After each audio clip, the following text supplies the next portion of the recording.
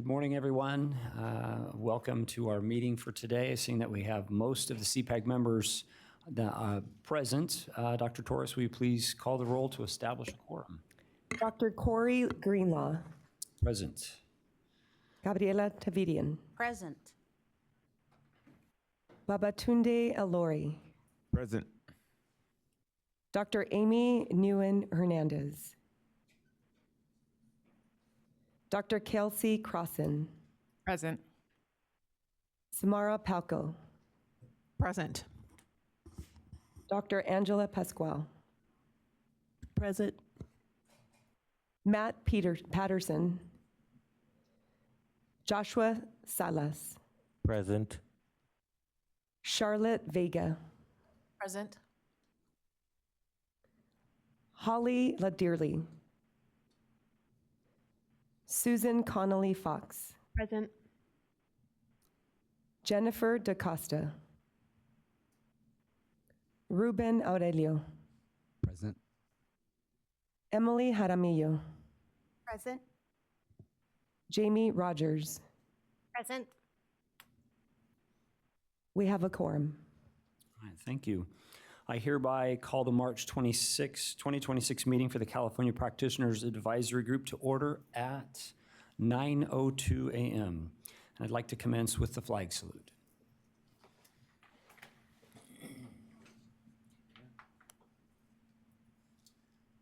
I pledge allegiance to the flag of the United States of America and to the republic for which it stands, one nation, under God, indivisible, with liberty and justice for all.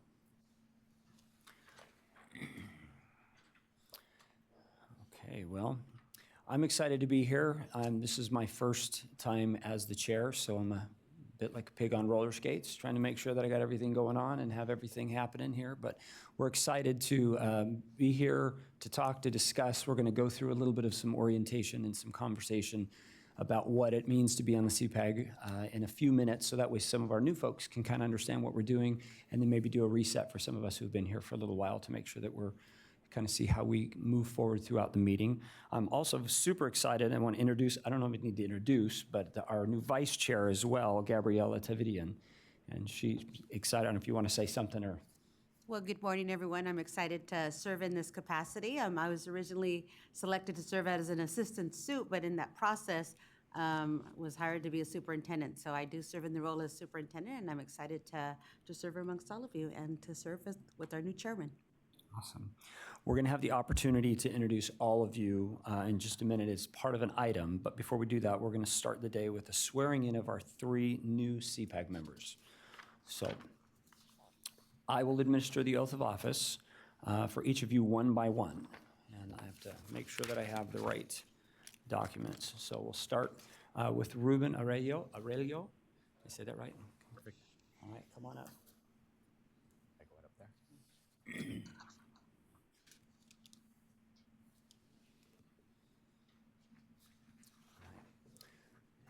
Please raise your right hand and repeat after me. I'm going to make sure that I'm saying this correct.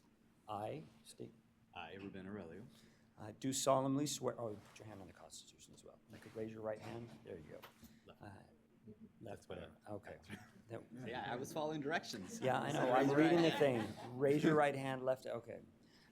That I will support and defend the Constitution of the United States against all enemies, foreign and domestic. That I support and defend the Constitution of the United States against all enemies, foreign and domestic. That I will bear true faith and allegiance to the Constitution of the United States and the Constitution of the State of California. That I will bear true faith and allegiance to the Constitution of the United States and the Constitution of the State of California. That I take this obligation freely without any mental reservation or purpose of evasion. That I take this obligation freely without any mental reservation or purpose of evasion. And that I will well and faithfully discharge the duties upon which I am about to enter. And that I will well and faithfully discharge the duties upon which I am about to enter. Thank you and congratulations. And I sign this and you sign this before you head back.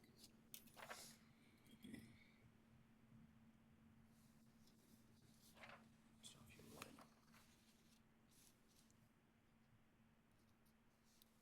All right, thank you. And Emily Jaramillo. You can.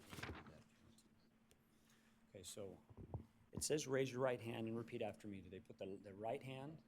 Right hand, and I hold that. You don't have to put it on the Constitution. Okay. I'm learning. Okay, me too. We're learning together. Okay. I'll be better next time. Okay, please raise your right hand and repeat after me. I state your name.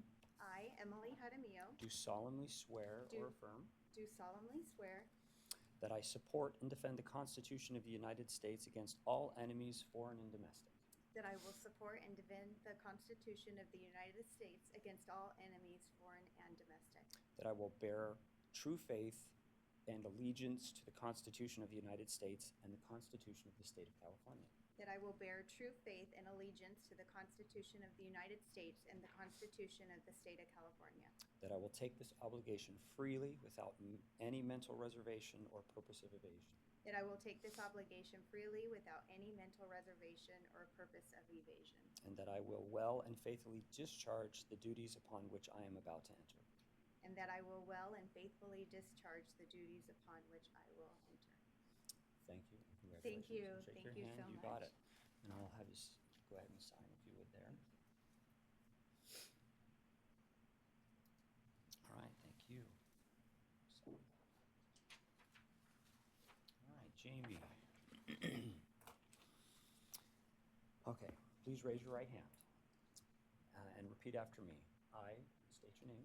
I, Jamie Rogers, Do solemnly swear do solemnly swear that I will support and defend the Constitution of the United States against all enemies, foreign and domestic. that I will support and defend the Constitution of the United States against all enemies, foreign and domestic, That I will bear true faith and allegiance to the Constitution of the United States and the Constitution of the State of California. that I will bear true faith and allegiance to the Constitution of the United States and the Constitution of the State of California, That I take this obligation freely without any mental reservation or purpose of evasion.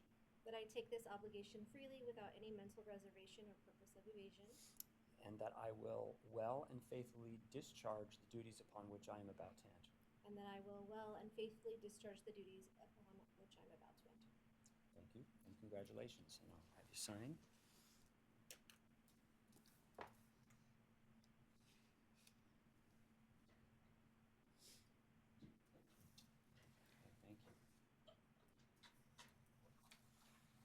Thank you. Thank you for that. Welcome. Congratulations. We're happy to have you as part of the team as we're all learning together and working on this. So just one quick reminder, the next CPAG meeting that we actually have is scheduled for Friday, June 12th. So put that on your calendars, Friday, June 12th. It's a little ways out, but we'll be able to do that. Okay, so public input guidelines. So public comment may be provided in person or by phone. Members of the public wishing to call in for public comment should view the live stream of the meeting to know at what time public comment will occur for each item. Public comment can be provided during the meeting by dialing the phone number and access code listed on the screen during each item. The operator will notify callers when it is their turn to provide public comment. Public comment will be limited to 1 minute. Please turn down the speaker volume of your computers if you are following the live webcast to avoid the echoing effect. We will first take up item 3 out of order to approve the minutes from the December 2025 meeting. Next, we will move to item 1, an introduction to CPAG, and a time for each member to introduce themselves and their current role and who they represent within the California education system. Item 2 is an information item related to the 2026 Accountability Work Plan for the California State and Federal Accountability System. And then item 4 is the general public comment item during which members of the public may provide comments or comment on matters that are not specifically listed in the CPAG agenda. So we will now take up item 3 to approve the minutes from the December 2025 CPAG meeting. CPAG members, you were provided the link to the draft minutes that were posted in the CPAG website. I'll give everyone just a minute or two to review those.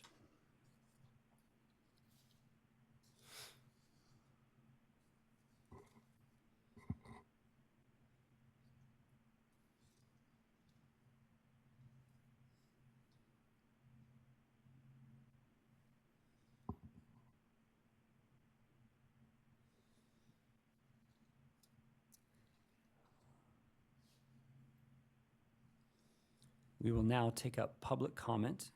please put up the public comment slide with a call-in number. Members of the public wishing to provide comment on this item may do so by calling the number on the slide. You will be notified when it is your time to speak. We encourage you to please state your name and affiliation for the record. Please remember to turn down your speaker volume of your computers if you are following the live feed. Speakers will be limited to 1 minute each. Is there anyone in the room who wishes to make public comment? There is no one in the room who wishes to make public comment.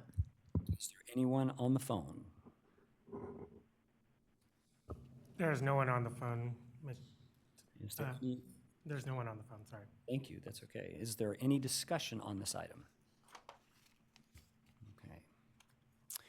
So do I have a motion to approve the minutes from our last meeting? I make a motion to approve the minutes from the last meeting. I have a second. I'll second that motion.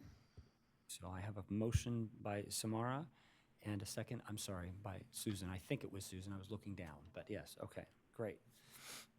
We will now hold a roll call vote. Members who were absent in June, who were absent at our last meeting, please abstain from voting. Erica, please call the roll. Dr. Corey Greenlaw, Yes. Gabriela Tavidian, Yes. Babatunde Alori, Abstain. Dr. Amy Nguyen Hernandez, Dr. Kelsey Crossan, Yes. Samara Palco, Dr. Angela Pascual, Yes. Matt Patterson, Joshua Salas, Yes. Charlotte Vega, Yes. Holly Ladearly, Susan Connolly Fox, Yes. Jennifer DaCosta, Ruben Aurelio, Abstain. Emily Jaramillo, Abstain. Jamie Rogers, Abstain.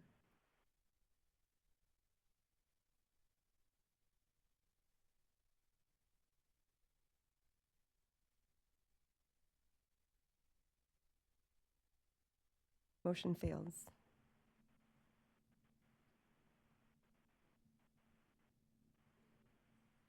Approve them next time. You got it. Things you learn the first time being the chair, right? Okay, well, we will move on to agenda item 1. In this item, which the California Practitioner Advisory Group orientation and introductions. So I'll do the orientation in a minute. Let's do introductions as we can go around briefly to kind of let us know who we are. Corey Greenlaw, I am an assistant superintendent with Fresno County Superintendent of Schools. I've been there for quite a while, and I'm here representing county offices. So as you do your introduction, what I'd love to hear is who you are, where you're from, and then kind of who you're representing. What is what is the constituency group that you're representing as you're coming on? So I'm just going to go to my right because I'm pointing that way. Jamie Rogers. I'm the principal at Sierra Pacific High School in Hanford, and I represent principals and other school leaders. I'm Emily Jaramillo. I've been with the Etiwanda School District for 12 years, and I am their multilingual department liaison, and I represent specialized support. Good morning, Charlotte Vega. I'm a high school principal in Greenfield, California, South Monterey County, and I'm representing also principals.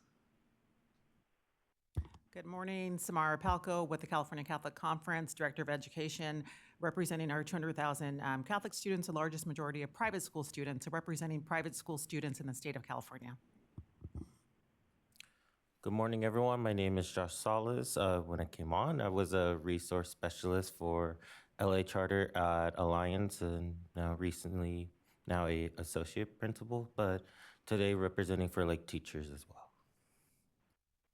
Good morning, everyone. Ruben Aurelio, Superintendent of Vallejo City Unified School District, representing superintendents and other administrators. Good morning, everyone. Angela Pascual. I presently work in Stockton Unified School District as an intervention teacher, so I'm representing teachers. Thank you.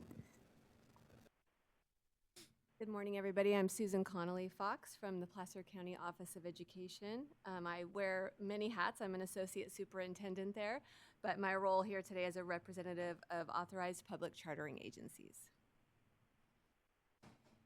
Good morning, Babatunde Ilori with Parsec Education, and I represent parents.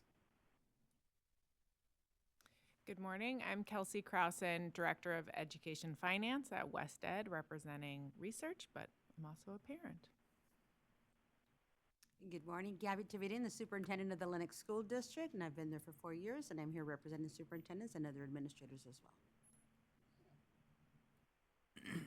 Thank you very much for those introductions. Just a couple of comments really quickly. As Kelsey just identified, there's all of us in this room probably have multiple roles or hats that we represent in this situation. But we've been asked to be part of this so that we were representing a certain constituency group. And that's important for us to consider because as we're talking today and learning about a very long slide presentation with very detailed information, lots of stuff, we want to make sure that we're looking at it through that lens. That's one of the primary areas, is what is that lens that you've been asked to represent, and be thinking of it from those points of view so that when you're providing your feedback or you're thinking about it, you're allowing that. So as Babatunde is talking, he's really looking at it from a parent, even though Babatunde is more than a parent and has been more than a parent in many roles that he's had in education. His primary focus is going to say, do the parents really get this? Do they understand it? How am I communicating? How are they brought in? What is their voice in this? So that's where we're going. Of course, we're going to view the rest of what we're doing all of that experience will go into the feedback we provide, but that's just kind of what we're looking for. So I want to talk just a little bit about CPAG. I'm sure all of you have visited the website and reviewed all of the statutory requirements and why we're here. I'm joking a bit, but maybe you have, which is fantastic, but it's really required under federal law for our Title I ESSA. So all states have a CPAG type of group, and we're assigned to this so that when we're receiving these Title I dollars, that we're really providing feedback to the State Board of Education on these types of programs specifically that are going to be impacting our accountability systems as they go forward. So we are here today as a body to truly provide feedback. So as we're hearing a presentation from Cindy Kazanis, who's going to, and her team, and they're going to be providing excellent work on in-depth research and the work they've been doing, and it's going to be a really scintillating conversation that we're going to have with all this information. We're here to listen, and then we're going to structure the meeting a little bit to pause, have a couple of conversations as we go through, and then provide feedback to them. Our role really is to be able to say, from the viewpoint of, for me, administrators and maybe county offices, here are some questions the board should be considering as they look at this item that Cindy and her team will be presenting to the board in the future. So that's what our role is. So today you'll see it's going to be a little bit different than what we've done in the past, where there will be pauses as we go along. We're going to stop and talk for a few minutes amongst yourselves. We have to be careful. We don't want it, because this is, we follow the law, and the rest, as we're talking, we will share out some of the things that we're sharing between each other so, as we're here on this board, but we will have the opportunity to provide some feedback, and that feedback will then be taken back and provided to the board so they can have our feedback and the views that we have for the various folks we represent as they're considering this. So that's what the purpose of this is. And if you look at the purpose of the CPAG, really, California Official State Committee of Practitioners, it advises the state board, helps build a coherent accountability system, connects local and state federal expectations, all those things, that's what we're doing today.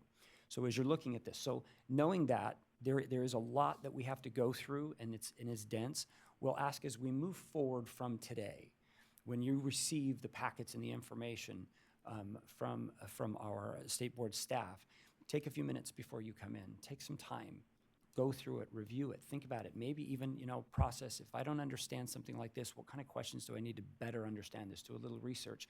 Come in prepared to be able to have some of those conversations. So that way when we do it, that feedback can be meaningful and impactful to our board members. So that way they can make knowledgeable decisions, they can really make these knowledgeable decisions about what's going to be happening with our accountability systems as we go forward. Because we know that all of these decisions, all of these things impact administrators, parents, and most importantly, all those kids that were on the plane with Dr. Pasquale as she was flying here this morning, Dr. Tavidian she was flying here on the plane today. She had a whole bunch of fourth graders that were coming to Sacramento with her. very, very early in the morning. Those are the kids we're worried about. Those are the things, we want to make sure that what we're doing and what the decisions that are being done actually have an impact that is positive on our students and our educational system as a whole. So keep that in mind, be prepared, active conversation for today, and we're going to see how this works as we go forward. So before we move on that, any questions about what our role is today as we talk amongst ourselves? Okay.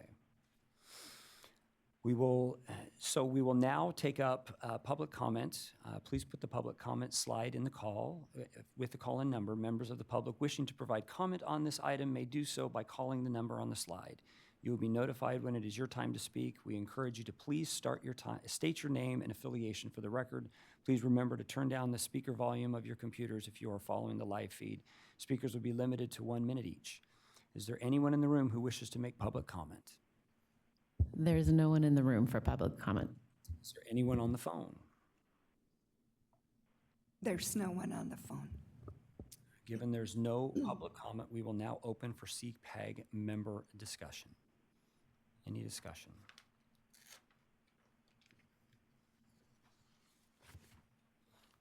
Okay. All right, this concludes item 1.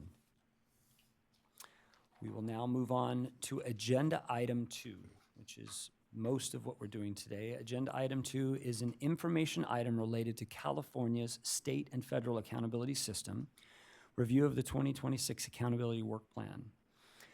Just so you're aware, we will take a short stretch break, and then there will be a break for lunch around 12 p.m. today. So that's a little new for some of us who've been around a bit.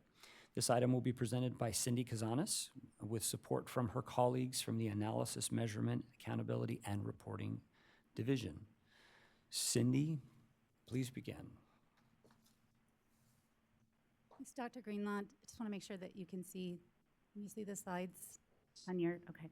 Wonderful. Good morning, Cindy Kazanis, the Director of the Analysis, Measurement, and Accountability Reporting Division. Welcome to Sacramento. It's not as hot as it was maybe last week, and we may get some rain next week, so that's exciting. We, as Dr. Greenlaw said, have quite a bit to share with you today and to get your feedback on. The original deck, we thought we would get creative and have you move around and really for making sure this meeting is transparent as possible. We weren't able to accommodate that in the end.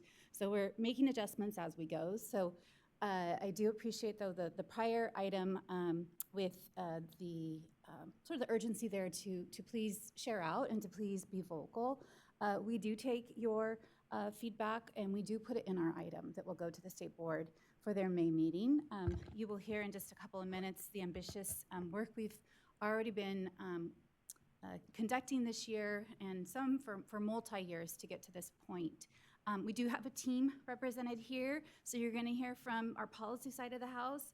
Who you don't often hear from, though, is our technical side of the house, and I just want to make sure I recognize those individuals under the direction of Ryan Lamb, who really do all the simulations that you see, not only in the slides, but really what makes up the board, rather the dashboard itself.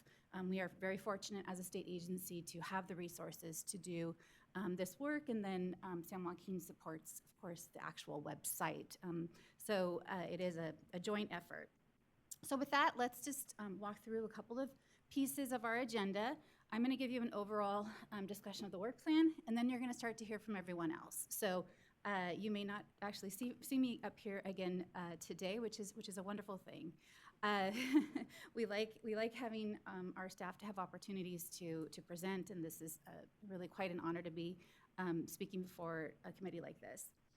We're going to spend quite a bit of time on the College Career Indicator. This is something that continues to be, I would say, in development after being adopted originally by the board 16, 17, 18 rather. And so there's just seems to be a thirst for more information in that particular indicator. We will shift over to long-term English learners, and I'm really delighted to be able to share for the first time publicly some of the simulations we've done around this. I will come, actually I do have to come back. I'm coming back for the Priority 1 teacher data piece, but then you're gonna hear from a variety of other staff on our growth data, as well as the 2 indicators that the board is considering for a full adoption as a state indicator, which is our growth as well as science.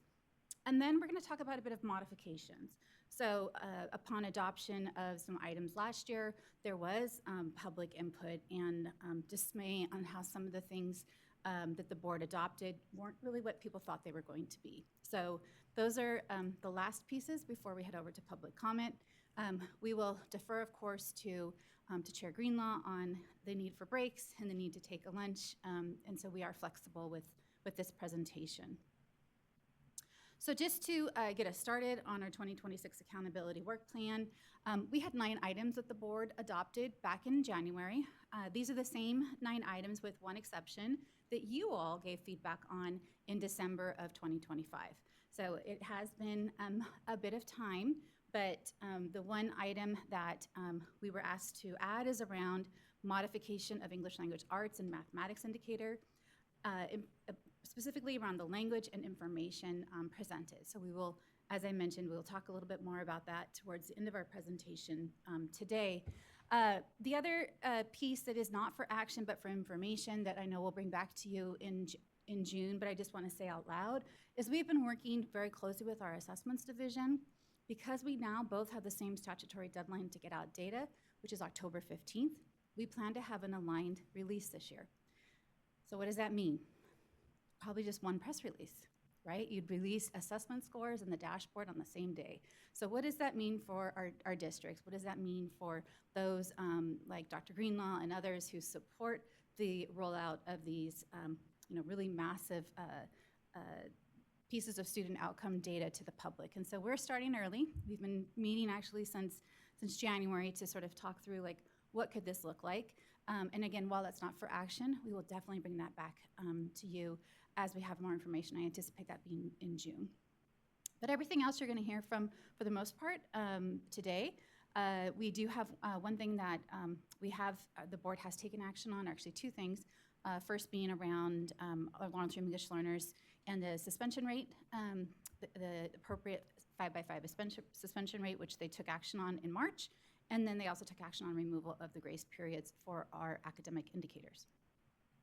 So in terms of the college career indicator today, again, you do have quite a bit of things that we're going to talk about. First, relating to work-based learning measures, state seal of civic engagement, our IB courses, our Cambridge courses, of which we have brand new data to share with you, as well as ASVAB. And then as far as the long-term English learner piece, as I mentioned, this is the first time we are sharing this publicly around our reclassified students, and so you'll hear from Justin on that. And then this is the language that I mentioned briefly that was added to the work plan. So specifically, the board added this in to the motion in January, and so just so we're all sort of familiar with what is being asked of the dashboard, the board indicated that they had concerns with the use of the word standard around the English language arts and mathematics indicator. And so the action was as follows. Ensure that the October 2026 dashboard displays trends in student performance at all 4 performance levels and a link to the local educational agency school's CASP page. Ensure that the 2026 dashboard uses the term distance from proficiency standard rather than distance from standard. Examine how we might move to a clearer metric than distance from standard using a positive point scale on the 2027 dashboard. And finally, evaluate as needed and undertake potential changes to the California's Every Student Succeeds Act state plan. So the last 2 are the long-term things. The first 2 are pieces that we will talk about today. So without further ado, I think I'm turning this over to Catherine.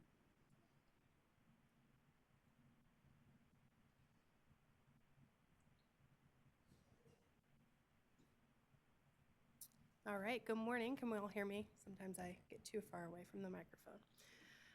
So good morning, thanks for being here. Thanks for having us today. My name is Catherine Morrissey, and I'm an education research and evaluation consultant here in the California Department of Education, and I get the joy of walking you through the College Career Indicator today. So just to give you a quick breakdown, we have about 4 sections to cover, so if there is a break needed, just give me a little nod and let me know, because you get me for a while.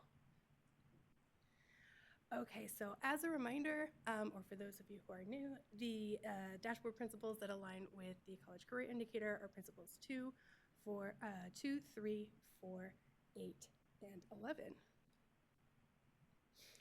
So to talk a little bit about the timeline and how we got to where we are today for the 2026 Accountability Plan, we were asked to review some currently adopted measures as well as looking at adding additional measures. So at the March State Board of Education meeting, we brought some information regarding the State Seal of Civic Engagement as well as some of the work-based learning measures. So today we were going to share the International Baccalaureate, the Cambridge International, as well as the ASVAB, but we were also asked for the State Board to come back and get some additional feedback on how to incorporate that State Seal of Civic Engagement as well as those work-based learning measures. So we're going to ask for some feedback and input for you, and then we're going to take this all back to the board in May. So to go over the College Career Indicator, for those of you who this might be kind of new for you, or as a quick refresher, we have 11 currently approved measures on the CCI, the College Career Indicator, some of which are based solely on assessments, and that would be things like our Smarter Balance summative assessment scores, as well as right now our International Baccalaureate measure. We have measures that are strictly based on courses, such as college credit courses, registered pre-apprenticeships, as well as transition classroom and work-based learning experiences. And then the rest of the measures are combinations. So they could be coursework, they could be assessments, they could be a combination, right? And so that would be our advanced placement, which last year was opened up to include coursework as well as just the exams. The Met University of California or California State University requirements, which have various plus measures, the State Seal of Biliteracy, the Career Technical Education or CTE pathway completion, Leadership in Military Science, and state and federal jobs programs. So quite a bit. We have quite a few measures there, and we're looking to talk about a few more. So any questions about that before we get into things? All right. So I made all these notes, and I'm not following them. All right, so let's start with the work-based learning measures that we have talked about before. So if you were around last year, you may have remember hearing some of these, but they're the student-led enterprises, internships, and simulated work-based learning. Oh, I need in both microphones. Excellent. See, there's always a microphone problem with me. All right, how's that? Okay. So in 2019-2020, we began looking at 4 possible new career measures. The internships, the student-led enterprises, the simulated work-based learning, and the ASVAB. We will talk about the ASVAB a little bit later today, so right now we're going to focus on those first 3. And we have been collecting data for a number of years on these work-based learning measures, so between 2020 and 21, all the way through to 24, 25, and again, continuing to do so. We have also worked with the CDE's College and Career Transition Division, as well as some educational partners, to get some definitions of what a high-quality work-based learning measure might look like. And then we have taken this information and evaluated it based on the 2025 cohort. So we took the data that we had, and we applied it back to the 2025 cohort, which are some of the simulations that we get to walk you through today. So we went through and we looked at that 2025 cohort and gathered the information on the students of who had completed internship data submitted, who are students with the student-led enterprise data submitted, and simulated work-based learning. As you can see, about 19,000 students completed internships, about 8,500 completed student-led enterprises, and about 33,000 students completed simulated work-based learning. So let's look at each one individually. We'll start with the internships. So an internship is a work-based learning activity which allows students to apply classroom learning in a workplace setting. It can be paid or unpaid, and it must be tied to a course.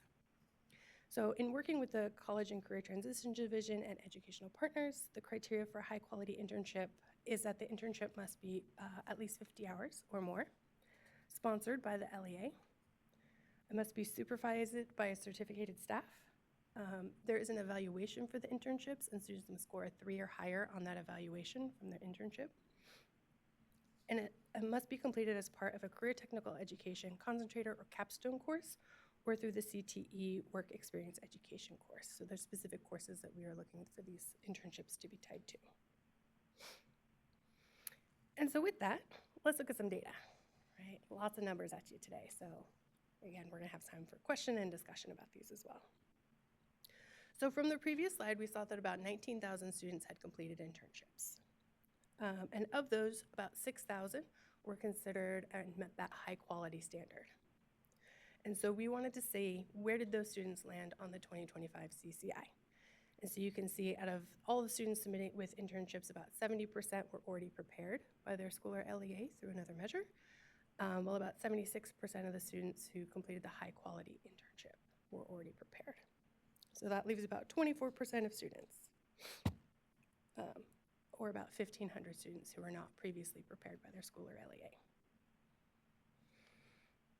And then there has been some conversation around the number of hours associated with the internship and other work-based learning. So we are also going to include a distribution of the hours that were assigned to some of the courses that we were looking at.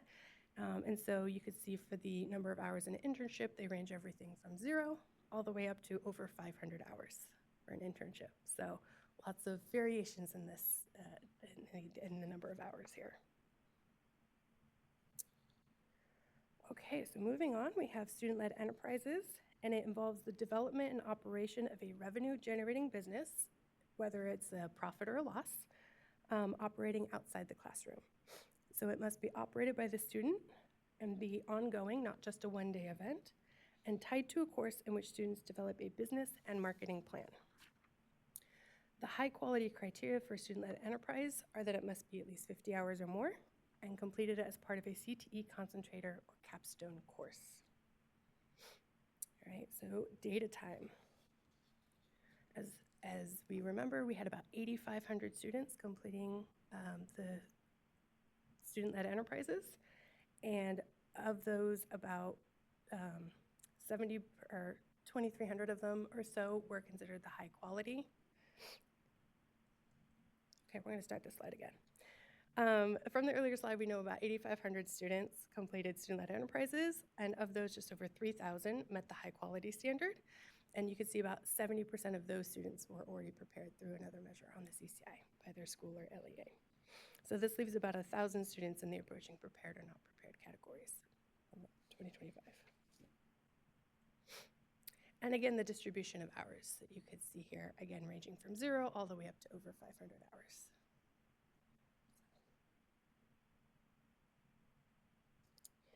And then finally, we have our simulated work-based learning, which is where students gain career experience while at school through an emulated workplace environment that is aligned to the classroom curriculum. It must be tied to both a course and an instructor, be a workplace experience within a school environment in conjunction with business or industry, and it needs to involve work-related and or technical skill development.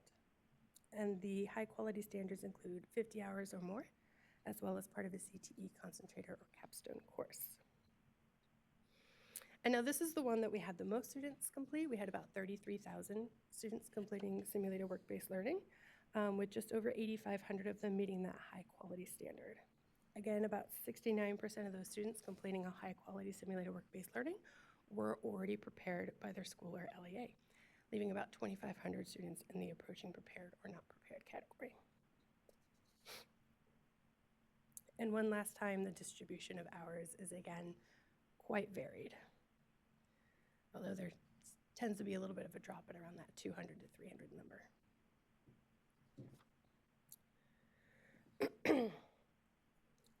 So we ran those simulations, and now what does this all mean? Let's put it all together. Since we saw about 69 to 76% of the students completing high-quality work-based learning experiences were already prepared by their school or LEA in another CCI measure, we wanted to look at those students who were not already prepared and see what that would look like on that 2025 CCI. And we found that the students completing a CTE pathway and one of the 3 high-quality work-based learning experiences, and found that about 796 students completed a CTE pathway and a high-quality internship. 586 students completed a CTE pathway and a high-quality student-led enterprise, and about 1,100 students completed the CTE pathway and a high-quality simulated work-based learning experience. So adding those as is would lead to an overall increase in the CCI from 51.7% to 52.2% prepared. So that would be the impact. So we took this to the state board in March, and they provided feedback that perhaps work-based learning opportunities in non-CTE courses were not being recognized, and expressed an interest in expanding the possible criteria to outside of just the CTE pathway for consideration, which is why we're here today. We would like to walk through some additional prepared criteria and gather your feedback of your thoughts. So what we are looking at today, and this is, we're going to spend a little bit of time on this where you can talk it out, kind of make some notes. We have some graphic organizers for you to organize your thoughts with. But what would adding these work-based learning measures on the CCI look like? So we have completion of a high-quality internship, completion of a high-quality student-led enterprise, and completion of a simulated work-based learning. And then we're looking for what other currently existing measures might go along with that to make to have a school or LEA prepare a student for college/career. And so that is our question for you today. We'll give you a few minutes. I do want to pause here first. If you have questions, I'm happy to answer them. Yes. Lori, I do have a question. Yes. Just to clarify. So first of all, I appreciate the 50 hours because I feel like that's a threshold that some of our students that couldn't meet the threshold before can meet. Additionally, I just want to clarify, would the student have to complete the pathway, or would they only have to complete, for example, the concentrator course with a passing grade and the work-based learning, or would they have to ultimately complete the entire pathway? Because as you know, completing the pathway can be very difficult for some of our students that are only with us for a short period of time. That is why we are here today. Okay. Seeking that feedback. Great. So the simulations that we ran were with the CTE completion and the high quality work-based learning measure, but we're asking you to think about it and maybe expand it out if one of the other measures would also be inappropriate instead of just completing the pathway, perhaps. And as we go back, it's meeting the UC-CSU requirements or taking one college credit course, or right? So we have these different options that are already metrics on the CCI that we are asking you to. And so you're open to the possibility of completing a concentrator course with a passing grade and doing the work-based learning as a possibility? Go to Fran. Okay. Presently, these are the only adopted measures that are components of the PLUS. So as you see these are the only adopted measures that the board has approved, and these are the measures that the board requested be evaluated and be brought back in May. So the lessening of less than a CTE pathway is not presently available for consideration. Okay, so that I know we're going to talk about it, but I just think that it excludes a lot of our students that are in DAS schools. So I wanted to just say that before we move on. Thank you.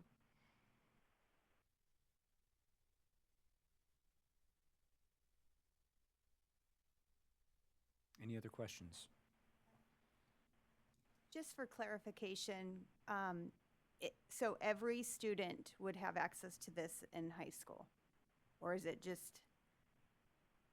specific counties, or just for clarification?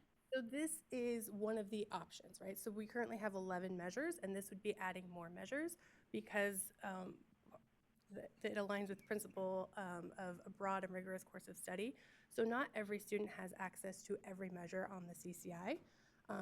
So I would say that maybe not every school or LEA will have these opportunities available, but this is yet another opportunity for districts and schools to show college career readiness for their students. I was curious with the analysis that was done that showed how the students did that completed the student-led enterprise. How, what was like one of the way, or the most often way that they were considered prepared for college?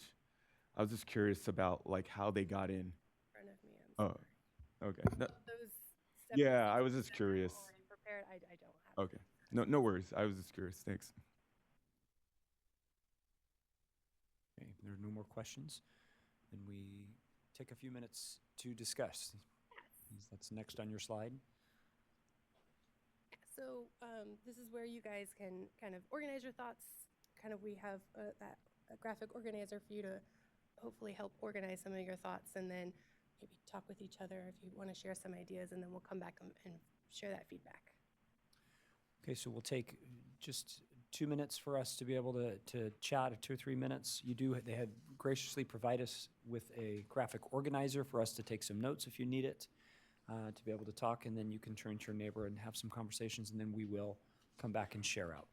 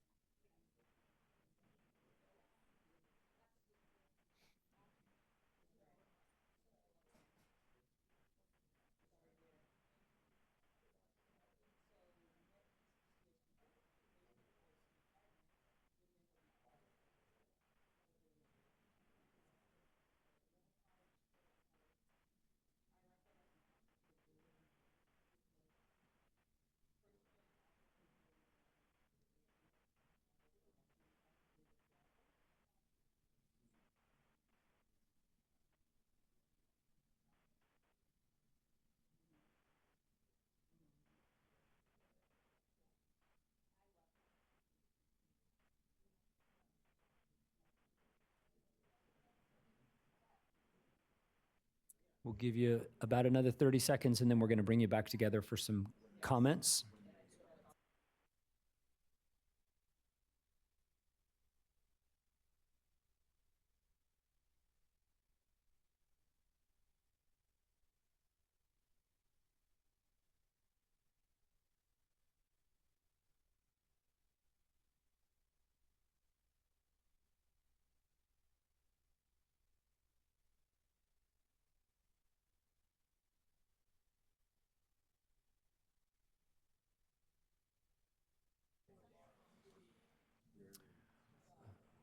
Okay, if we can bring you all back together again, and we're going to share out a little bit. Once you finish your last thought that you have.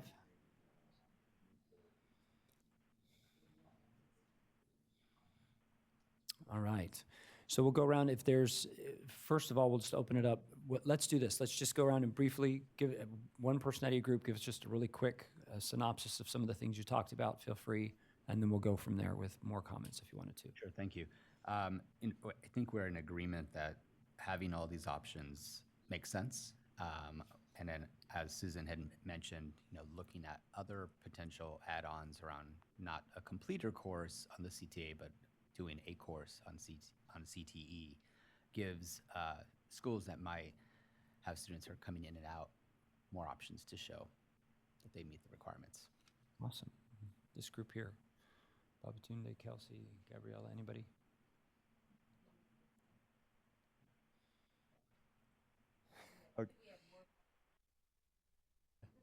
Yeah, I mean, I think we were first.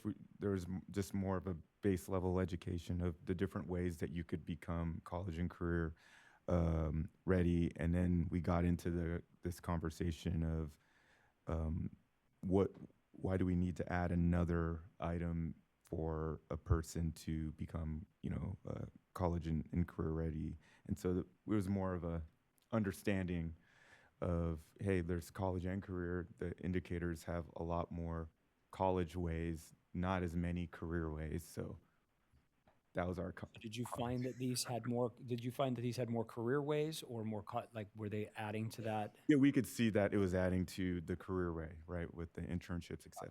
Okay, excellent. Thoughts, comments? Anybody? We were just discussing the different plus options and the differences between LEAs that we're in. I'm currently in a very rural district, whereas I came from a suburban district that had a very different demographic, but also different opportunities for students. And so what makes sense to me being in that is we have the SBAC, like the state has the SBAC, the CASP scores, and so the score level 3 or higher, if we're going to add a plus, to me, that would make the most sense in including districts regardless of their size, LEAs regardless of their size. Anything else, ladies? Thank you. And I think for us, just kind of going along with what Emily said earlier and Shannon, really making sure there's access and pathways for more LEAs to participate, and just ensuring that every student in California has the opportunities to, be in these different pillars here is very important. So hearing that, is there any feedback specifically about this? I know Susan started with one. Is there some type of feedback that we'd want to provide on this that they could take back to the state board around what they're trying to do with these 3 particular measures? Anything that would be useful for them to think about how they should consider this or why they should, or the impact they have? Any thoughts?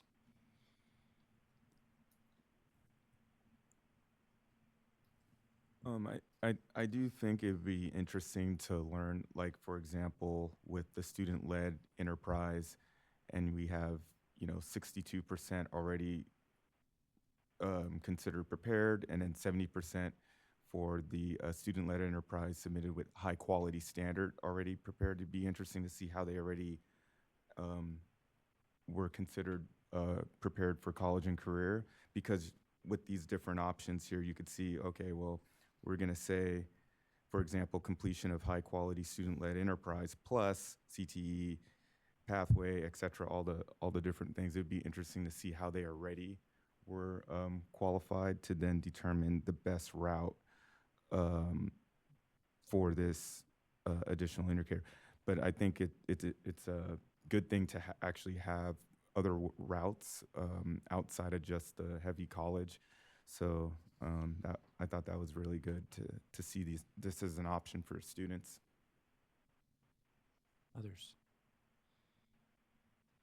I think after listening to everyone's comments, in looking at the different options, not many schools, or students would have the options of everything, but we know that everybody would be taking the SBAC. So I also think that the SBAC would be that equitable piece too, because everybody would be participating in that exam. So I think that data would provide everybody with that option, rather than, did they have the option to take the CTE pathway after school. So I think the SBAC would be a good, good common ground for everybody to be able to have access to that data. Any other thoughts? If I may add another, are there any that you don't feel would go very well or would be too limiting? So I have a comment about that. I don't know that it's too limiting. I think the word that my teenage daughter used to use with me was squidgy. And what that meant is it was that they're poorly operationalized in certain ways, if you understand what I'm saying. Yes, I understand what student-led enterprise is, I understand what an internship is, but even as you look at that variability across how many hours, I mean, one of them, I think it was the student-led enterprise, had 0 hours as an option. So that's kind of confusing to me. You know, it was 1,000 students who had 0 hours of doing this, but yet does that satisfy? So I think the more we add, which I think provides opportunities, is fantastic. I think that's awesome. I think that not all school districts offer all of these things, but by doing this, they would be inspired to maybe offer those. I listened to a very interesting presentation from Warren Buffett, and he would be thrilled that we're thinking about these student-led enterprises, because that's what he wants to see our students doing. But with it being an accountability measure, there has to be a balance of what satisfies and what doesn't satisfy. And we don't want to because then you miss some of that, the elegance, if I may say, of being able to have something that really meets the needs of a student as opposed to checking a box for an accountability measure. But there does need to be some conversation and consideration about how do we make sure that what she's doing is the same thing that I'm doing is the same thing that she's doing. And so that way these kids, if we are saying this child is college ready or career ready, whatever that is, that we're making a kind of a statement that really is, it matches per se. So that's just one of my comments. Question. What I don't see here is anything related to our students with our highest needs, students who are in, say, special day classes, who are doing workability programs. Where does that fit into this to demonstrate college and career readiness for students who might go on to things as well? We mentioned SBAC, but is the alternative assessment in there as an option? So I will just say that one of the approved 11 measures is specifically for those students with the highest needs. It's the transition classroom and work-based learning experiences.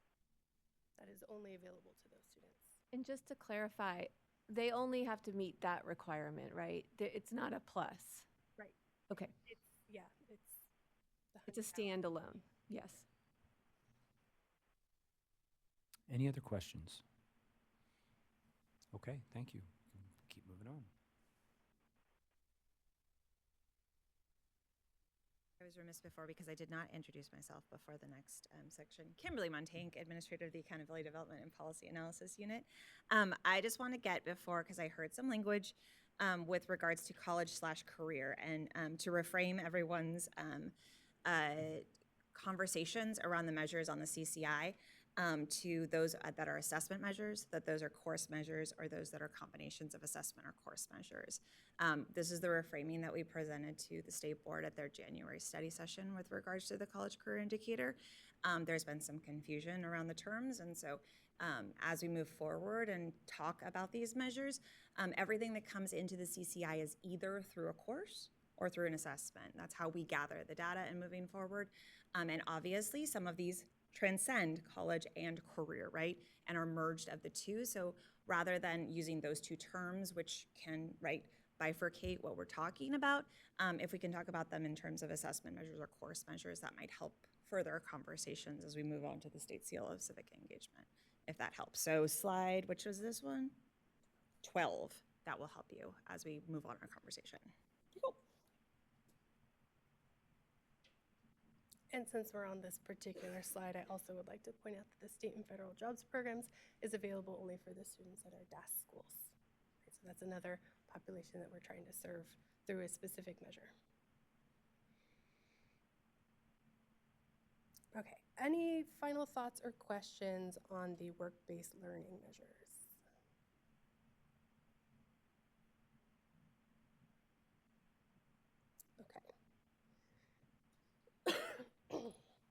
Now we get to move on to the State Seal of Civic Engagement. And let me find where I put my notes. Okay. So as a refresher, for those of you who are new, in 2020, the State Board of Education adopted criteria and guidance to award the State Seal of Civic Engagement to students who demonstrate excellence in civic education and participation an understanding of the United States Constitution, the California Constitution, and the democratic system of government. So each LEA can develop their own local requirements that are appropriate for their local context.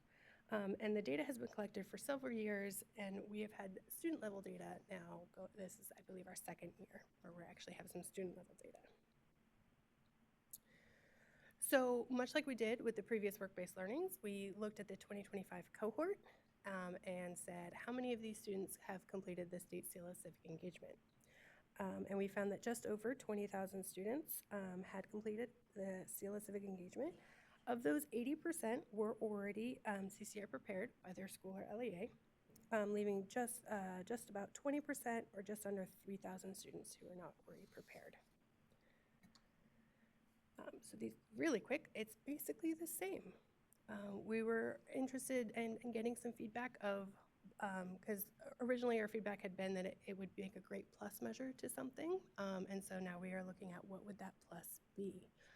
So something like a CTE pathway or the Met CSU requirements, college credit, AP, IB, SBAC, military science.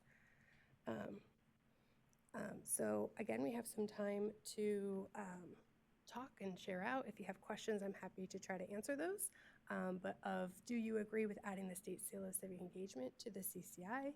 If so, what combination would you like to see? Or if not, why? And again, there is another graphic organizer for you to organize some thoughts on this.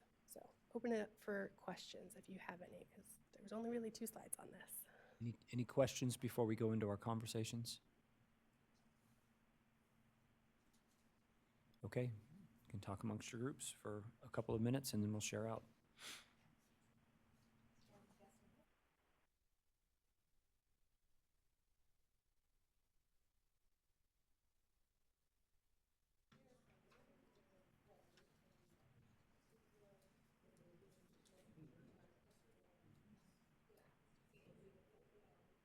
Well, you have a different sheet for this. There is, okay.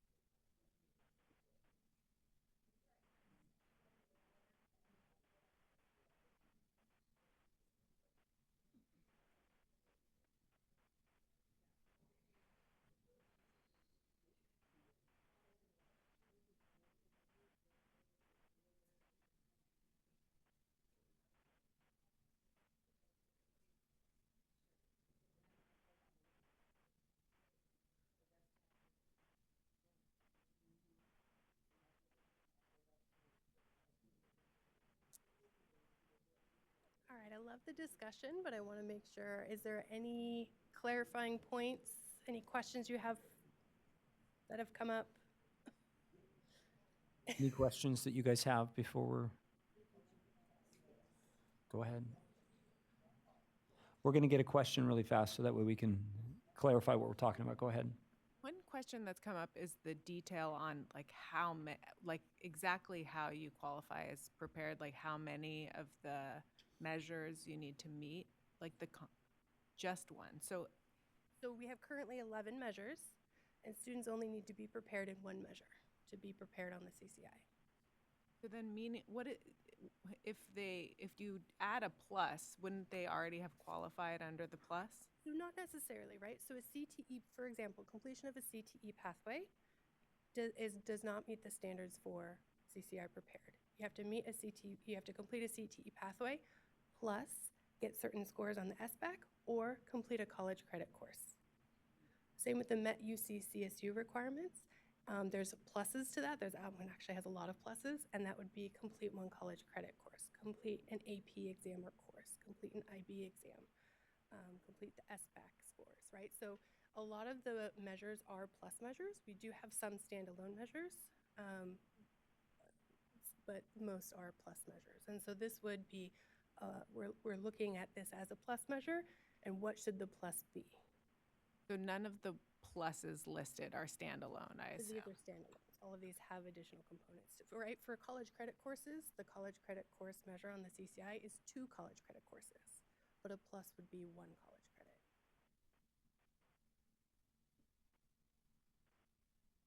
Go ahead if you have a question, please. So when we're looking at the plus measures, is it that it could be one plus measure or another? Or could it be one and another? Or is that what the discussion is? Okay, just trying to clarify that. Looking for feedback on what you would like to see this added as. What would the measure look like? A student completes a state seal of civic engagement and this, or this, or this and this, or this and everything? Like, I don't, like, whatever, right? Any other questions? You feel like you've had enough time to talk amongst yourselves? Are you ready to share out? We're going to start on this side this time. Go ahead. Yeah, so for us, we were kind of talking similar from what points were shared in the last slide about how with the plus metrics, it opens up like more opportunities for like other schools, especially because we were talking about like our own schools not having like some of these points. And one of the things we were emphasizing a lot was like, you know, most schools take an SBAC, and that in the tie with the seal engagement, AP or like IB courses can fall into that. And then based off of what people's questions and comments, I would say all, if it's possible, to that way it allows like more opportunities for schools to get this. And so, yeah, that's what we talked about. Thank you. Comments?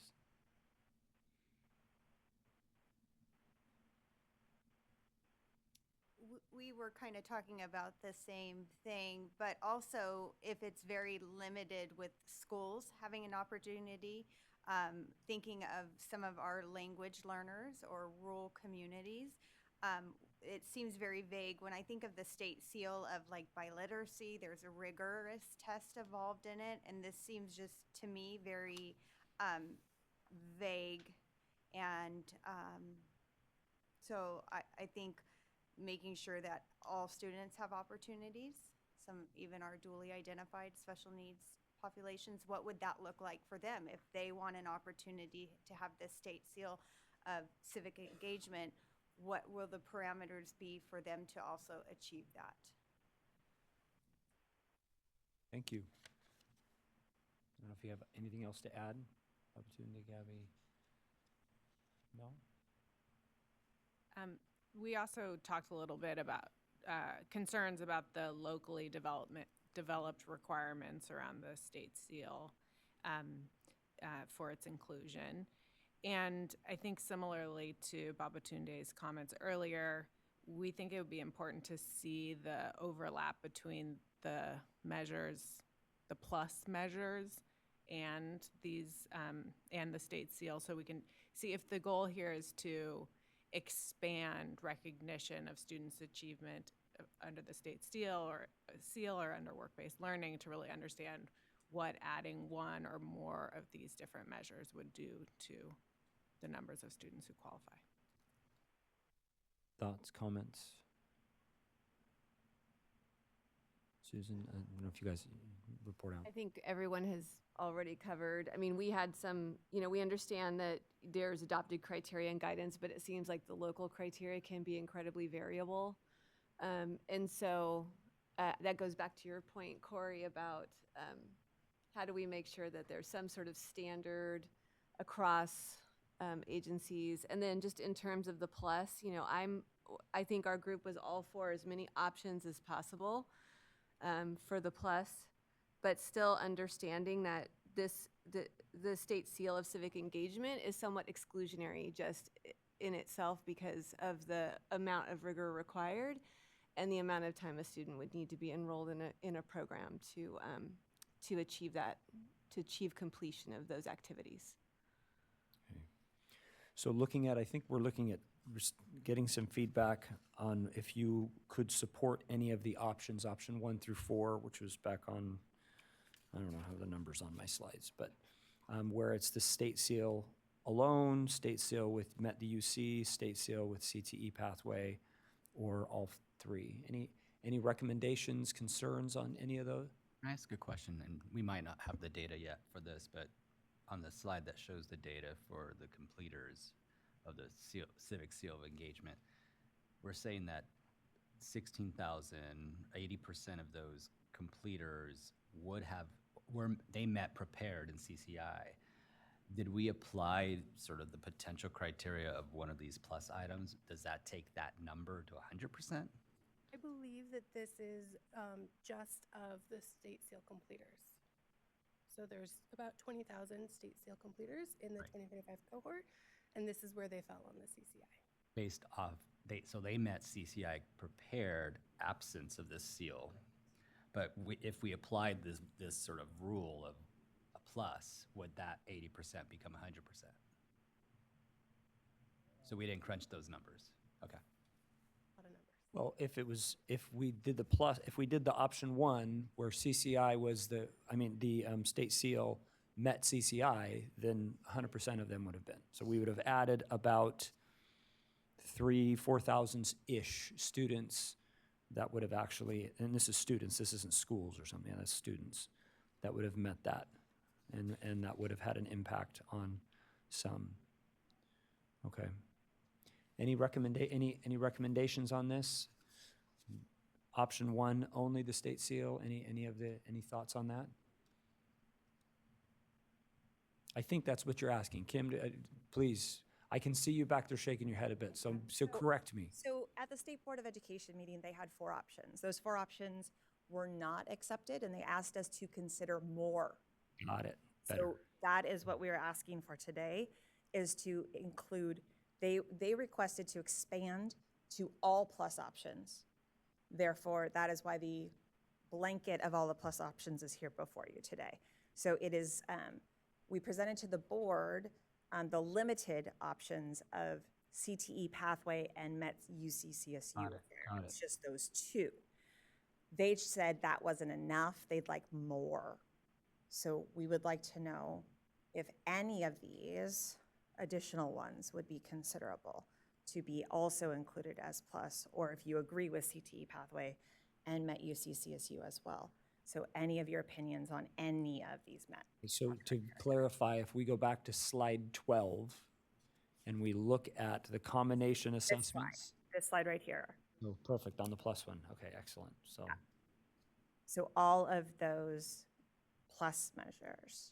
Got it. Those are the ones that they were debating at the dais during their motion, and that in May they will be considering state seal of civic engagement on its own or a state seal of civic engagement plus. So that's why we're saying, do you agree with it? Yes or no? So the question today is, do you agree with adding it? And if so, how? Through these measures as a plus. I don't know that I have that that slide printed, so maybe that's new for me. So if you could leave that one up, the other one back with the plus measures. That one there, yeah. Go ahead. Babatunde has a question. Yeah, Kim, when it says, when I'm looking at slide 33, and it states CCI plus measures, and so the bullet I was just curious about was where it says one AP course / exam or one IB course / exam. Does that mean they have to score a certain grade on their course for that plus measure, or they have to score a certain score on the AP assessment? So presently, so prior to last year, only exams were included within the CCI. So AP exam scores, successful AP exam scores of a 3, 4, or 5 were included. The state board adopted course passage of a C- or better to be included as also a measure of success. That's why the CCI was so much higher this past year, because we measured success as course completion, right? And course success as well in AP. So we anticipate that as part of the next section, right, that there may be consideration of an IB course success as well. So that's why we've included that as course / exam. So exam success and or course success. That's why we just put that slash there. Okay, thank you. That's very helpful. Yeah, thank you. Helps. So looking at all of those, any recommendations?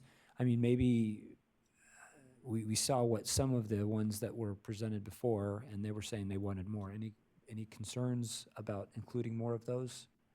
Any of those elements in there that would not be an appropriate plus measure on there, or thoughts that you guys have? Well, I would just say that a lot of those plus measures are very academic in nature, and again, not very career technical ed in nature. They're not. There's only one option for work-based learning or career technical education. So for our students that are focused more on the career side, there's only one option for them. And so, I would encourage there to be another option for students that are more focused on trades and that kind of side of being college and career ready versus, yes, all of these academic things are super important. I 100% agree, but I feel like they're very limiting to one group of students. And I also think that with the State Seal of Civic Engagement, if this is going to be like a base for CCI, I would hope that there would be clearer guidance about what the expectations are, because what I fear is that schools are going to jump on engaging in this work, and then all of a sudden there's going to be some additional guidance about, oh wait, now you have to do X, Y, and Z.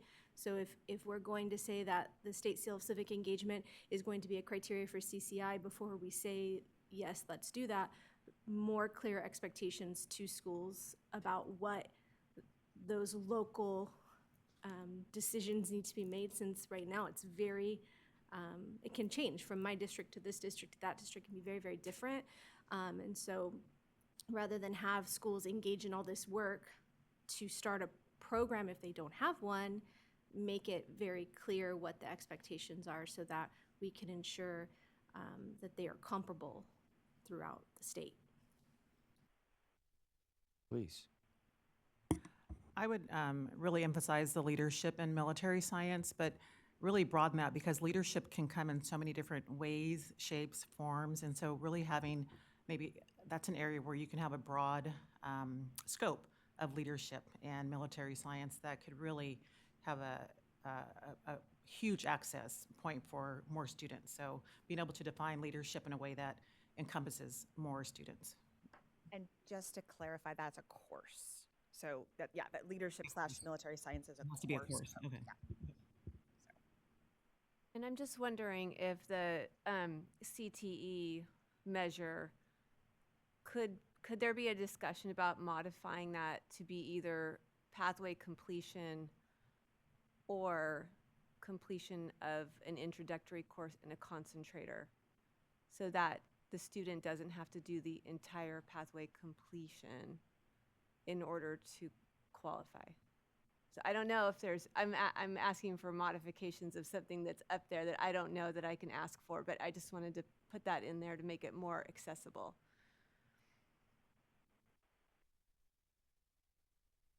Just so we understand, I mean, what I'm hearing from the folks kind of synthesize this, a little more focused in on the actual what the SSCE, what that state seal looks like, so that way it can be across. But then also I'm wondering, is it, those are the things that are already adopted in there. We're not looking to add things to that. Am I correct about this? Presently, there's no vehicle to add additional plus measures Got it. prior to, at the May meeting. Okay, so this feedback is just basically saying, do you have an issue with any of these? Is there an option with that ad, like she was saying, like Susan said, that you could modify that a little bit as far as the plus, or does it have to stay the CTE pathway? We do not have any data that would support moving less than that. At this time, CTE, the completion of a CTE pathway does not show that an LEA or a school has prepared a student for college or career. That is less than, that is only approaching prepared at this point. So going less than that would still be less than approaching prepared.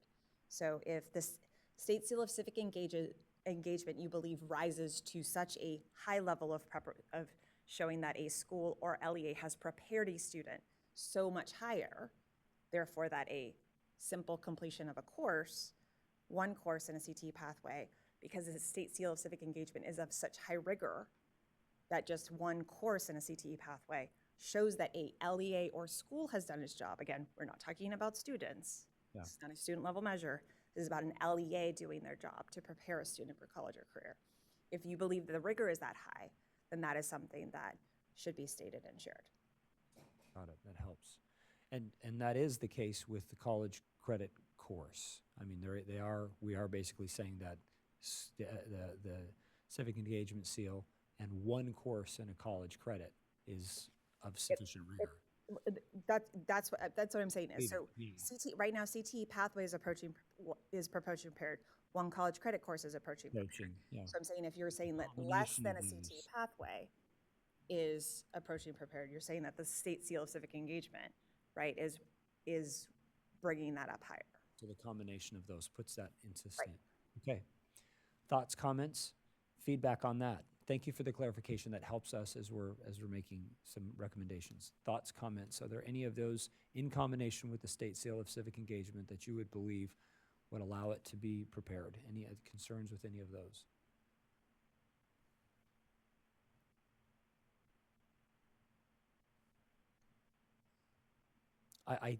I'm a little suspect of one college exam, just saying, being combined with that. I mean, if it's there, but it would depend upon what it is in combination with that, if we'd be able to say that it satisfies.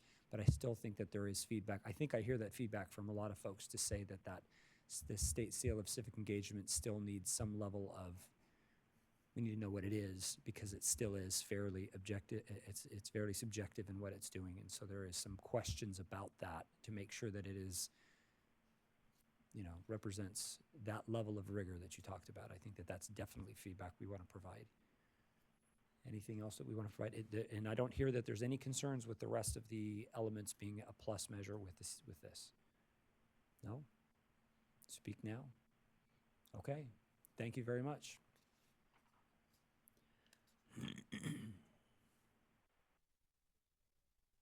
Hopefully you'll see me scribbling notes, and my colleague you can't see, he's online taking more notes for me, so you can incorporate this feedback as well. So we have 2 more sections left. How we all feeling? We good? All right, ready to press on? Okay, so the next 2 sections, we have International Baccalaureate courses, which Kim was just talking about, as well as the Cambridge International. And then our final section would be on the ASVAB, the military exam.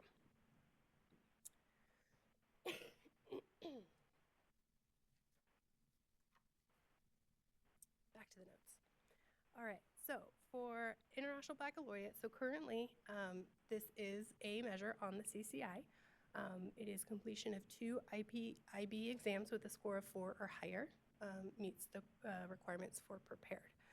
We have been asked to, much like we did with AP, go back and look to see if adding the course completion would also fit that requirement for prepared as well. So the IB curriculum is composed of 3 core elements that aim to broaden students' educational experiences and challenge them to apply their knowledge and skills. There is an application process for schools wishing to become authorized IB schools, and currently about 4% of high schools offer IB, or just under 100 schools. So a little bit smaller of a program than AP. So as I mentioned, much like the State Board of Education last year approved expanding the CCI to include advanced placement courses. This year, we're looking at the same for IB to see if we could, if it would be appropriate to expand the CCI to include IB courses. That would mean it would, in order for a student to be considered prepared by their school LEA, they would need to score a 4 or higher on 2 IB exams, successfully complete 2 IB courses with a grade of C- or better, or achieve a combined total of 2 or more qualifying IB course completions and IB exams.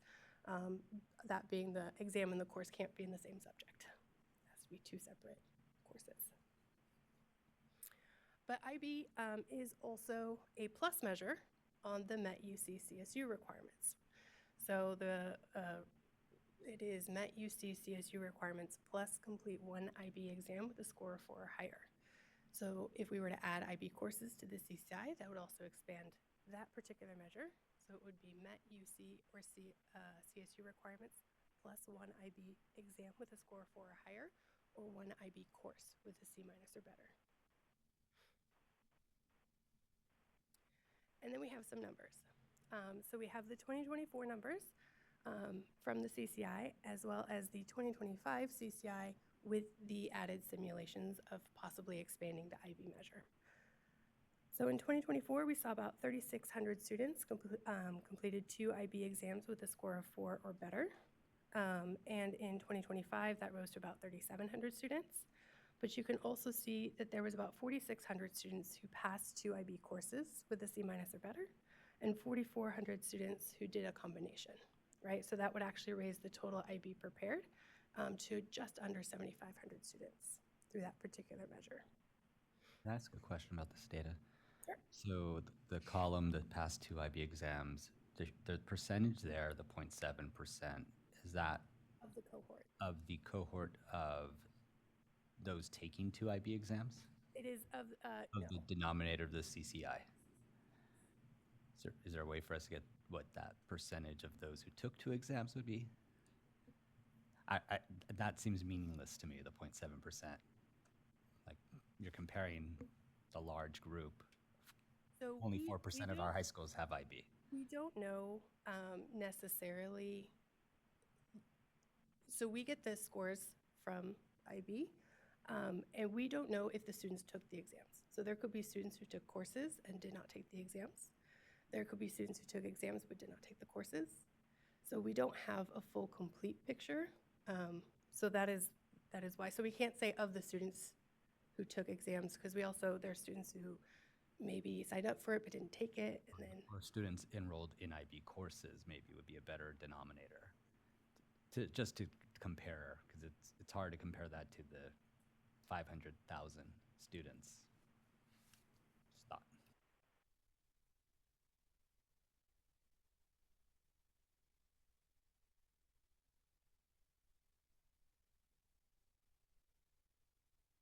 and then the next one would be looking at the Met UC measure, or Met UC CSU requirements. So in 2025, we had a total of 235,000 students meeting the Met UC CSU requirement on the CCI, but 6,000 of those were with the plus of an IB exam. And that could expand to up to almost 10,500 with adding the course.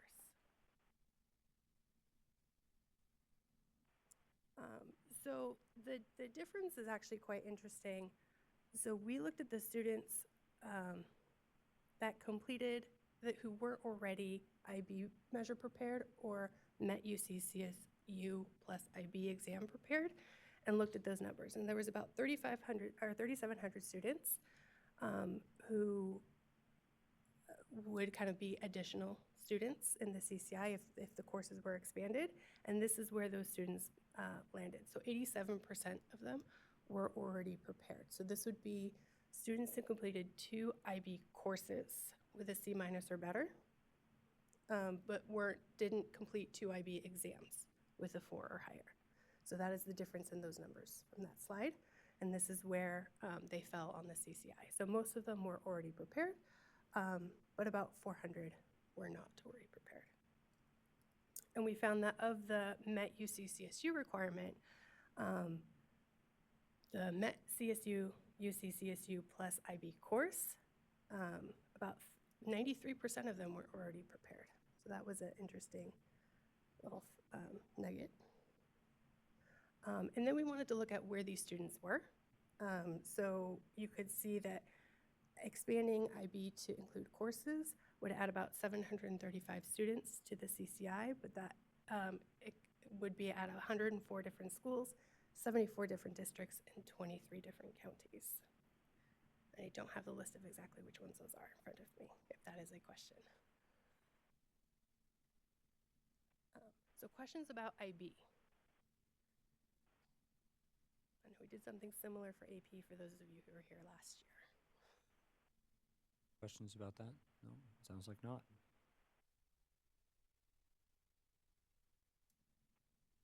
Okay, so because it's very similar, we're also going to talk about Cambridge International courses and exams. And then we'll get to our discussion and feedback section. So Cambridge International is a global provider of educational programs and is part of the Cambridge University Press and Assessment. It is strongly recognized for their advanced levels or A courses, which are known for their rigor and allowing students to specialize deeply in a few subjects. Currently, Cambridge offers courses in 55 subjects divided into 2 types of courses. You have your AS level, which are 1-year courses, and your A levels, which are 2-year courses. Much like AP and IB, specific scores on these A-level courses can award college credit for the UCs. So we wanted to look at the data and who offers Cambridge programs and courses. And there are currently 2 high schools, Valencia High and Troy High, where over 200 students have completed over 600 Cambridge courses. And like IB, you have to be a Cambridge authorized school. So these are our Cambridge authorized schools. And like we did previously, we wanted to see of those students in the cohort who completed Cambridge courses, where did they fall on the 2025 CCI? There were 68 of them, and 100% of them were prepared through another measure on the CCI. But we were also able to get course data, right? So exams and courses. So this is the exam. So that was the courses previously. This is the information on the exam. So we were able to get the exam data from Cambridge International. And we found that about 150 students had taken the Cambridge exams across the 2 schools. And you can see the number of courses taken, or exams taken, or exams passed. And again, of the students that completed the Cambridge International exams, most of them were already prepared through another measure of the CCI. So now we are ready for questions or to ask for feedback. Specifically, would you agree with expanding the CCI to include IB courses?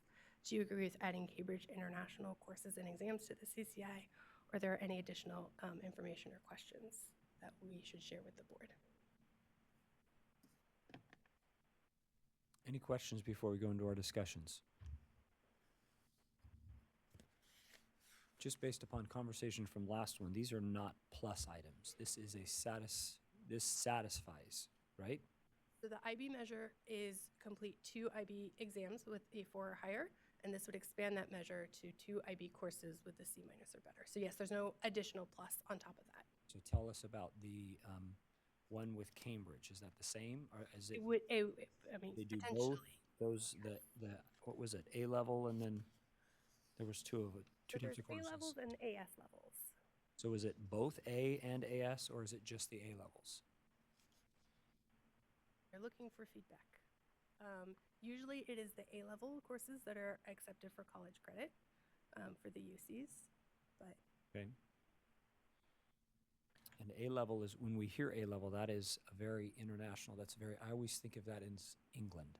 yes, When they've it's Cambridge completed their A and right? levels, It's right? global. If you've heard that and things, that's what this is. So yeah, clarification, thanks. I see Right. Cindy coming up. Hi, good morning. Cindy Kazanis again with AMAR, the department.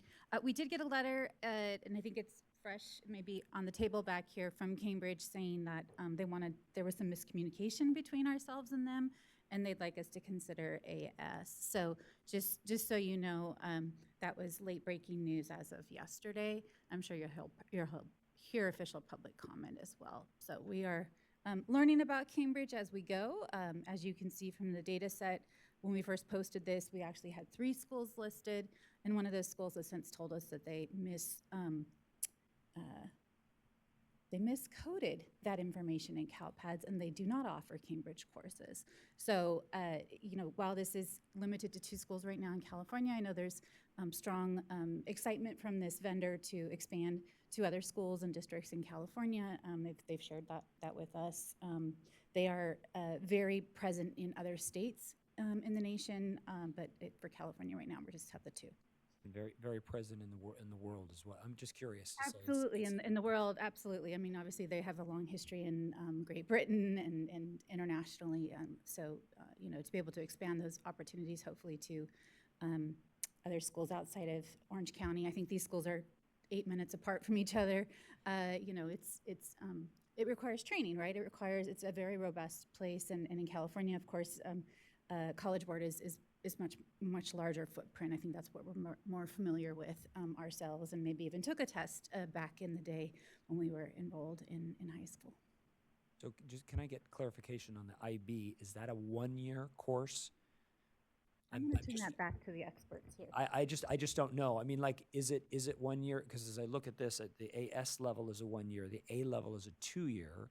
Is the IB 1 year, or is it a course? Or just help me understand that. IB has multiple different, so similar to AP programs, right? IB has multiple different strands. There can be multi-year courses as well as single-year courses. It's not necessarily the same. So Cambridge is a very unique, systematic program with the A levels being a very high level of rigor moving forward, and they are unique in that program. Got it. And so with an AP, if I take one AP class, does that satisfy? Yes.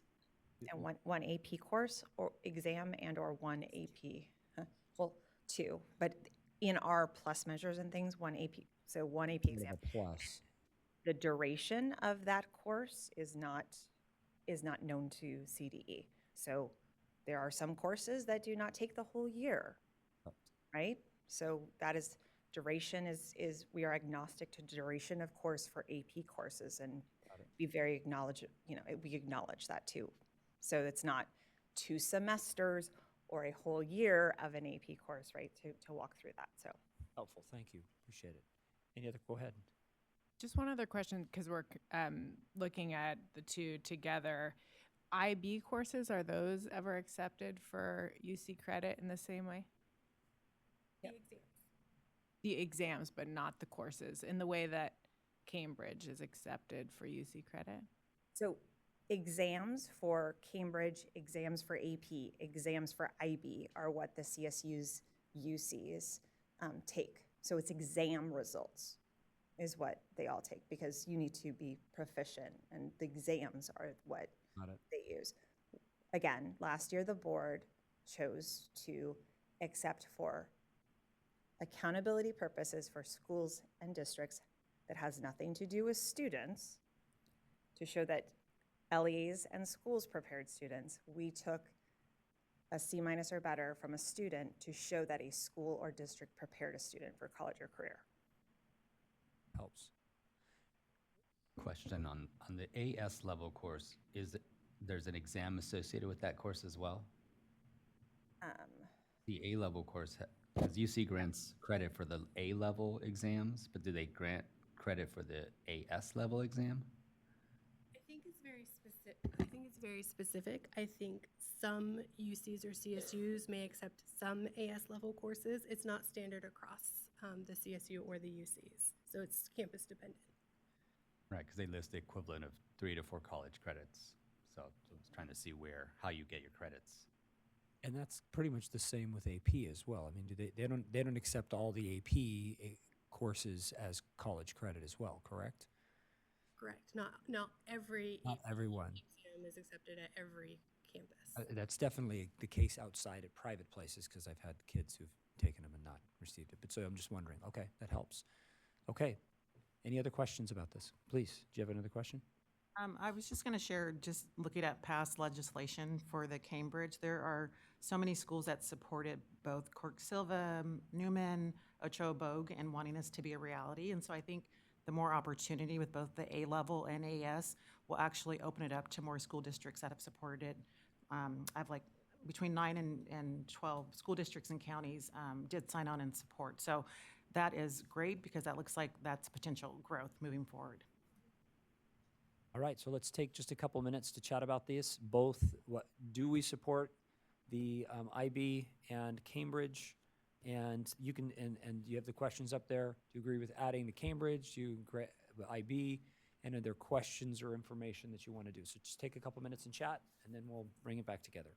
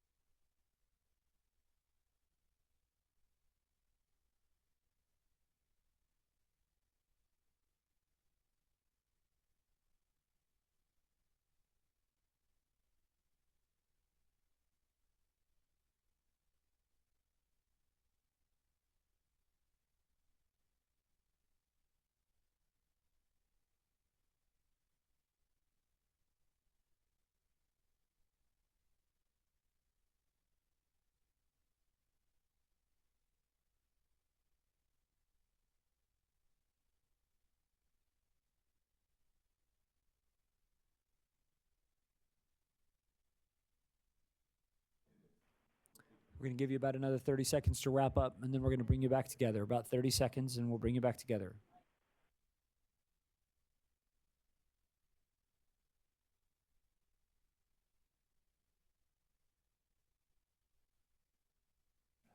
Okay, so if we'd go just quickly whip through and provide a quick summary of what you guys talked about if you wanted to. We'll start, I don't know why, but we're starting on your side. I'm just pointing that direction, so. We just feel that ultimately adding AS and A just provides more opportunity. The more access, exposure, the more pathways for students, and that's what we really want is to provide different types of rigor. And with the Cambridge being international, there's different options for students. So I think you're going to get more accessibility for different types of learners and just different options. I mean, I think we would agree with that, you know, more options for students. I mean, these are high level, high rigor programs that schools are committing to be an IB school or Cambridge school. It's an entire school committing to a program. And so the more opportunity that we can provide to those schools that have chosen to engage in that, I think is good for those schools. Thoughts? Yeah, I think our group agrees with the comments as well, that, the more opportunities that our students have, obviously, they're going to be more prepared for the colleges that they're going to be entering. Anything to add to that? We agree with what has already been stated. We also had a conversation about these opportunities becoming a marketing tool for districts, creating greater competition for our smaller districts who can't afford to bring these programs in. So that's one of the concerns that we had. But we do believe that providing a diverse set of opportunities for our students is a good idea, but careful about now pitting districts against each other, because I don't have the finances or the resources to offer these opportunities. Good feedback. So what I'm hearing is that by and large, CPAG has recommended that the board include these in there. And I'm also hearing from most of you that the AS and the A would both be satisfied, just following the same example of what AP does and some of the others, because they have the level of rigor. Yeah, please. One other comment, Corey. I'm in support of students having access to as many things as they can to meet the CCI.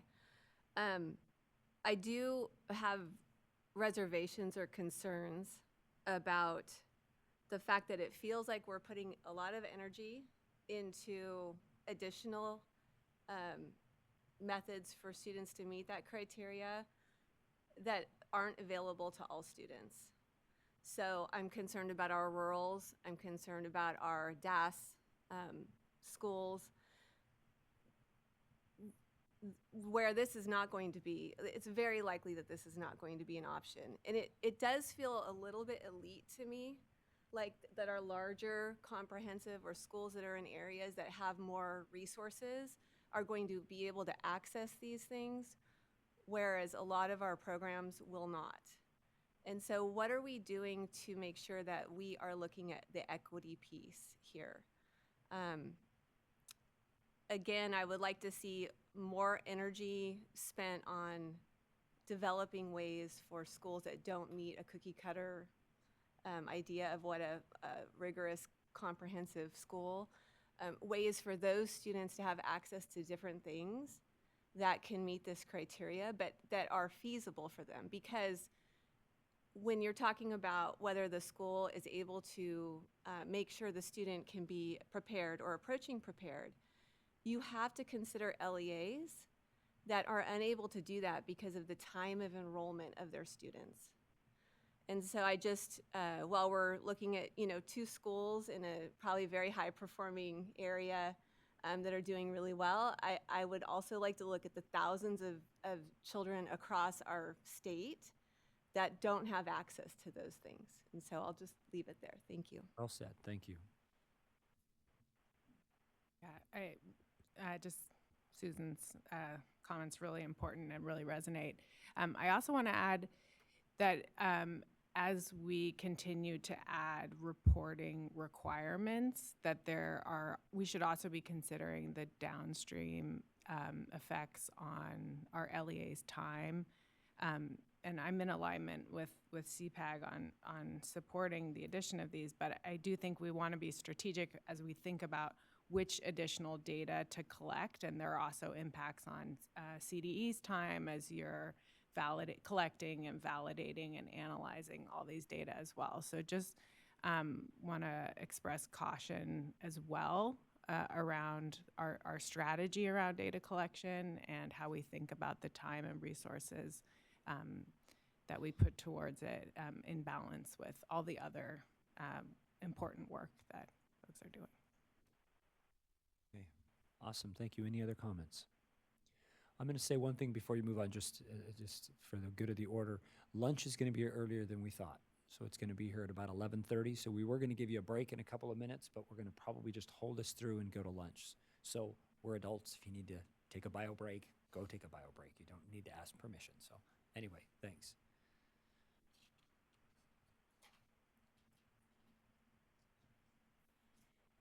Okay, those those minutes. All right, and so for our last CCI conversation today, we will be talking about the Armed Services Vocational Aptitude Battery Armed Forces Qualification Test Scores. So quite a mouthful there, right? But another great option. So the ASVAB Armed Forces Qualifications Test, or AFQT, is used to determine qualifications for enlistment into U.S. military. It consists of 4 subtests of the ASVAB: arithmetic reasoning, mathematic knowledge, paragraph comprehension, and word knowledge. And the State Board of Education has asked CDE to review the ASVAB for possible inclusion on the CCI for multiple years. So we're here again to talk a little bit about it. So I want to start, excuse me, as I'm losing my voice, start by talking about the scoring of the ASVAB. And you can see the scores are measured in percentiles with categories 1, 2, 3, 4, and 5, 1 being the highest. And the score for category 3 starting at 31. Now, why do I mention 31? Well, we looked around to other states to see how the ASVAB had been incorporated into their CCI equivalent, and found that the majority of the states use a score of 31 or higher was required to count on their CCI, although some states like Delaware, Florida, and Wyoming had slightly higher scores, where Virginia and Montana had weighted scores. But 31 was kind of that common score that we saw across other states.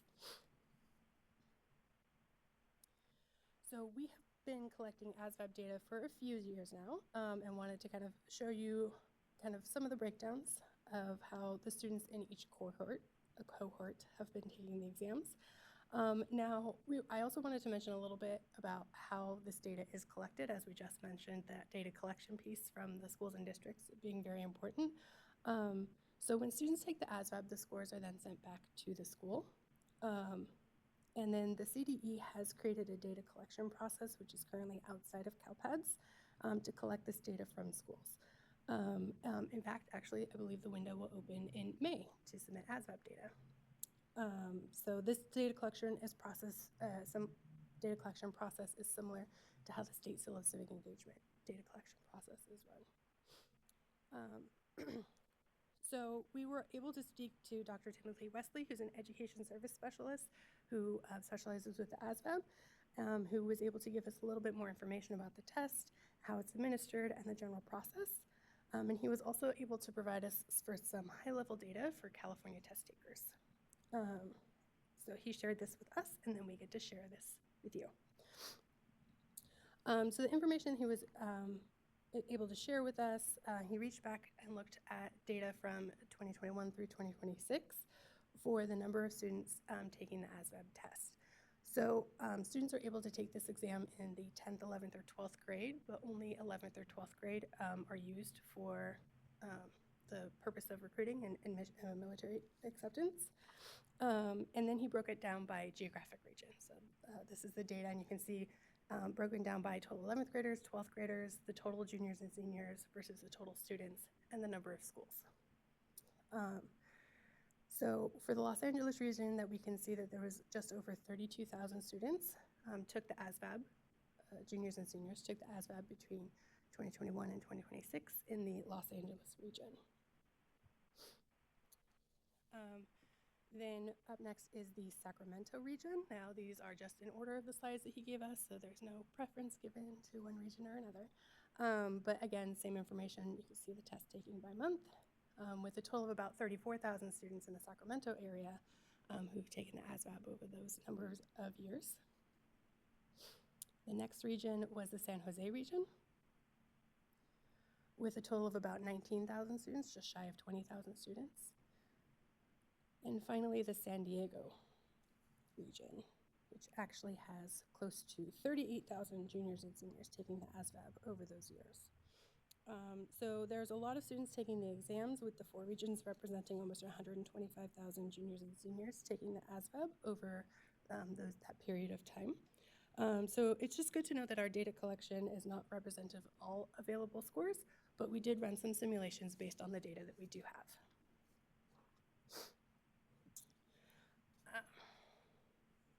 So again, we were looking at that 2025 cohort and looking at the students who took the ASVAB and where they fell on the CCI, as well as looking at the students who took the ASVAB with that score of 31 or higher and where they fell on the CCI.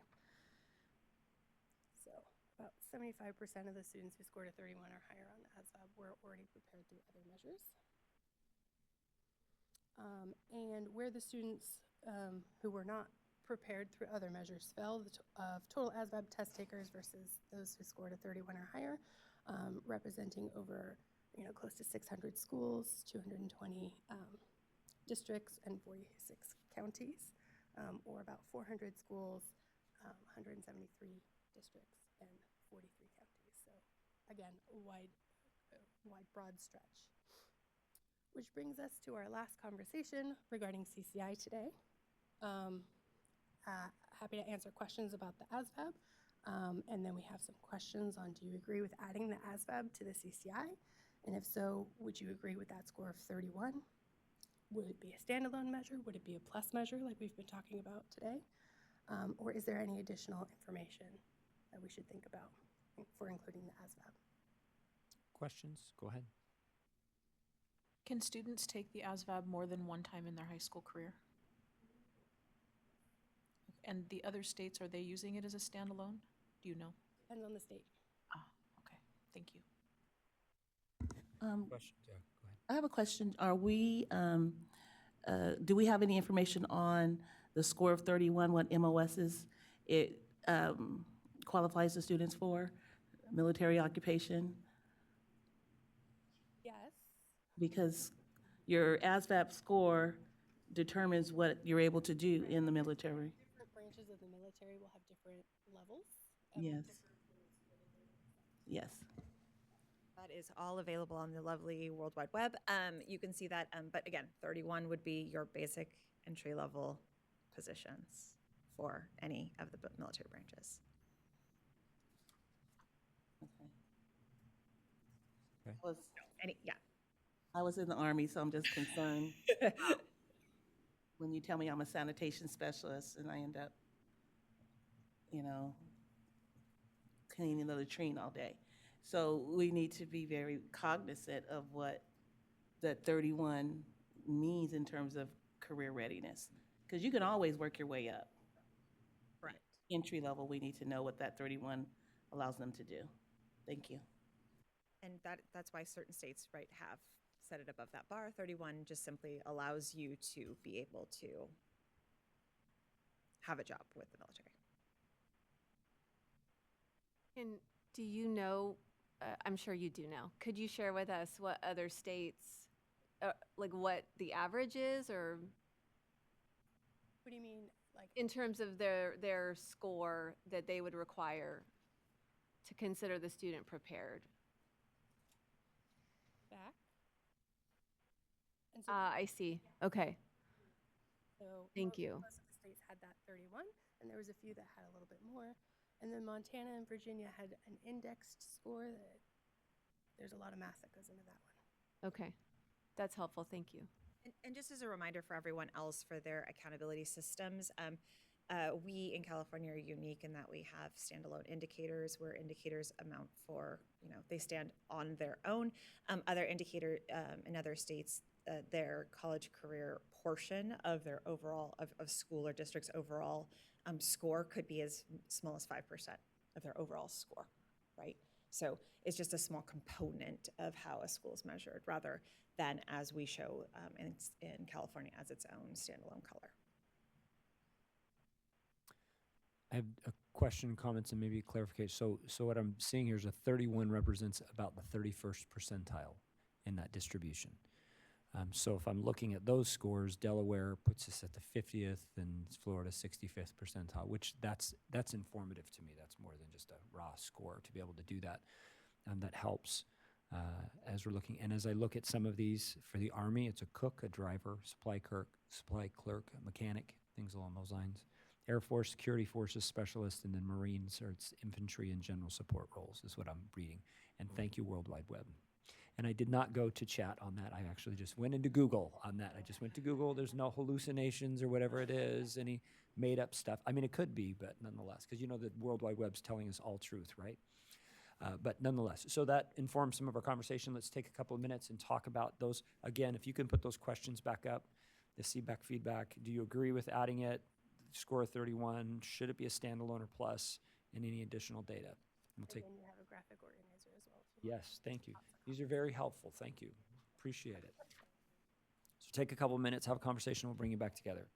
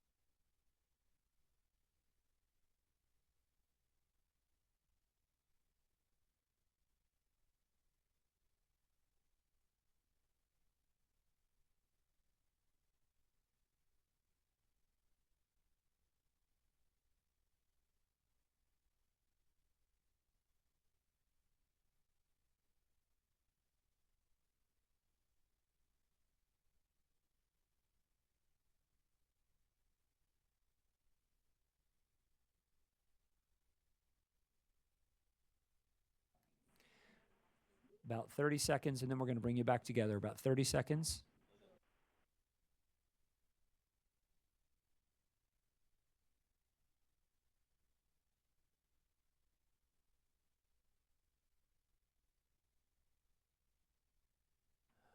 Okay, well, let's go around and give a brief summary and maybe some of your thoughts. We'll start over on this side here. Ruben and that team, Susan, Dr. Pasquale. Sure. We agree that the ASVAB should be part of the CCI, the indicator.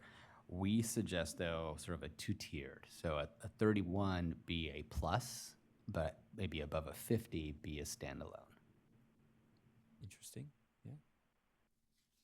Great. Thoughts, Babatunde, Kelsey?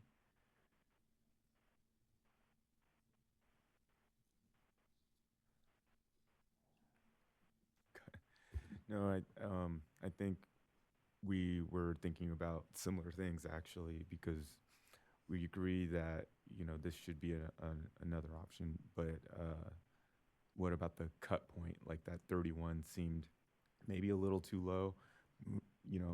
Not sure yet about that, but having maybe like a deeper look on those cut points would be good. So if I hear you, then a 31 maybe, because that's what the rest of the states are doing as a plus, but then maybe a different cut score based maybe upon some research to say, is it a 50, is it a 60? Because if we're looking at it as a standalone measure, does it actually meet some of the similar rigor that maybe IB has, or maybe some of the other ones? Exactly. Okay. Thoughts? We agree. I mean, that was part of our conversation, is that we believe that 31 as a standalone seems a little bit too low. And we thought, again, a tiered system would be appropriate. I would encourage maybe some collaboration with our armed forces personnel as to what these scores and the MOSs, like the correlation, so that we could determine, what level of career readiness an ASVAB score equates to. So if you have to have this score to get this MOS, well, what level of career readiness do you have? Because this element is very outside of, I think, a lot of our wheelhouses, unless you are a military family or you've served. This is something that you don't really have a lot of knowledge behind. So I think a lot of collaboration with our armed forces personnel would help us better understand what that ASVAB score really means in terms of being college and career ready. Everyone pretty much reiterated what we discussed, which is that 31 could be the plus measure, and then more discussion and data about what could be the standalone measure. And just sharing from my experience growing up in a military school town, that when it comes to like the SBAB and like the percentiles, it really does become very important of like how you enter. And so some discussions too is like, how do you roll this out with the LEAs, and like discussions like in the schools, and even informing how like with the SBAB, it could be used as like multiple opportunities to take the test and compare to other exams as well. And so that's kind of like our discussion over here. And then to the other point as well of like deeper discussion of, yes, knowing like what a higher score would be for each branch, but maybe also like, I wouldn't say like an average, but what would be like a big entry point for the standalone? So then like, because I know for like armed forces may like have a 50, or like the Navy might have like 60 for a different occupation. What is something that as we consult and dig deeper of like, what will be more like rigorous or like the standard for that standalone measure? So Thank you. So I'm hearing that yes, summary, yes, 31 might be a plus, and beyond that might be more research to kind of see where those are. And I'll make one comment about this, knowing what I do know a little bit about assessments. And this is an interesting assessment, and I think super appropriate for what we're looking at with a college and career measure, because a lot of the other ones that we're including are truly kind of subject area, success per se. I know enough about English, about EL, whatever it is. The military has done years and years and years of work looking at how do they connect that score to a specific occupation and how ready you are for something to be able to be successful in that area. So I think that using that research, as Jamie said very well, to think about what is it that when we really say a person might be career ready, and I know I heard Kim very clearly that we're not pulling those out. I get that, but there still is some veracity to that, to be able to say we should look deeply at how they've done that research and how does that actually align with what is that level of rigor and preparation, as opposed to just being able to maybe pass some classes in a very high performing area. So, and that also leads itself to different areas across our state, maybe some of my rurals and some of my other areas, because this is going to be offered at any of those schools. That would be, and it would meet those needs. It's not going to be required to be for a year in a expensive course that's offered through IB or something. It could just really say this student is prepared for this. So I think that that's a really novel way with some further research. Add anything if you want to. Thoughts, comments? Okay. Thank you.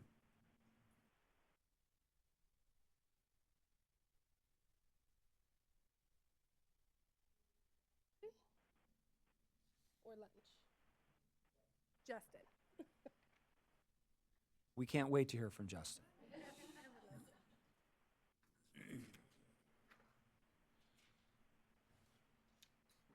I appreciate that.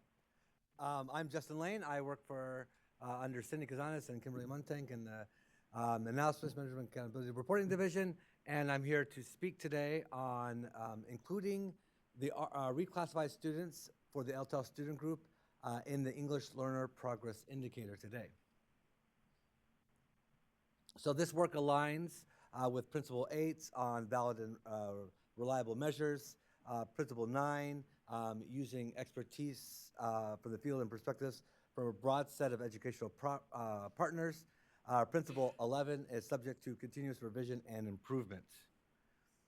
And so before we begin, I'd like to acknowledge the work of my LP team that we're all work on, Vina Nambiar, Sue Lee, and Mark Riera, who have done a great job working on the data simulations that you will be reviewing today. Without their tireless work, none of this presentation today would be possible. So just as an overview of the 26 accountability work plan as it regards to LTEL students. So the subject is generally how to improve LTELs in the dashboard as overall. So just a few weeks ago, the State Board of Education approved the proposed changes to the suspension rate file or suspension rate indicator for the 5x5 for the LTEL student group. And then today, what we'll be discussing is the inclusion of reclassified students for the LTEL student group in the LP. And then this will be brought to the board in May for their discussion and possible approval. So as just a general overview, if you're not familiar with the LP measures the percent of current English learners making progress towards English language proficiency or maintaining the highest level of performance on the summative LPAC or the summative alternate LPAC. So the State Board requested that schools and districts be given credit for the LP for the LTEL student group who are reclassified fluent English proficient during the academic year. As a historical note, when we originally built the LP back in 2016 for release of the 2017 dashboard, RFEPs were included in the LP rate. This was vetted both by at the time the technical design group and we had an LP work group that comprised of practitioners, EL experts throughout the state of California that are both recommended and included the RFEPs into the LP initially. However, the United States Department of Education denied our waiver to include the RFEPs into the LP. Our department was so adamant about including them that Cindy Cazanes and her team took a trip specifically to Washington, D.C. That year to argue in front of the United States Department of Education for the sole purpose of including the RFEPs. However, that was to no avail. They did in October of 2018 reject our waiver, and so when we went to go publish, 2018 was a break for the LP because we were transitioning from the CELT to the LPAC, and so 2019 was the first year that we on the dashboard that we released the LP results using the LPAC, and RFEPs were not included in that LP calculation. So how LTELs would be added to the LP? So LTEL students who reclassified during the academic year but do not take the current year summative LPAC. So the impact, how this impacts is the number of LTEL students reclassified would be added once to the denominator and once to the numerator. If your math skills, you will notice that this could only improve a school's status rate because you're adding a 1-for-1. This addition to the, like I said, this addition to the addition of the RFEPs to the LP will only impact the LTEL student group. So when the overall LP includes both current ELs that are not LTELs and LTELs, but the reclassification rate will not apply to the overall LP, just to the LTEL student group. So if you had a district that had a majority of LTEL students, the LP rate rate and color might look different at the LTEL student group than the overall LP because of this change. And the reason why is because we cannot, without opening the ESSA state plan, we cannot make any additions or changes to the LP as it currently stands. But we can because the LTEL group is not part of ESSA, and we are free to change it as we see fit. So this is how the proposed LP status formula would work for LTEL students. LTEL students that have increased an LP level or maintained the highest LP level or reclassified during the current academic year, but again, did not take the current year summative LPAC, and divided by all LTEL students with prior year and current year summative LPAC results, plus LTEL students reclassified in the current academic year. So this is just an example for how the methodology would play out in a school. So for example, Gershon High had 74 LTEL students with current year and prior year summative LPAC results. You can see that they had 27 that increased an LP level, 18 that maintained the highest level, 13 that decreased, and 16 that maintained another level other than the highest. And for the RPEP methodology, 11 were included, but the current methodology, number would be 0. So you can see the impact that would have on the rate by including the RPEP students for the LTEL student group. This, in this particular example, that the LTEL student group would have moved from having a high status to a very high status on the LP. So it does have a big impact on, or can have a big impact on a school or district's LP status rate. And here, and one of the side impacts of including the RFEPs is that for districts and County Office of Education, the LTEL student group in size is 15. For schools, it is 30. When you include RFEP students, you will increase the number of schools and districts that will receive a performance color for the LTEL student group than on the previous year.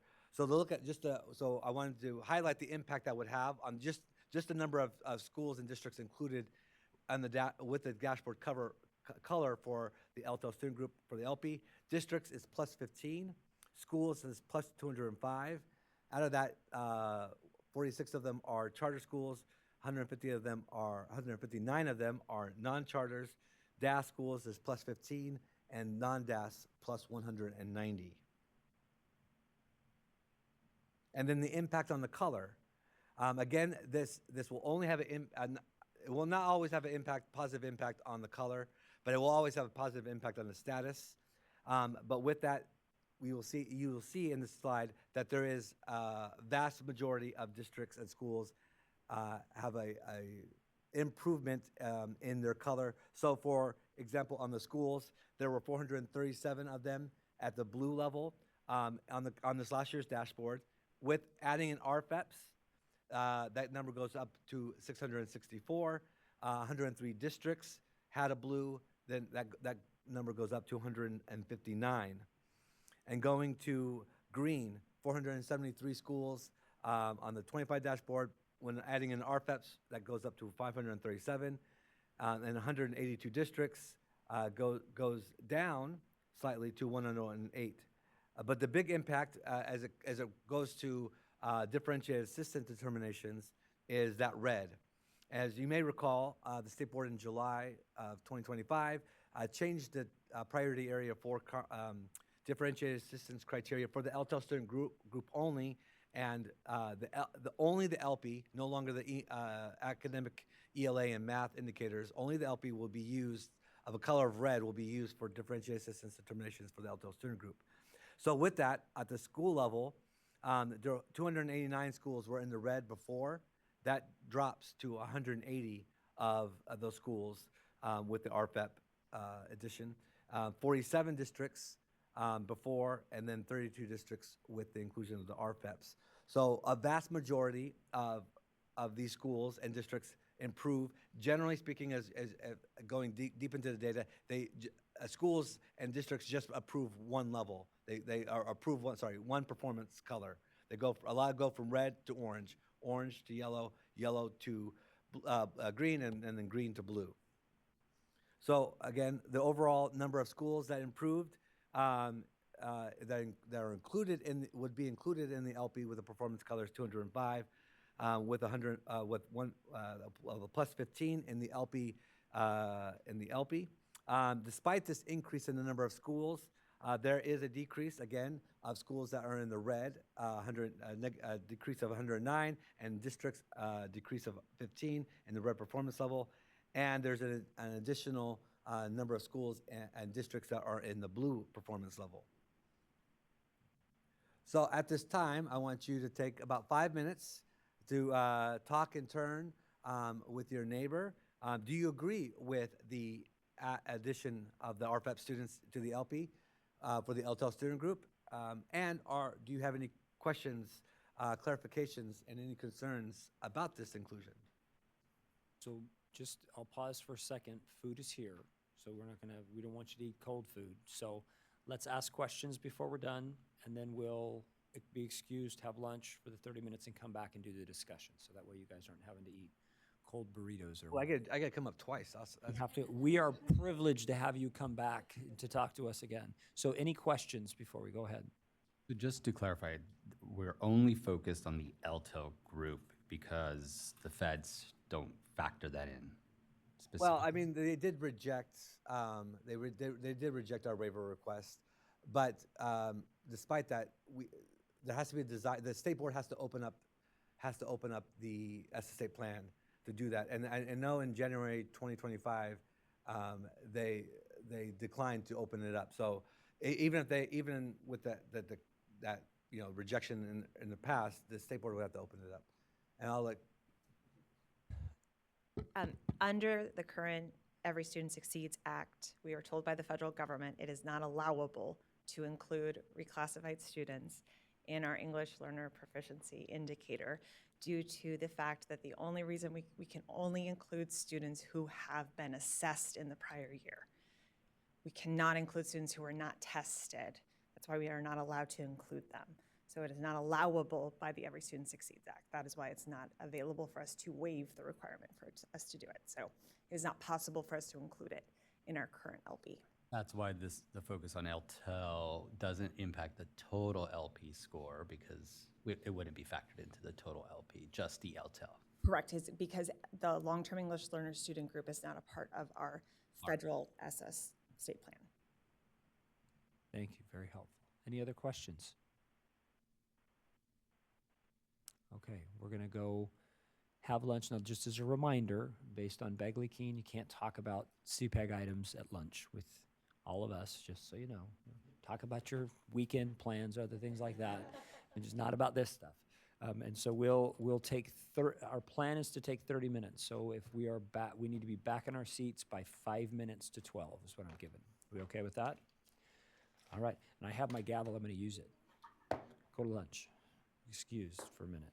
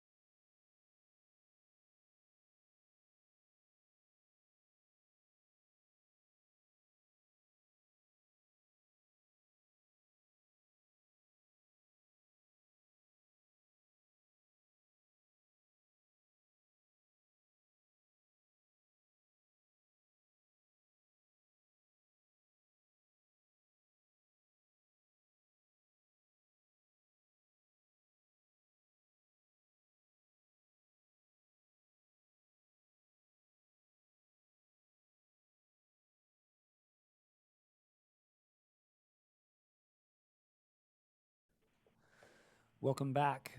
We'll call the meeting back to order. We're going to move from our lunch. We'll go into some conversations about the feedback on the LTEL and the LP. If you can get those slides back up so that way we know what we're talking about for a couple of minutes. And were there any questions that came to the surface as you were eating lunch that you wanted to ask before we get moving on? Okay. All right, well, we'll just take 2-3 minutes in your groups, talk about this. Questions are up there. Do you agree with adding RFEPs to the LP for LTELs? And then any additional questions? So take a couple minutes and we'll come back with a conversation.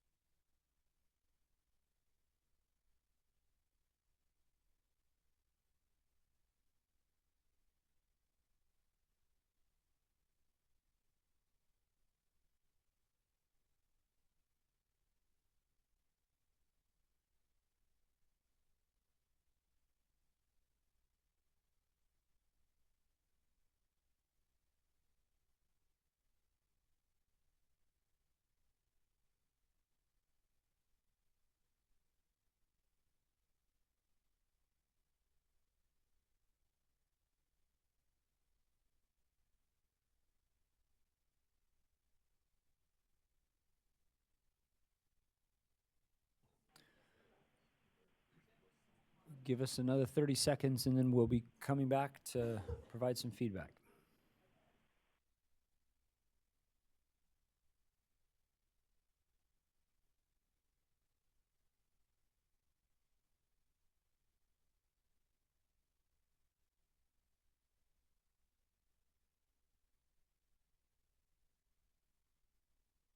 Okay, so let's go around if we would, and let's provide just a little bit of a summary of what you guys are talking about, and we'll start over here if you guys want to talk some of the things that you shared.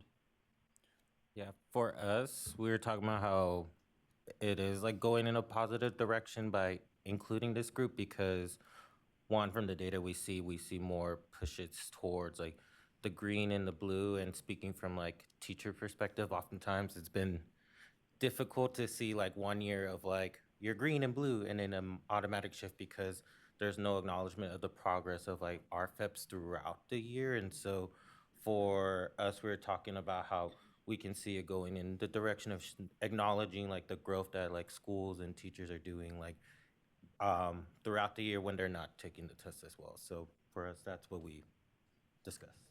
Excellent. And we kind of talked about the same thing and showing the reclassification of our LTEL students, the work, the instructional component that went into those students reclassifying, because we're talking about 6 years classified as an EL student, is very important to show that on the dashboard. I think a concern I have is for our long-term English learners that are not reclassifying, and I don't want that component of it to get lost in a dashboard anywhere. But I think moving in a positive direction of highlighting the success, having given the LPAC, it's a rigorous assessment, and I think it should be highlighted that the districts were able to help students move in a positive direction of reclassification. Thoughts? Anything to add? I think we are all in agreement that this is definitely going in a positive direction. It shows the progress and just the hard work of our students and our teachers. And like I said, it's just a positive trend for our test scores. And like I said, it's just like I said, a good indication of us going and supporting our FEP students. Great. Any other additional thoughts? I had some thoughts or questions about, I guess, why do we want to include this specifically and just for LTELs alone? Because we have RFEPs that are not LTELs that we don't count in this mix. We also still monitor all our RFEPs for multiple years after reclassifying. From the big picture point of view, I'm always looking at how does this impact any funding? How does this impact the district as a whole? And so those are just questions I have. I'm not opposed to this work. I'm just curious where it's going to lead. I think we heard from Kim that the reason we don't do the ELs like that is because ESSA doesn't allow us to include them if they haven't been tested in the year. And those would be so are those the ones you're worried about? Not just that, but just in general, like what needle does it move for us? And unless you want to answer, do you want to answer do you want to answer any of that? So I remember in the conversations earlier, I mean, again, I'm harking back to the olden days, right? Where when you're thinking about the reason you do this is you're receiving credit for the work that's being done. The structure and nature of EL is that as a student succeeds, they leave. And so you end up with students who have not passed that test as of yet. And so therefore it constantly keeps it at a certain level. So it's this structure and measurement allows us to be able to receive credit for those students who have been successful in the environment in which they've been instructed, assessed, and then moved on, and they receive some level. And how long that is, or I know that there was, in the past, it was a couple years after, and so I think that's really the thinking, is that there is the opportunity to receive the credit for those students who actually were successful in an environment under which they were instructed, is kind of what the thinking has always been. I don't think it's changed much in that. Am I correct? Correct. So go ahead, Babatunde. Something just to add to that, we talked about it briefly. There could be like incentives that if we don't move forward with this, because I'm very supportive of this, where people may unfortunately withhold students from reclassifying because they want to have higher scores on the dashboard. So I think this is really a critical move, like in the positive direction, to really incentivize the right behaviors and reward what we truly want, which is, multilingual students, reclassified students. Absolutely. And to your point, when we originally constructed RPES back in 2015, 2016, that was one of our rationales, that it would properly incentivize districts to reclassify at the appropriate time and not decentivize, just holding them back because they'll test at level 4 every year. So answering this question, do you agree with adding RFEP students to the LP calculation? I think I'm hearing yes from the CPAG. Anyone dissent with that or disagree? So the feedback is that absolutely we agree with that for the LTELs from that. Before I go, any clarifying questions before I hand it over to Cindy for priority 1 teacher information? No, thank you. Thank you for the opportunity. It's been a pleasure. You guys enjoy your weekend. Thank you.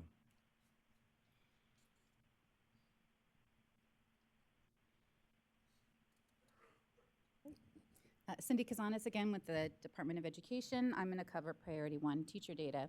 This is a topic that we have brought to CPAG for several years in a row, and it keeps being iterated.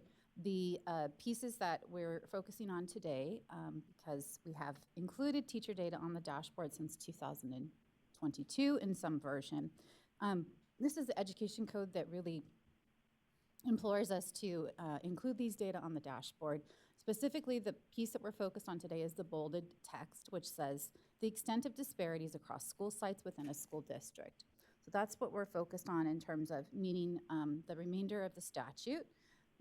Just to do a brief walking back, what was included, what's been included over the years. In 2023, the board adopted displaying information from the teacher assignment monitoring outcome reports, which is a report that doesn't exist on the dashboard. It exists actually on DataQuest. There was a link from the dashboard and continues to be linked to this day to the DataQuest site for the specific district. The self-reflection tool was also updated for priority 1 to be consistent with this information back in 2023. 2024, we continued to provide support to the field because part of what happens when something gets on the dashboard is folks start to ask the questions you're asking. Why? What do we do with this? Does it get included in the local educational or the LCAP? And so there tends to be a series of questions when we do add things to the dashboard. In terms of the other piece that this also touches upon is there's a version of the teacher data on the school accountability report card. That is something that the department preloads in the school accountability report card, or the SARCs. And so what 2025 has focused on, and really the feedback we got from the board back in their July meeting, is this interest in having information from one platform to the other sort of talk to each other. And so they specifically asked for the department to review options for expanding the data to make them more accessible from the dashboard or on the dashboard, and provide further disaggregation at the school level. So for the first time in 2025, we saw with the release of the dashboard this information on the school pages. So of course we always had them on the charter school pages because they are their own LEA, but for individual schools we now see a tile for teacher data. So the current display on the main page of the dashboard for districts and for schools is what we see here on the page, which is teacher assignments. And for this example, it says 82.2% clear, which is above the state average. And then when we select a few more details, we go into this particular page. And this page shows us a comparison of the LEA with their county information as well as with the state information, which is the percent not only of the total teaching FTE, but then the next column is how many of those are clear. So that is the metric on the dashboard. When we look at the teacher assignment monitoring outcome reports, we have several additional categories, but the focus for the dashboard is on clear. The final column is this comparison to statewide average. So to give a glimpse into how the district or the school is doing, is it above the statewide average? Is it below, or is it equivalent? And just in terms of what does the word clear mean, we do have this footnote again on every single dashboard, which says that it is the percentage of full-time equivalent teachers who are fully credentialed, preliminary, or clear for subject and student placement properly assigned. An assignment describes a position based on its setting, subject, and grade level. So the other piece is the dashboard continues to include a direct link to the DataQuest reports. Again, with those other categories, you can also filter, or rather sort within the DataQuest reports by high and low. And so there is more functionality just by virtue of how DataQuest itself functions. So earlier this year, one of the things that the board had asked us to further engage with, and this was done with leadership from the State Board of Education staff, was to engage with educational organizations. And it wasn't not only educational management organizations, but civil rights organizations and equity groups who have time over time provided a lot of input on this particular topic. The feedback that we received, or rather the topics that we covered during those conversations, was around the new cards. So were they using them? What are they hearing about the cards?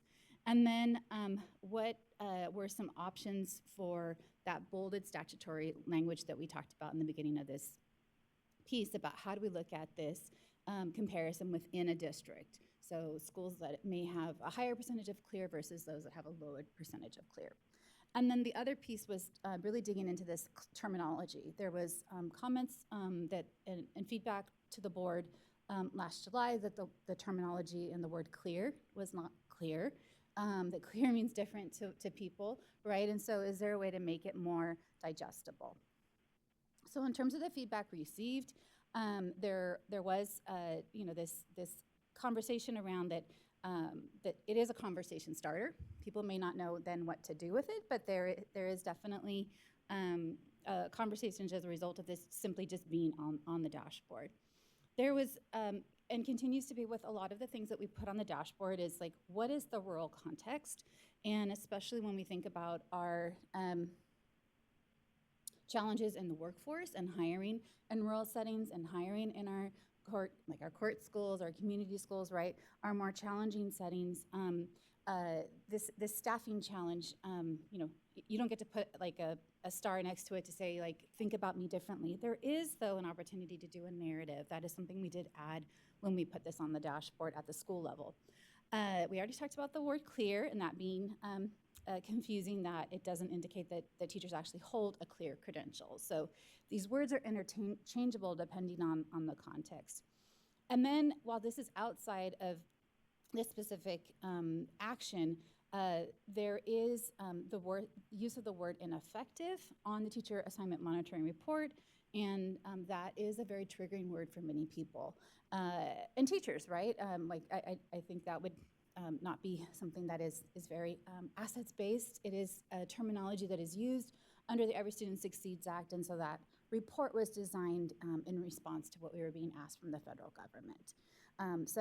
The words, of course, on this screen maybe are a little more direct. It's seen as pejorative to temporary permit holders and misassigned educators serving in California classrooms. So there's a couple of options for consideration and feedback. The first is around alignment of terminology, and one of the things that have come, I think, has come to the forefront is changing this word clear to something that is more represented, which is a little bit of a mouthful, but let me say it: fully credentialed and properly assigned. The other piece is asking the department to look at terminology updates to these other reports, which are outside the purview of the State Board of Education.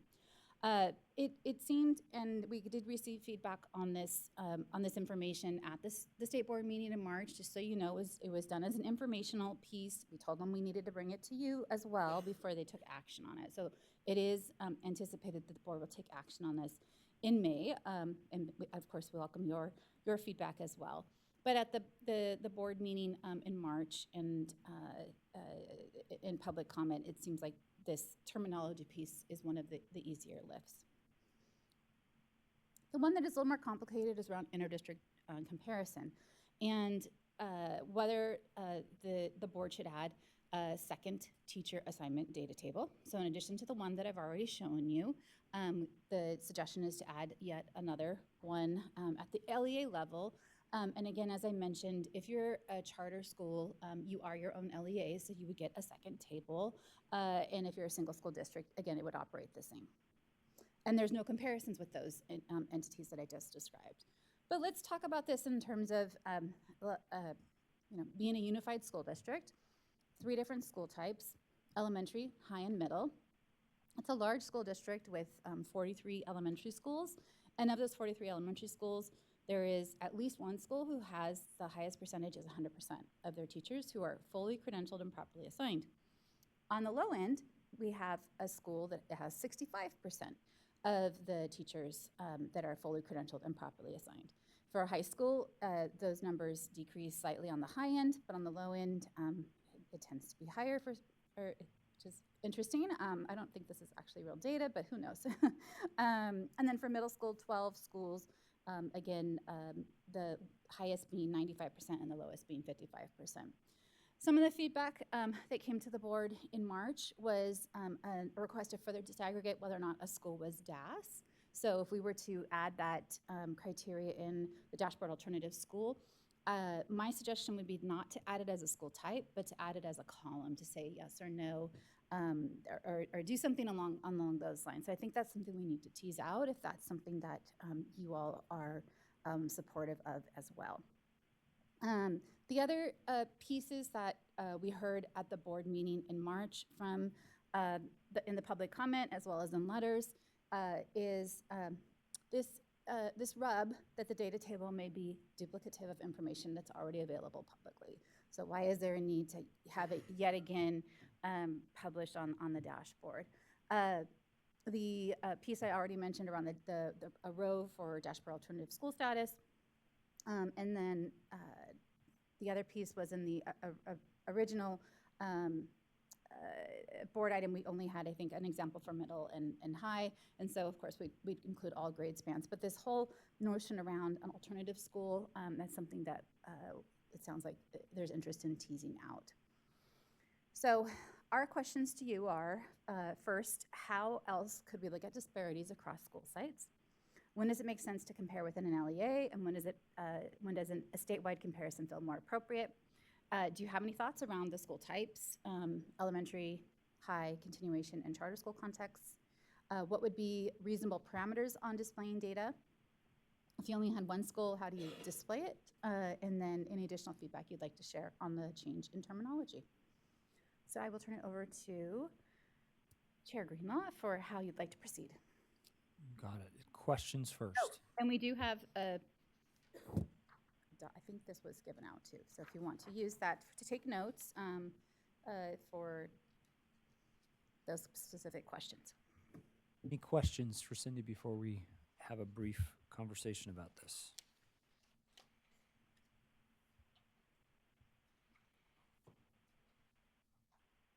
Not as of this moment. Go ahead. Just the only question I have, I suspect because I was looking at the slides, I didn't see that data, but I was just curious about the research that demonstrates people with the clear, which we're saying is unclear, but but the clear and a correlation with student outcomes as it relates to performance on the California dashboard. I don't know that I don't know that there's been research directly on the dashboard data. There is various research entities that have definitely done, research throughout the years on the teacher pieces. In fact, the Department of Education has data sharing agreements currently with UCLA, with Learning Policy Institute for a variety of slivers around the teaching population. But in terms of the student outcome piece, it also gets a little bit complicated because we're actually prohibited by statute from tying a teacher to student test scores. So there is actually explicit language when we look at the CASP testing education code that we're not able to do that. But there are other metrics as far as having a credentialed teacher leads to. I'm not going to quote the research because I don't have it at hand, but there definitely has been work in this area. The questions. I have one, and I don't know that you can answer this, and I'm not. What problem is this trying to solve? Like what are we looking to fix by putting a duplicative chart on the dashboard, if I may understand? Our charge is to meet the requirements of the education code. And what problem is education code trying to solve? Gosh, that code came into effect back in 2018, 2019. So it's been a while, but things that I've heard, and maybe you'll hear this in public comment, is that there's interest in making this additional metric for parents to the community members to have access to start asking questions.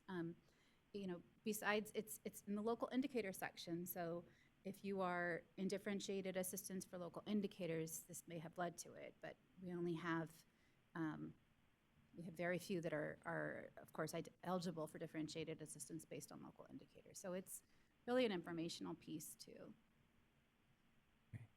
Okay, and I'm sure there'll be more questions in a bit. So yeah, go ahead, please. Sorry. First of all, I just want to acknowledge the narrative box. I've acknowledged it before, but I want to acknowledge it again because it's very helpful in explaining our unique circumstances. And then I just wanted to say that I really am appreciative of the consideration of the DAS column, just because, as you know, we have many teachers that fall under the local assignment option, and I think that can help clarify for our educational partners that's a little bit different for us, and then we can explain using that narrative box. I'm also just wondering about, could this be used, and this is very pie in the sky, but I'll just say it, could this data be used to sort of help us better understand the educator workforce crisis and where we have the largest needs.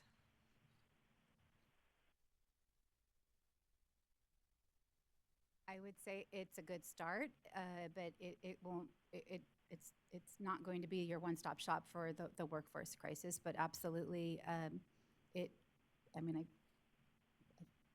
we don't have anything else right now with it, you know, right? We're not able to collect, at least, we will be maybe soon, but how many classes were offered that you couldn't actually end up enrolling kids in due to the lack of being able to hire an educator, right? That is a question I know has come up over the years in legislative hearings and such. So it's a very big question, but and a good point. Great. Any other questions? Okay, let's take 2 minutes, talk about it really quick, and then we'll give some answer to these questions that we have right here.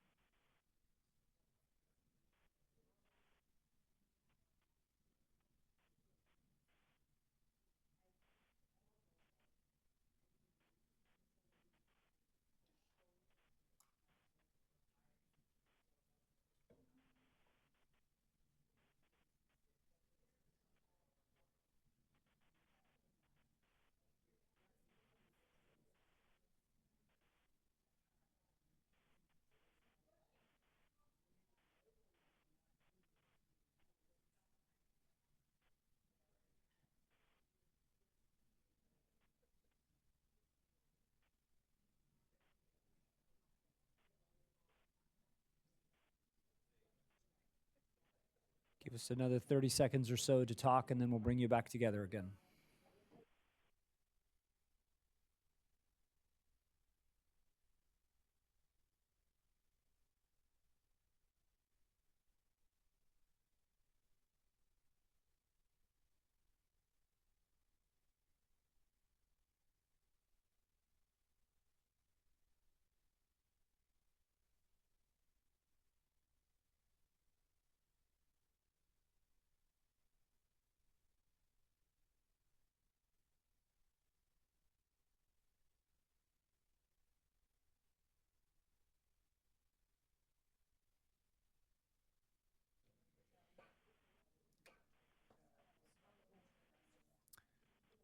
Okay, if we could bring us back together again,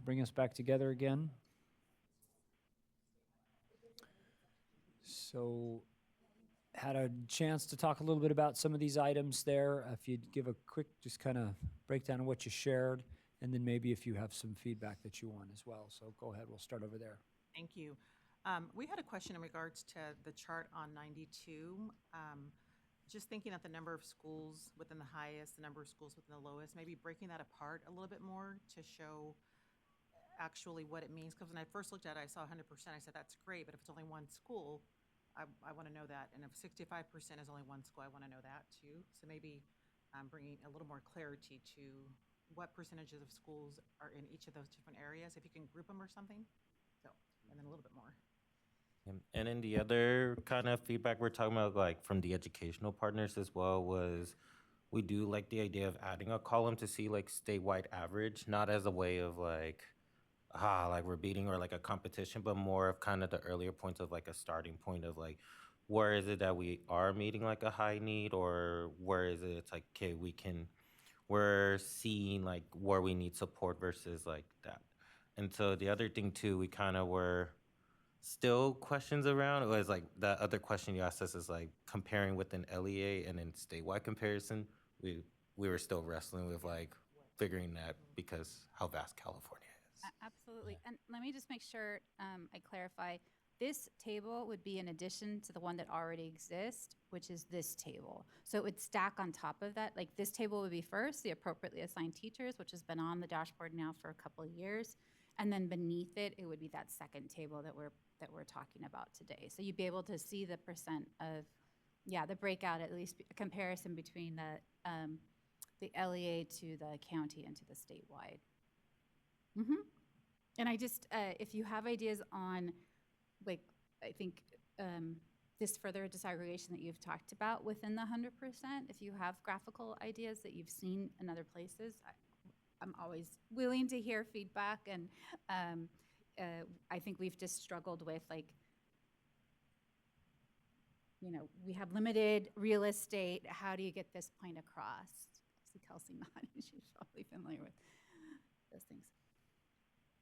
I just kind of spoke to the fact, or we were talking about the fact that, we all, schools, LEAs have to report this data on our student accountability report cards. Like, we're providing this data very regularly to our educational partners, and it feels very negative in nature to some of our small rural districts that have huge problems securing teachers, to then have this giant percent that shows that they're, quote, ineffective because they don't have fully credentialed teachers. And I don't necessarily agree with the idea that just because you're an intern that designates you as being ineffective or less than. And when we're trying to encourage and promote people to join our profession by slapping a scarlet letter of ineffective or somewhat beneath a teacher that have maybe been in the classroom for 20 or 30 years that may be less than effective, I just feel like that's not the direction that I think that we should be moving towards, because having a piece of paper doesn't define your effectiveness in the classroom.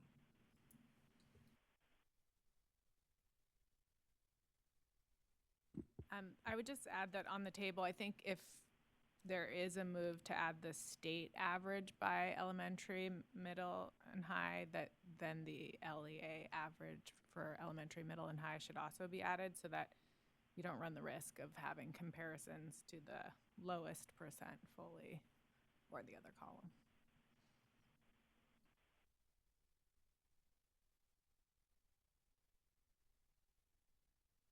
I agree with a number of items, responses that I've heard so far, but there is a danger of not displaying the data because districts can roll in PIPs and STIPs with induction, with interns, and you don't know if that intern is actually in a program.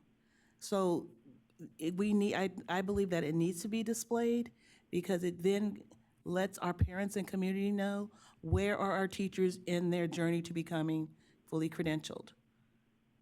Because that term intern is often used very broadly, and when you have that one-on-one conversation with that intern, you find that they're on a PIP, they're on a STIP, they're not even in a program. So there's a danger in moving away from it.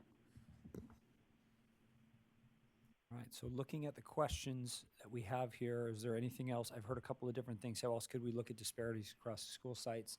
I think your real estate comment is one that makes it a bit challenging because we don't have a lot of room to add more stuff to it, but I heard LEA addition, possibly disaggregating as well. I don't know if anyone wanted to add any more to that. And when does it make sense to compare within an LEA and the statewide, which I think we've heard both of those as well. And then do you have thoughts around considering elementary, high, when you say context, would help us understand more of that question? Yeah, more along the line that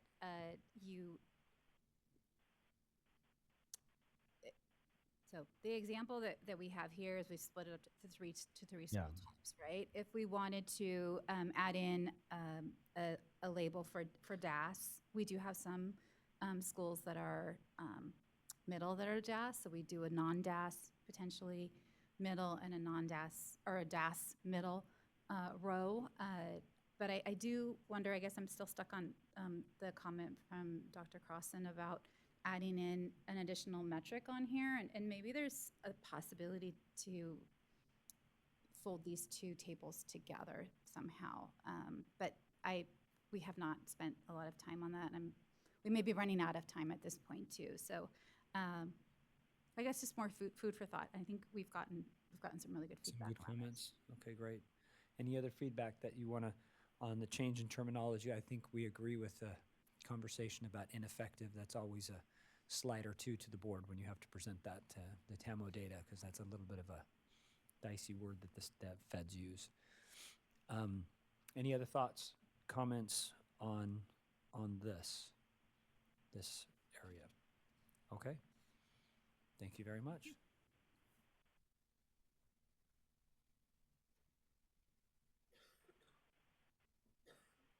All right.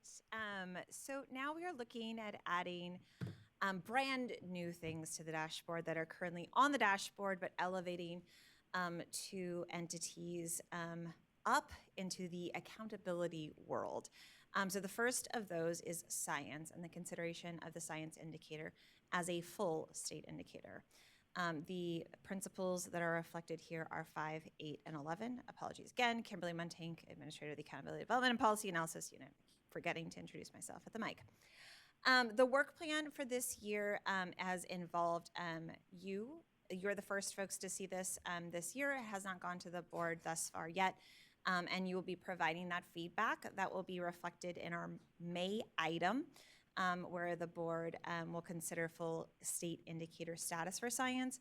And in the July meeting, the board is scheduled to incorporate any decisions into revised criteria for state assistance determinations.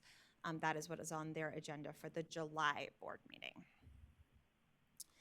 Just for a way of background as to how science has made its way onto the dashboard thus far, at the July 2024 State Board of Education meeting, the State Board adopted the criteria for the science indicator and the addition of science to the dashboard with the distance from standard, or DFS, methodology that we utilize for the current academic indicators for both English language arts and mathematics. The board also requested to include a participation rate within the metrics beginning with the 2025 dashboard, so that essentially all of the 3 academic indicators were on equal footing by the 2025 dashboard. Now, come March 2025, the board made a little bit of a change in that decision, and that they chose to modify the metric that we use to measure science performance. And they moved away from looking at distance from standard on science and moved instead to a new metric known as science points. And further, they adopted cut scores for status change, as well as a color grid for the 5x5 performance colors, in order to be able to display colors for science on the 2025 dashboard. Therefore, in November of 2025, the dashboard was published with science points and science colors for all LEAs and schools that had students in grades 5, 8, or high school that took the science assessment. However, that science indicator was not utilized in any way, shape, or form for any accountability determinations this past year, either at the school level for our ESSA determinations or at the LEA level for our state determinations. So this is what the card looks like. And obviously the measurement, the science measurement includes both our CAST assessment scores, as well as our students who take the California alternate assessment in science as well. So very important that we include both of those assessments in the achievement that's reflected on our dashboard. Again, the 2025 dashboard had those performance colors for the first time. However, if you're not familiar with our little teal bar at the top that you see on that dashboard card, that was our indication to show you that while the card you see there is green overall, right, it was teal on the top saying, well, but we're not using it for your accountability determinations right now. And as a reflection, just as a reminder for science points, that flip instead became, instead of measuring from the lowest score points from the bottom of proficiency, or level 3, which distance from standard measured, We instead went all the way from the lowest obtainable scale score from level 1. So it becomes a 0 from 100 point scale. So we're looking at just positive points on that metric. Now, at the May 2025 State Board meeting, the following options were considered by the board to include the science indicator within the LCFF eligibility criteria for LEA support. So the options that they went through were as follows. Option 1 was to add the science indicator as a state indicator for one of the 8 state priority areas. Option 2 was to add the science indicator as a local indicator for one of the 8 state priority areas. Option 3 was that the science indicator was used for informational purposes only and didn't impact the LCFF eligibility determinations. And option 4, introduced by the State Board in May, was to add science as a local indicator that eventually transforms into a state indicator after a certain amount of time. So after a great amount of discussion and walking through things, the board decided to delay action on making any decisions until 2026. So what would it mean for science to actually be a full state indicator? Well, on the front page of the dashboard, it would no longer appear in the for informational purposes only section, number 1, right? It would move into one of our other buckets on the dashboard. As far as implications for state support determinations, obviously we would include it within our differentiated assistance determinations criteria. That is the most obvious place for it to go.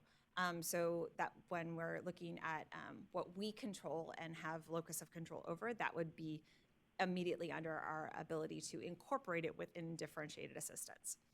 And then as far as federal support determinations or school support under ESSA, that could include comprehensive support and improvement, additional targeted support and improvement, and targeted support and improvement designations and criteria if we were, and the board was open to opening the ESSA state plan for an amendment to include science as an additional indicator. So that would take an additional step, but a full state indicator, again, would allow that to happen.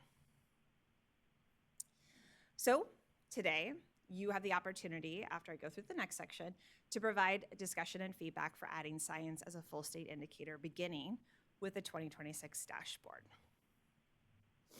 Any questions about science before I move on to growth?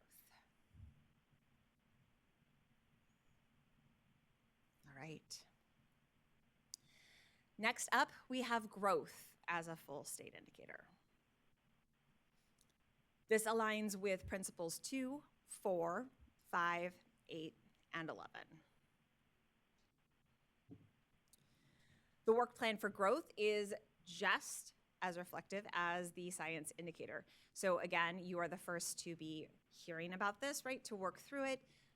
Your comments and feedback will be included within the May item for the board to read, discuss, and then take action on. And then again, any action would be reflected in the decisions made for the revised criteria within July on differentiated assistance determinations. Now, growth goes back a little bit further than science. There's some gray hairs I was told I have need to hide right here, and those are probably all due to growth at this point. Because in December of 2016 is when we actually formally began working on developing a growth model for the inclusion within our accountability system with our partners at ETS, and coexisting with our development of our full accountability system and for the first dashboard in 2017, along with our brand new assessments that were coming out at the time. In May of 2021 is when the board adopted the current growth model that is being utilized. And in January 2025 is when CDE released our initial set of both English language arts and mathematics growth data. And we utilized 3 years of assessment data in order to do so. So that data was from 2021 to 22, 22 to 23, and 23 to 24. And then in July of 2025, the State Board adopted growth performance categories on the 2025 dashboard.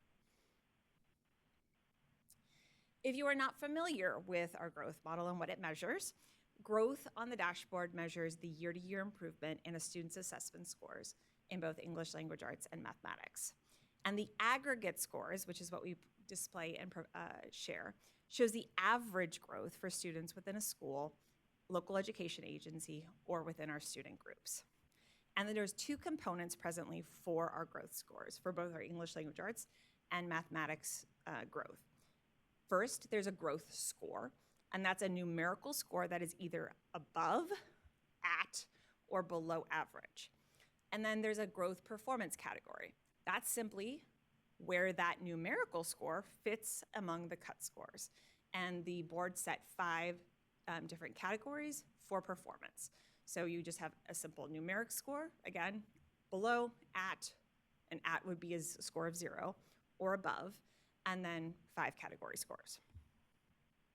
Those growth performance category scores, as set by the board last year, are minimal growth at 20.1 points below or fewer, moderate growth from 20 points below to 5.1 points below or fewer, average growth from 5 points below to 4.9 points above or fewer, accelerated growth being from 5 points above to 19.9 points above or fewer, and then exceptional growth being more than or equal to 20 points or above. And this is what it looks like on the 2025 dashboard on the front page. So all LEAs and schools that have students in grades 4 through 8 who took the CASP, and only the Smarter Balance test, I should say, not the alternative assessments. Alternative assessments are not included within our growth scores. So any schools or districts that had students who took those Smarter Balance score tests within grades 4 through 8 had a card like this displayed on their front page of their dashboard. It showed the performance category in those very 90s graded colors at the very top based on the growth score. So those categories I just showed you. So in this example, you can see that it was on average. There was an equity report that displayed the distribution of student groups at that school or LEA, right, among those 5 categories of growth. And then additionally, there was extra information that the board chose to add to the card, which was the percent of students who improved their score from the prior year. So that is simply a calculation of students whose score improved by 1 point or more from the prior year. Now, what would it mean for growth as a full state indicator? Well, on the front page of the dashboard, again, it would not be in the for informational purposes only section. It would be included in differentiated assistance, and again, it could be included in CSI, ATSI, and TSI if asked for and incorporated within a modification and amendment to our SSD plan. So therefore, your charge today, again, is to consider and provide discussion and feedback on whether you would like to see both English language arts and mathematics growth as full state indicators on the 2026 dashboard. Now, Corey, I will leave it up to you for time because we are not moving around the room on posters as far as brainstorming and feedback for this discussion. All right. So before we move into our conversation, are there questions on growth or science? Any clarification we need on either of those? You were very well spoken and clear. I will be remiss if we don't use our graphic organizers to collect pros and cons for both of these. So that is how we would like to receive your feedback.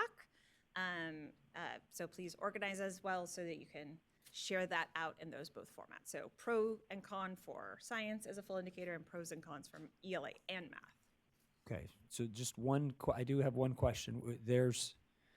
It says pros for adding or cons for adding. At some point we can say we're still in conversation of what, there could be some iteration of that, right? I mean, in the sense of saying add but don't do it here, or wait a year, or something along as we have those conversations, or is it a yes or no add, and if they do, here's good about it and here's bad about it with our feedback? Is up for this year. The board will be looking to add it this year. So it would be pros of adding it for the 2026 dashboard, cons against adding it to the 2026 dashboard. Okay, helpful. Okay, so let's take a couple minutes, have conversations, both science and growth, and then we will come back together and share out, and then we will be able to provide feedback.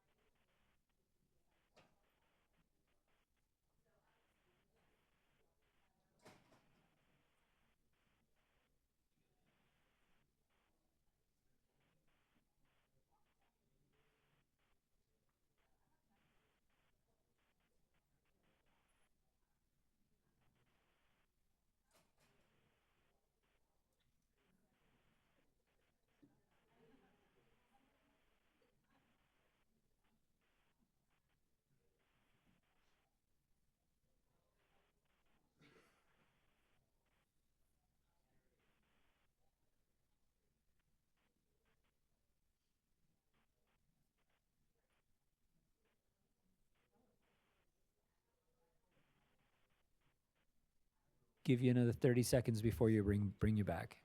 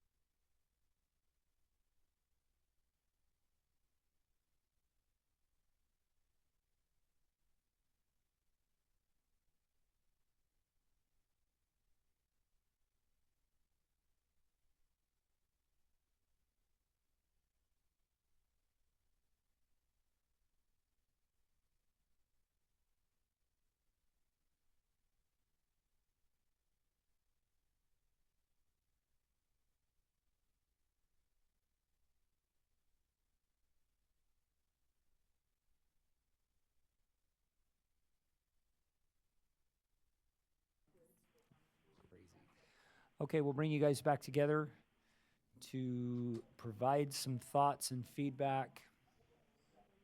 If we could. Did we have enough time to talk? Are you guys okay? You okay, or did you need more time? No, I know. Did you have enough time, or did you need more time? You're good?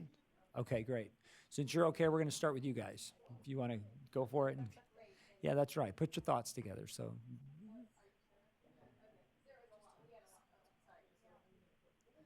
Okay, so we'll start over here with a little summary of their group. Go ahead. We had a lot. So we have some questions, and we both think that there's value in all of this information and that districts are utilizing it already to make changes. But so for me, or for our group, the science indicator as information is super helpful. I'm not sure about it becoming part of DA. Are we going to then add another subject? Are we gonna keep adding subjects for? I mean, I guess that's what it leans me into thinking that is the trajectory. And it's a very different way of calculating. So is that confusing to people who are trying to understand the dashboard? Because it's not the same as ELA or mathematics. So those are all things that are concerning. But I want to say that the information is super helpful and has actually given us the ability to prioritize science. And if that's what if that's what we're looking for is information that will help districts prioritize science as an area of need, then maybe we have what we need. So I think option 3, or the group also said option 4 if it did become an indicator, because that would give people time to get ready for that. Did I encapsulate that okay? Okay. And then for growth, would we then have both? Would we have growth and status and change?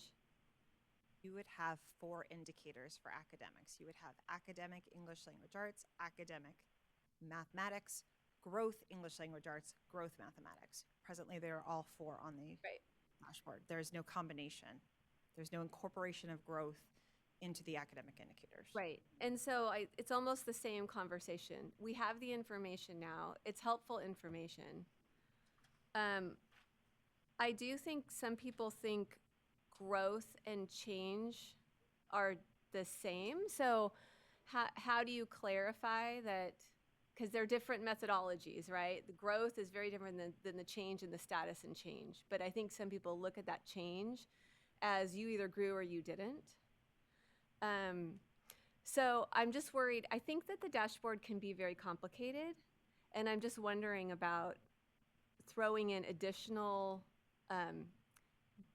DA qualifiers that when it's already somewhat complicated. We were saying, I don't remember what the CCI all are and like what is a plus and what's not and what.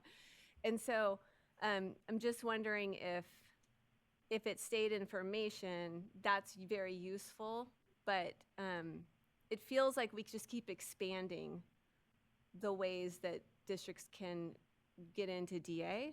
And I don't know that that's helpful. Maybe it is, but that's sort of my question is, are we making it so convoluted and complicated that it's going to be just a struggle to improve? Okay. Right here, thoughts? In terms of science as full state indicators, we did, as pros, we felt that it's a good opportunity for instructional depth, you know, looking at from K through 11th grade. And, you know, ELA and math are always getting the love, so it's nice for science to actually get some attention, some instructional attention. But the con is obviously when you start looking at accountability, now you'll start seeing that focus of a lot of schools falling into DA because it's a little too soon to get all that attention, because I think a lot of the districts will start seeing that it's too soon to become a full state indicator. So maybe a little time, a year, maybe to wait to give some schools and districts some time to fully embrace that science is now an area where they will be held accountable for. And for the ELA and math growth as full state indicators, I think it's a fantastic opportunity for our schools to see the progress from year to year, not just the change, but also that growth from year to year for not only for schools, but for parents to be able to see and to understand that data. Thank you.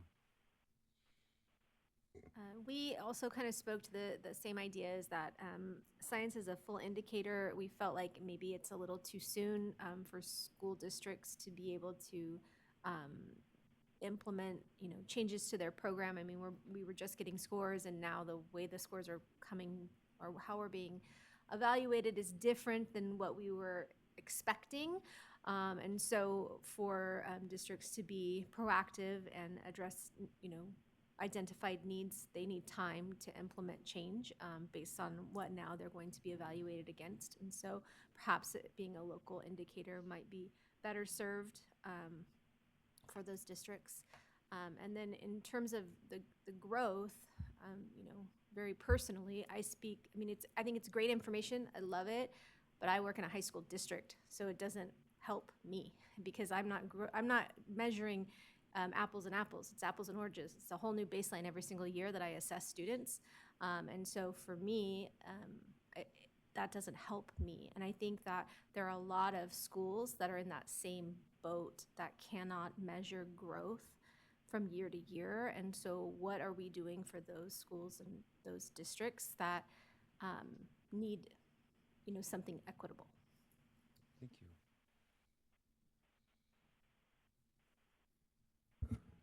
So for us, we were talking a lot about, well, both, but science as like a full state indicator. Some of the pros was something that was brought up earlier, right? That we can now equally love science, and because ELA and math always like get the love. And then the other thing too is by making this like an indicator, will it make it more like now more pushing for that support in schools, especially those with like highest needs who oftentimes get undervalued when it comes like having accessibility to like rigorous or supportive of science. And then one of the kind of the big cons we were just talking about is like just in comparison like to ELA and math, science is not tested every year. There's only like fifth, eighth, and like high school as well. And so it's more like what are the considerations we would consider and like exploring like the supports for that. And then when it comes to the ELA math growth, we were in very much support in ensuring this was a full indicator because of the rigor, because of the commitment of excellence from the teachers and the schools to really demonstrate student achievement comes with growth. And I think the con would be educating the parents, school boards, and the outer community on the importance of growth to get to full achievement in a subject matter expertise area. Okay, thank you. And then I was gonna add as well, in our conversations about like why we were talking about like why growth could be the full indicator is because oftentimes like as a teacher or as like a principal, when you just see like red across the board for ELA and math and you just don't know where oftentimes like of the achievement, but versus having like a growth indicator, you can now start making those decisions of like, is it achievement or is it like we're making growth with our students and how can we best be more targeted in like supporting like our groups. And so coming from like that perspective of sharing just like by having like a growth indicator, though it is information, and I know we're going to talk later about the look of the growth indicator, but particularly having like that conversation to start going towards of like an asset-based like work when you're thinking about like what progress our schools are making for the long term versus just snapshots of the test they take in May. Thank you very much. So Babatunde had to leave for a previous engagement, but he asked me to share one of the things that his con for specifically the growth is coming from a parent lens. As was already said, it's confusing that you've got growth and you've got change on there, and so there needs to be there's there needs to be some clarification so that way parents understand it more along those lines.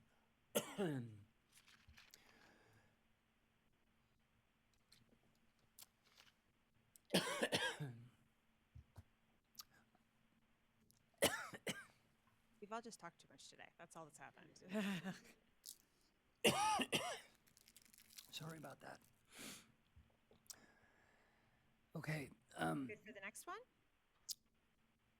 Is there any other feedback that we wanted to provide? Thank you very much. Now you're on to Activity Central with Katrina.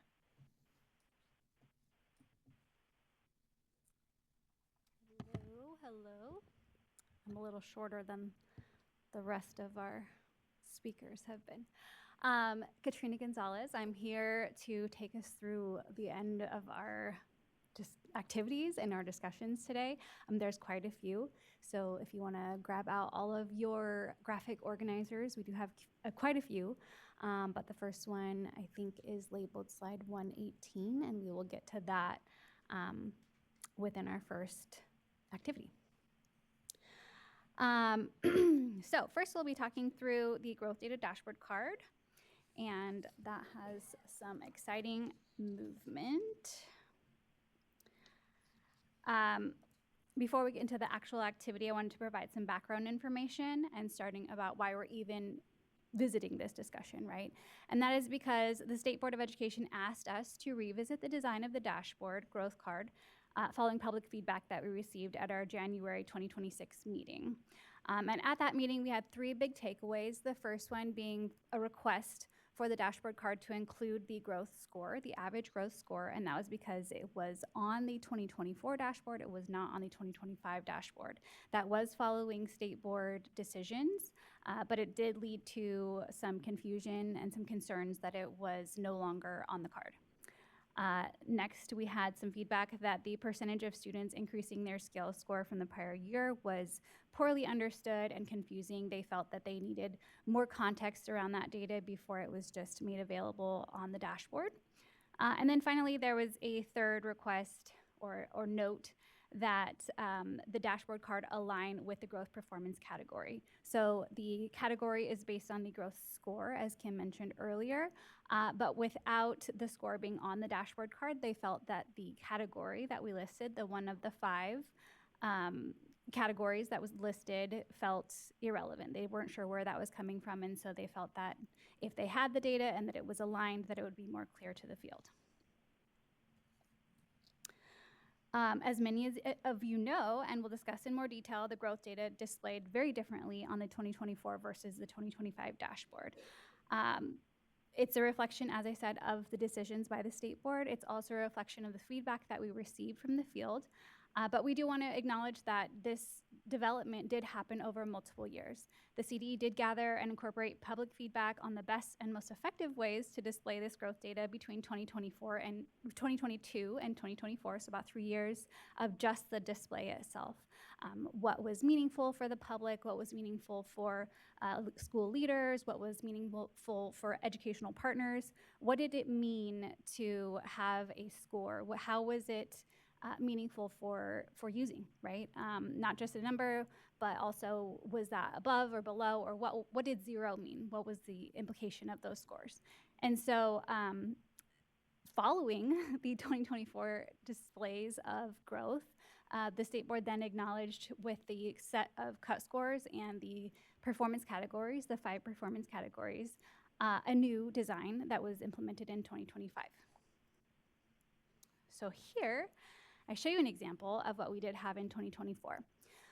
So this dashboard card incorporates a couple of different components. We have the average growth score, in this case, this purple box that says 6 points below. And then that was categorized into the 3 different categories that we had. This one is below typical, but they could have fallen into below typical, at typical, or above typical. And then beneath that, we have a sentence that described the growth so that it was easier to interpret. In this case, we said students in the all student group generally scored 6 points below the typical group growth of students with similar test scores in the previous grade level. So this was to help everyone to understand what this was. This was the first time we had produced growth on the dashboard, and it helped to inform what we'd be doing in the future. Moving on to 2025, we have the dashboard card here, which again, looks very different, right? So in July 2025, the state board modified the growth data card to exclude the growth score, and instead they adopted the 5 performance categories that we have right now. This one is listed as average, and then they added the percentage of students with improved scale scores from the prior year. That's that blue box that we talked about here. Beneath that, as with every other indicator, we have the equity report, which reports these student groups and where they fell within those 5 performance categories or levels on the other indicators. And then we have a few more details.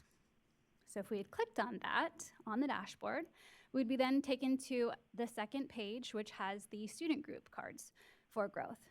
Here we see a very similar display where we have the student group at the top, then we have the performance level categories, between 1 and 5 of them. All of these happen to be average, so that's great. The small descriptor of the percentage of students who increased their score, and then we have the number of students that contributed to that growth score.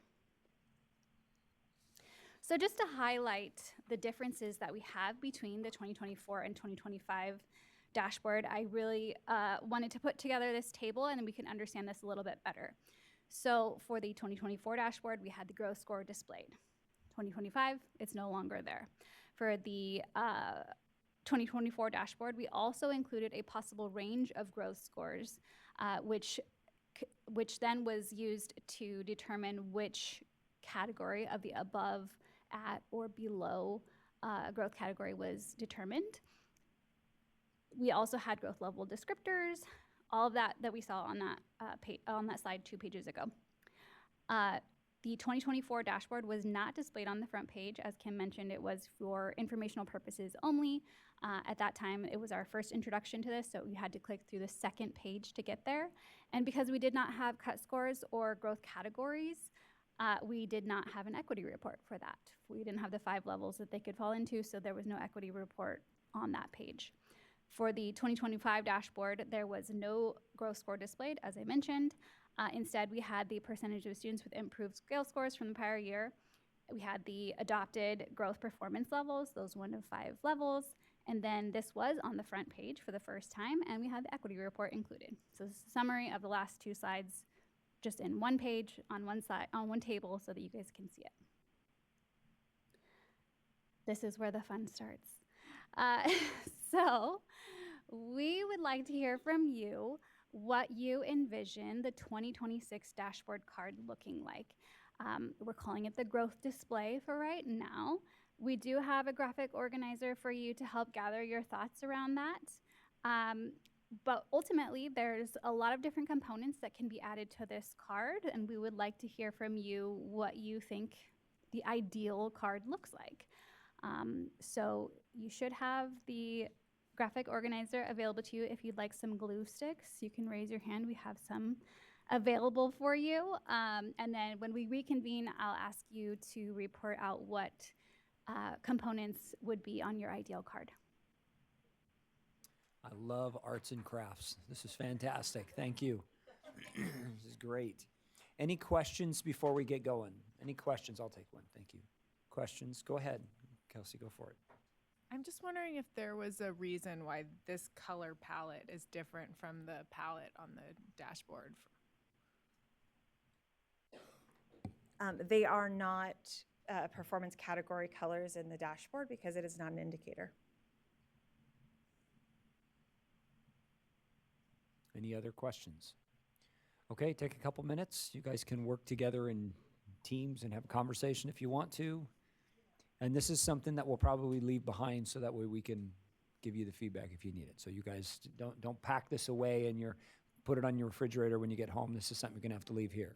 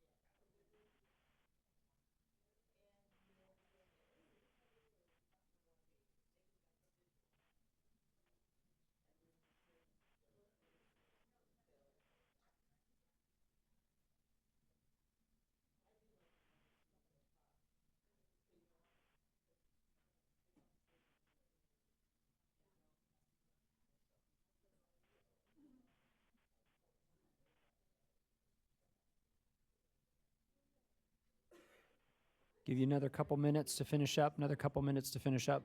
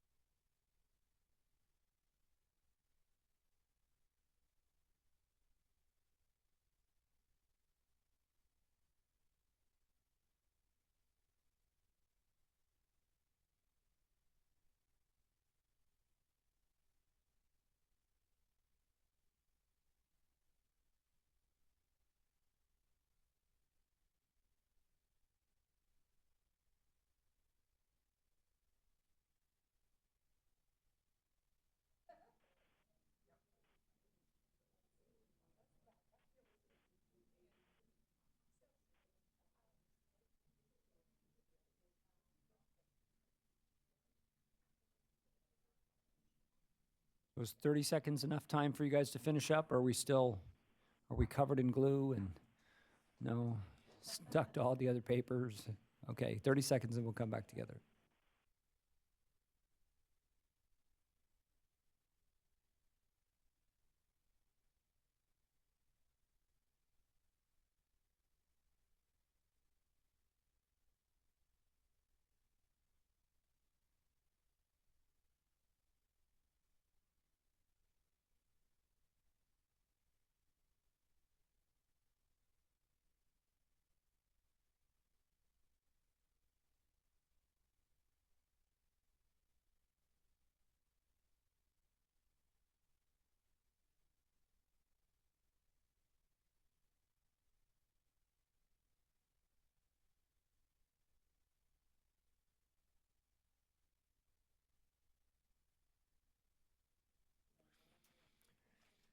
Okay, let's bring you back together if we can.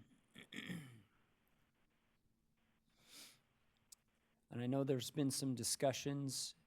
How would you like us to, do you want us to leave this here, have conversations about it? What's going to be most beneficial to you? I don't actually know that I'm allowed to collect anything. Okay. So I was hopeful that we do have the titles on the left-hand side. So at least if everyone could cover the titles of what they believe should be on the card, that would be helpful. Or speak generally is fine too. Got it. Okay, we'll start over here. If you guys want to start with some of the things you think would be most relevant.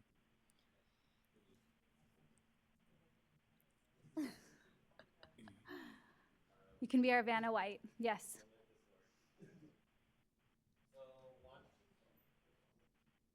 So I'm gonna try my best with Mike in this.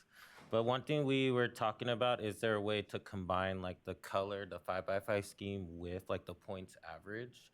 So like aligning it to like, whether it's an all student group or a specific group, it's like 2 points above average and it shows like the color scheme behind.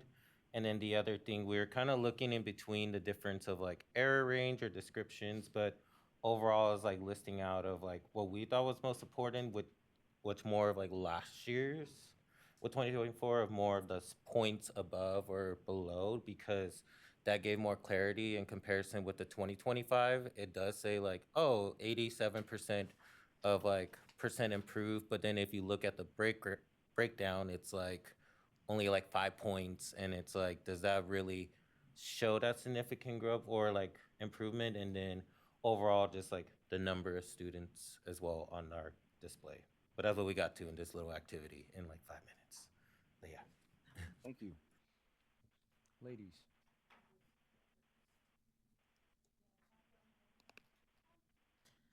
Sure, I think the idea that we discussed and we had in general was having the growth category display 2025 dashboard as the first at the top. For me, I was looking at more of the general information on the card itself, such as the number of students, the percentage increasing scale score description, and then the growth score. And then for the view more details, having more of those detailed descriptors in that details page. Anything to add? You don't have to, but just if you want to, please feel free. I'm a visual person, so I like mine sandwiched a little bit more. So I prefer it to have, you know, a number of students, number of percent that increased their score, then what the average was, and the growth, and then the equity at the bottom. I think it's important that that is very visual, because that's important. Those are important groups that we need to be sure that we're addressing, and I think having it as a very clear indicator on the card is important. I think our design is very similar to Joshua and Samara's, which is a combination of including the colors from 2025, but also the average growth score. And the colors make meaning for the equity report, which is also critical to include. We also thought that it might be useful for the public to have some kind of explanatory text around what they're seeing on the card as well to make meaning of it. Great. Thank you. Well, interestingly enough, we all sort of did it independently, and they're all different. So I think what that says is that different learners learn the information or look at it differently, right?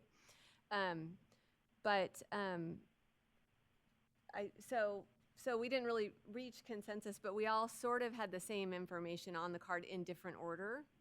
And so, and actually this one is exactly what you said, Jamie. I believe number of students, and it's kind of a funneling, and then the percentage, and then the average, and then the equity report. And did you guys want to add if you had something different, slightly different? But I think most of us picked these. Did we pick these 4 items? Yes. Yeah. Perfect. Right. And I think I think I heard in a couple times this idea of with the growth category display, adding the number or adding whatever that as opposed to just simply putting in the colors, that there is some type of description or something that has the number from the previous one. And then you heard that feedback. And then also just there's one thing that I also thought, this is when I look at this card and I look at the ones that are in there, this is talking about an LEA or a representation of the growth of an LEA and ELA, correct? It's not because it's not all the grades, but it doesn't say that anywhere on there.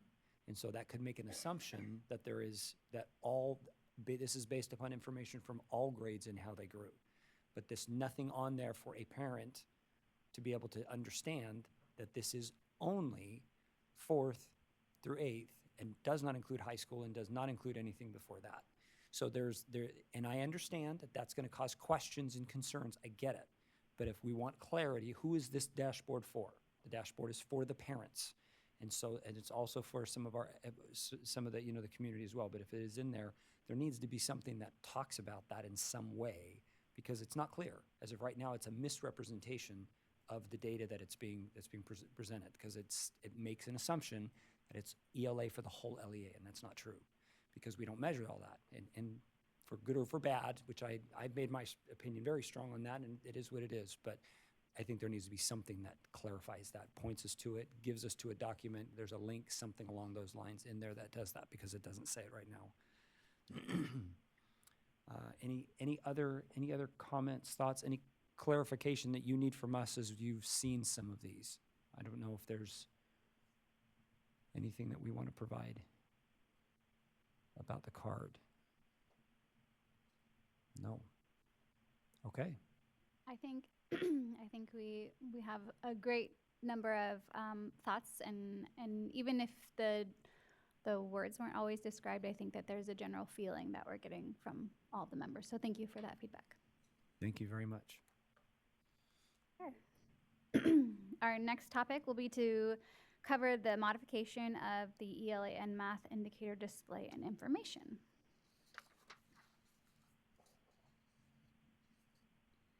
So we'll start out by pointing out that the ELA and the math indicator dashboard principles relevant here are principles 1, 8, and 11. If you'd like to review those later, you can.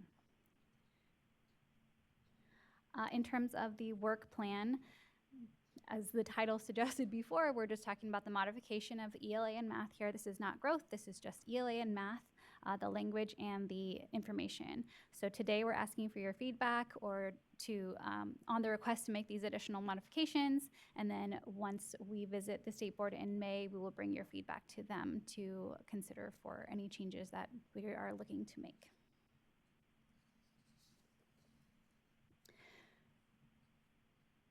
In order to understand kind of the different modifications that are being considered, we're going to break this into smaller parts. But this part right now is going to be talking about the smaller part of the work plan, which was that the state board tasked us with investigating modifying the ELA and math achievement language and the addition of the CASP levels onto the dashboard. So first, we're going to visit the distance from proficiency standard.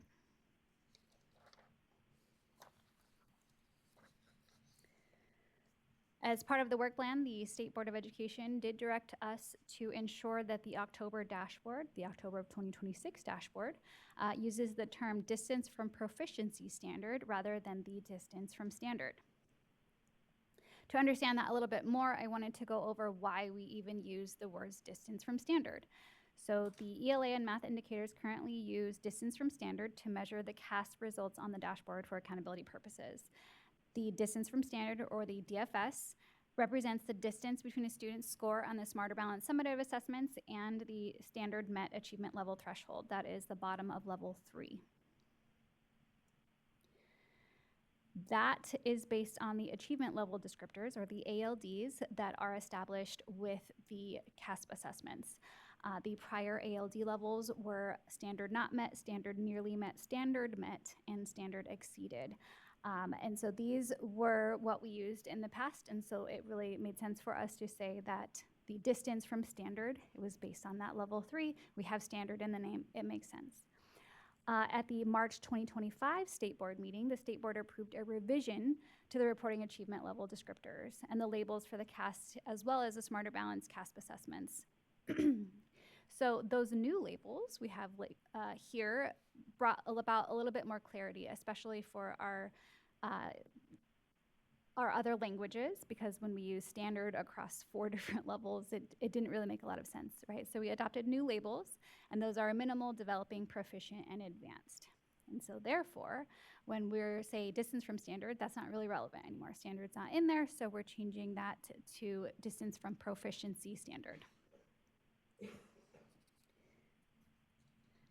That's where we're at with this part of the item. If we have any feedback or questions about this change, I'd like to take that from you now. I don't know that we need to go into full discussion mode, but maybe if you have questions first, any clarification questions before we offer any feedback or thoughts on this? I have one question. Why does it need to be proficiency standard? Why could it not just be proficiency? I think for continuity of language, because it is something that we have established, the board is also considering changing the metric in 2027 to have a positive association. And so the more we change things and create confusion for the field, I think we're trying to avoid that as much as possible. We're changing something at this one, so we had the old one, we have the new one, we're going to have a new one in 2 years. So that's going to cause confusion no matter what. So Absolutely. I don't know. Any thoughts, comments, feedback? I would just echo that. It really jumped out at me that the word standard does not seem necessary in there and may actually cause more confusion unless you're really in the weeds of following the evolution of labeling at CDE. So I would Yeah, I do not see the need for that. I think that it sounds wordy. And if you're looking at the actual, as long as we're keeping it at that level 3 is where we're measuring it from, then that's where we're approaching and that's where it is. So, but then again, I think that's maybe just a couple of opinions. Please. I would agree with the proficiency only is clear enough. And I agree too, because in speaking from the teacher perspective that meets with parents, when we sit down, they want to know, is my student meeting, are they proficient in math? And they understand that that proficiency is based upon performance in a group of standards. So when you say proficiency standard, a lot of them are saying, well, which standard did you measure? So are they proficient in third grade math? And so I think removing the label of standard will help, because they're starting to understand what it means to be proficient. Any other thoughts, comments? Okay, thank you. Okay. The next part of our discussion will be looking at the work plan for displaying the CASP levels on the dashboard. So as part of the 2026 work plan, the State Board has directed us to ensure that the 2026 dashboard displays trends in student performance at all 4 performance levels, as well as a link to the LEA or school's CASP performance page. So I wanted to point out that this information is already available on the CASP test results webpage. You can go there and see which levels students are performing at in terms of what the assessment results are reporting. This would be different. And so I did want to point out the differences here between the CASP reporting webpage and the dashboard. So this would be a new reflection of what we are reporting on the dashboard and where those students are falling that we include on the dashboard. So in terms of those differences, there's quite a few differences, but the big ones that we wanted to point out is that the CASP includes all students who have completed the assessment. So the dashboard is reporting valid test takers, and if you're familiar with the dashboard, there's certain rules that go into what makes a student valid. We remove certain students, for example, English learner students who have been enrolled in the US for less than a year when they're taking the ELA assessment. That doesn't happen on the CASP reporting webpage. They are reporting all of the students who took the assessments, and so it will look different in that case on the dashboard.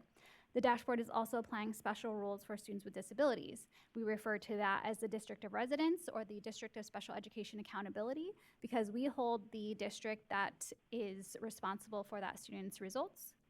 We hold the student's score to that district. So that does not happen for the CASP results. That is something that happens on our end, and we are moving them because that is where the funding ends up for that student. The dashboard also combines, and this one is really important, the performance of the ELA and Math Smarter Balance Summative Assessments, the SBAC, with the California Alternative Assessments. So on the CASP webpage, you have to go to 2 different web pages. You can see the CASP results for the Smarter Balance, and then you can click on another page to get the California Alternative Assessments. We are combining both of those on the dashboard for one score for the school or LEA, and so that will be a huge difference, and that will look different when we go to report the levels and where they land. Finally, the dashboard uses different inclusion criteria for accountability. Like I said, how we determine valid is different, and so those scores will look different. I wanted to make sure that we understood that. It's not a repeat of the report that happens on the CASP page. It would be unique to the dashboard. In terms of what those reports actually look like, we did provide an example here. So we have the CASP reporting web pages here.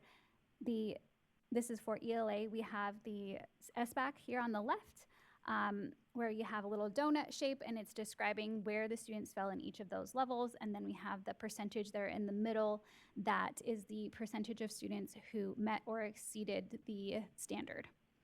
Then you have the same kind of look that you have for the California Alternative Assessments. There's only 3 levels here, but it's still in that donut shape. And you have the percentage of students that met level 3 for the ELA. On the dashboard, we only have one, right? That's what I described earlier.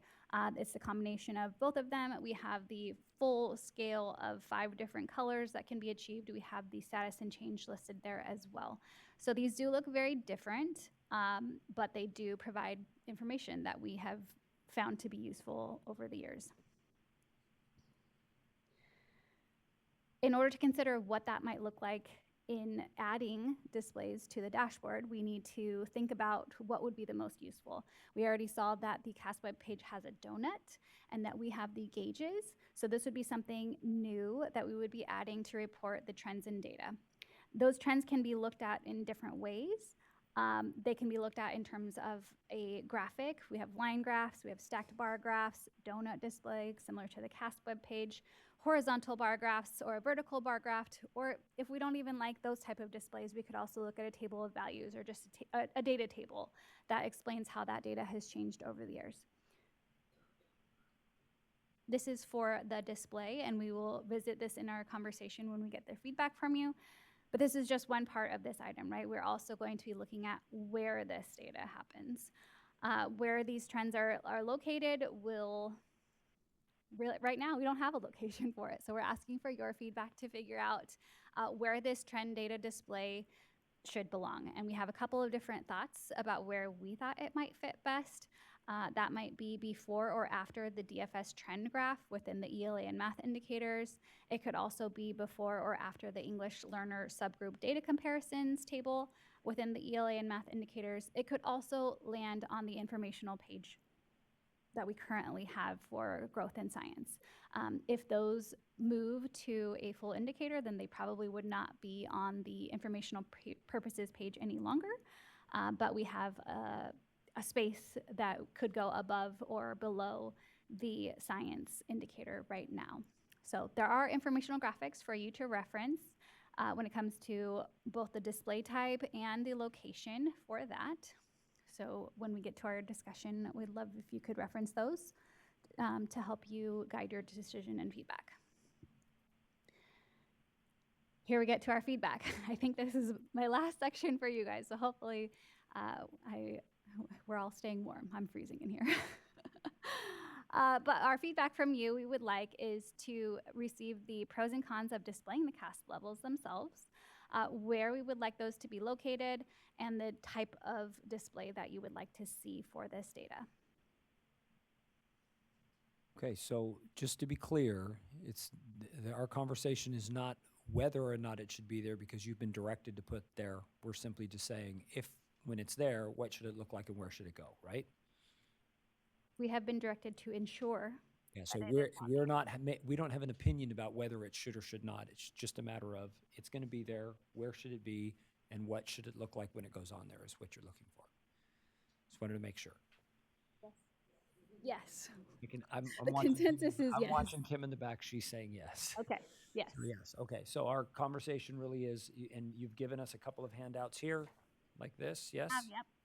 And so Informational use those graphics. in conversation for where they will go. Any questions? Clarifying questions before we go? Okay. Take just a couple minutes and let's do that, and then we'll talk.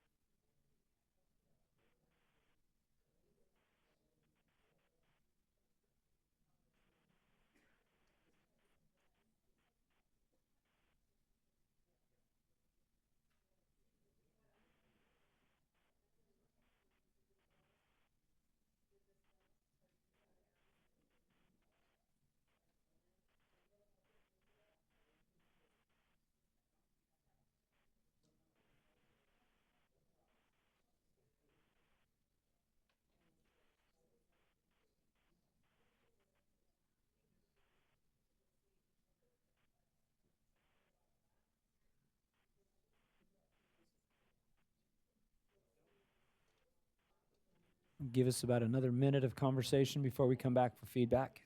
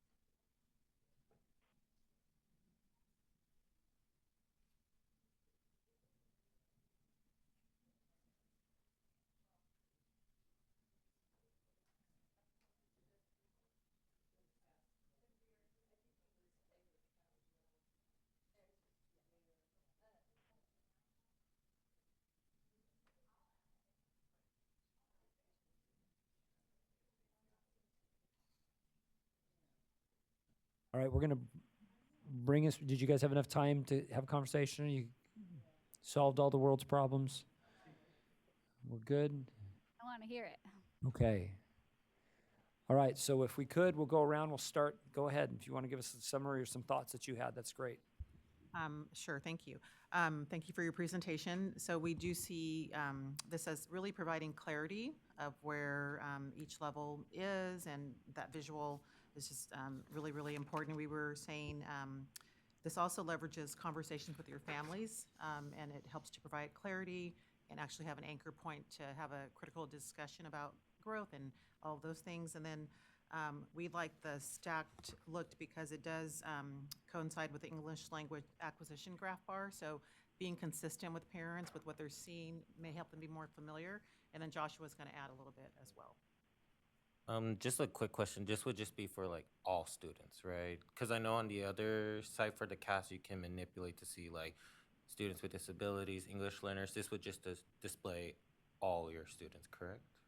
We don't have that determination yet. I think at the very least, yes, it would be all. We don't know. We don't have the capacity to click through and decide on the dashboard. That's not something from an accessibility standpoint that we're allowed to do. So if we did report it for all student groups, it would be 14 different tables or graphics. But for now, I think the conversation is around for the all student group. Yeah, and then the other thing we were saying display-wise, either the stack bar, because I know if it's on the same page, like with math and LP, it'll align with the LP structure, or if you're trying to still create familiarity, the donut graph from that side onto that. So, thoughts? Kind of agreed on the donut. We liked the donut, but it was just the placement of it, because for a family, and I'm thinking under the lens of our multilingual families, this could be very confusing and overwhelming, and what does all of this mean? So making sure that it's placed in an area that it makes sense to families is something that we were kind of continuing to talk on, and what the purposes of making sure that this is on the dashboard, you know, what the whole thought behind all of that. So that's kind of where we were, but we really liked the donut and the breakdown of percentages.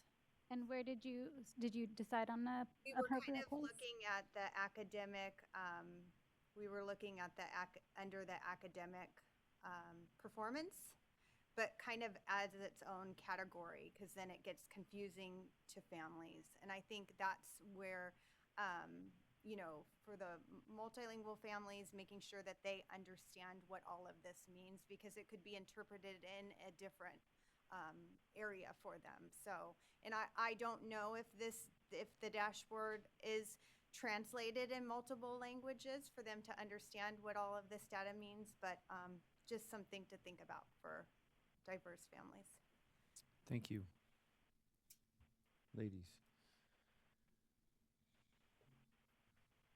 We also like the stack bar chart with the data labels because it has the added benefit of showing change over the performance over multiple years for comparison.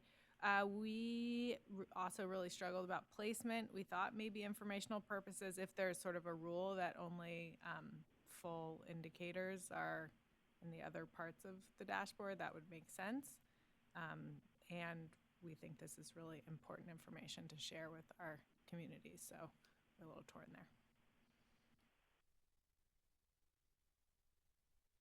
So we liked the stacked bar, graph one. It was interesting that the level 4 is at the bottom of the stack because we also like the data table, but the sequence is flipped. So just consistency would be important. I really found it hard to read the donut display with the 3 years.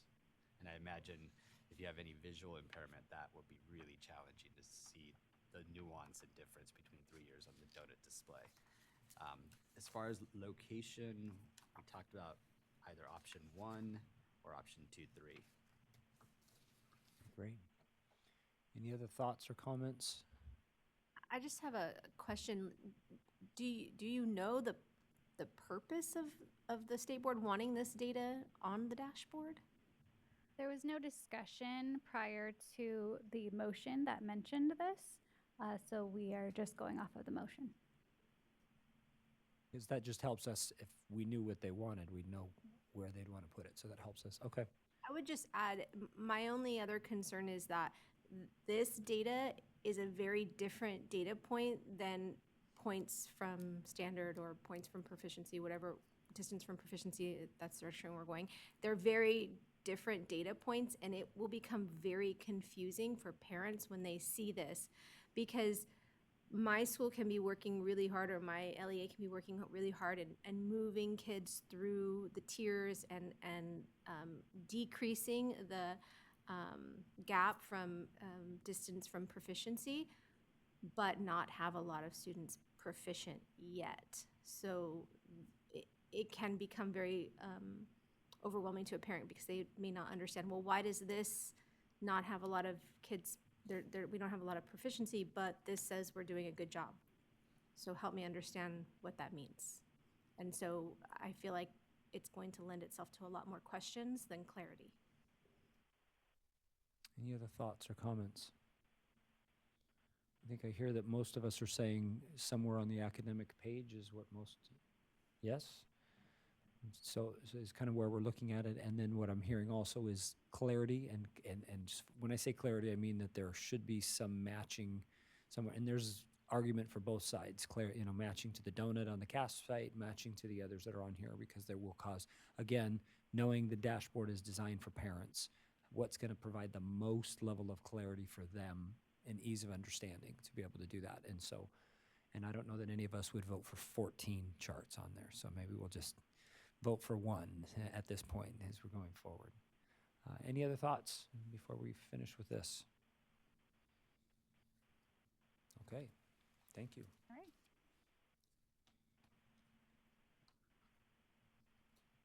And I think that concludes, or Kim, do you have one more thing?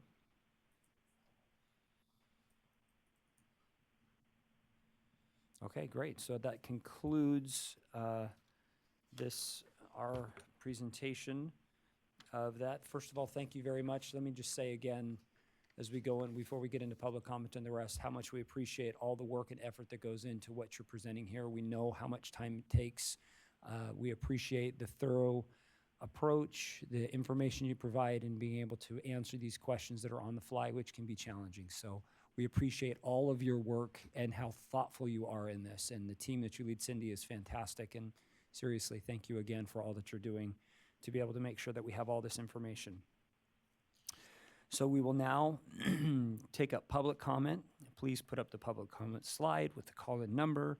Members of the public wishing to provide comment on this item may do so by calling the number on the slide. You will be notified when it is your time to speak. We encourage you to please state your name and affiliation for the record. Please remember to turn down the speaker volume of your computers if you are following the live feed. Speakers will be limited to 1 minute each. Is there anyone in the room who wishes to make public comment? There are 3 people signed up for in-person public comment. Please remember to state your name and affiliation for the record when it is your turn to speak. Will the following people please line up at the microphone at the back of the room? Natalie Shin, Lindsay Tortori, and Leangela Reed.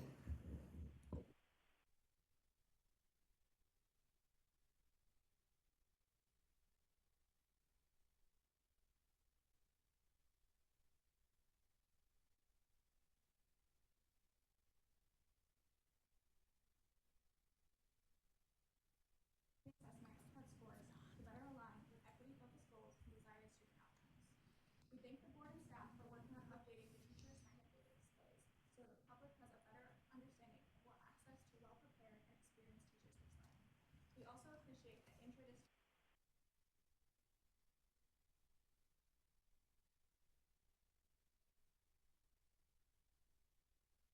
We're gonna hold you just for 1 second. We can't hear you.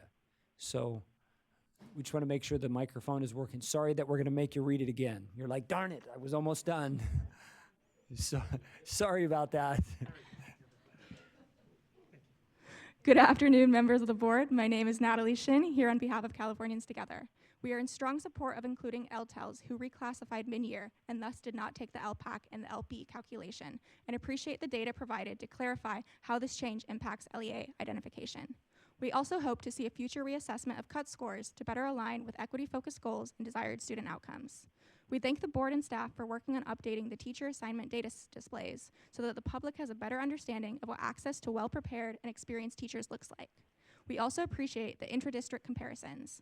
As these continue to be updated, we request that these displays specifically compare schools with high versus low concentrations of unduplicated students. Finally, we are also in support of the science and growth indicators, but suggest that English learners and reclassified students be separated within the growth indicator to better capture LEA progress. Thank you.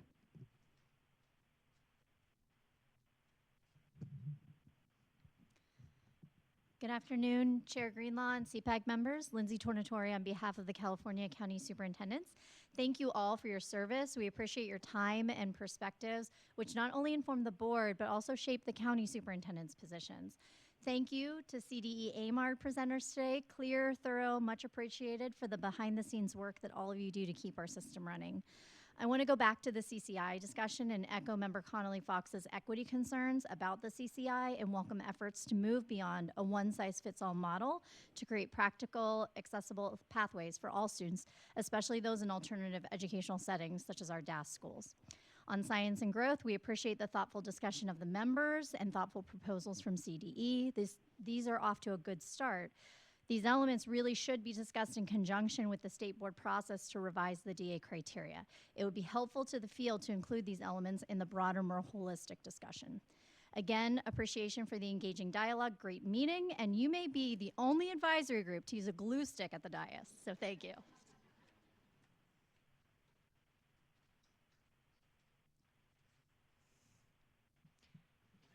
Good afternoon, Leangela Reed on behalf of the Small School Districts Association. I don't think I could say it better than Lindsay did, but I do want to echo her comments relative to the CCI around growth and science and that it be part of the larger conversation. I think this is something we're still trying to figure out how it fits in the picture. Also really appreciate the conversation relative to being all-inclusive and the more students that we can get engaged, the better, however we do it. And we really need to put some focus on our DOS students as well. Finally, I want to do a special thanks to Chair Greenlaw and the members of CPAG. It was an incredibly engaging conversation. It was thoughtful.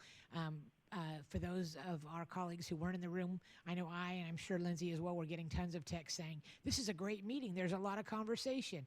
we need to hear from you so that we can pass it on, and it helps everything be better policy-wise. And finally, I'd like to echo Lindsay's comments relative to AMAR and their tremendous work that they've put in. For those of us who sit through the board meetings and see their 462-page slideshows, the time, the thoughtfulness that they put in is amazing, and it shows in the work that you all are doing and that they're doing and the way that they serve the students of California. Thank you.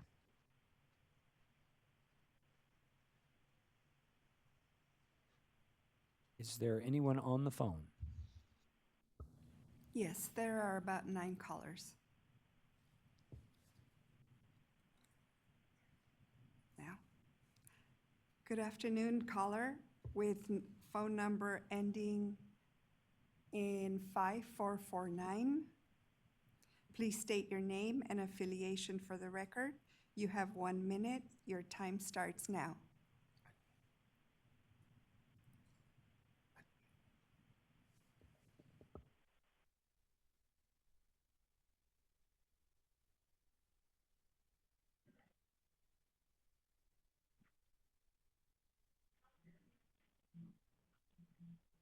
Caller, your time starts now. Thank you. Good afternoon. I'm Dr. Allison Garland, Assistant Superintendent of Educational Services for the Redondo Beach Unified School District. I'm speaking to advocate for the recognition of both AS and A-level Cambridge Advanced coursework within the CCI. Our Board of Education recently approved both AS and A-level courses beginning in the 26-27 school year. Cambridge Advanced offers both AS and A-level courses. Both are rigorous, both foster deep subject matter understanding, and both are widely recognized by institutions of higher education. AS level courses are exam-based, internationally benchmarked, and often equated to 3 to 4 units of college credit, representing meaningful academic achievement. Including them expands access, supports program growth, and more accurately reflects student readiness as a validated step toward college preparedness that deserves recognition within the CCI. Thank you for your time.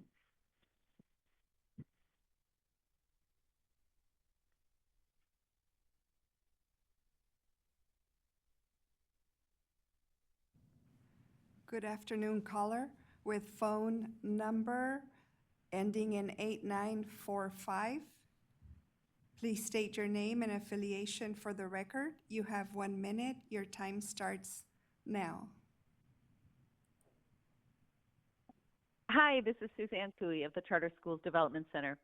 For differentiated assistance, use growth scores in combination with the existing ELA and math indicators to tap LEAs that are not only low level, but also low growth. Regarding the display, January State Board discussion indicated it was not their intention to replace growth scores with the new percent improved piece. Growth scores need to go back on the 2025 dashboard.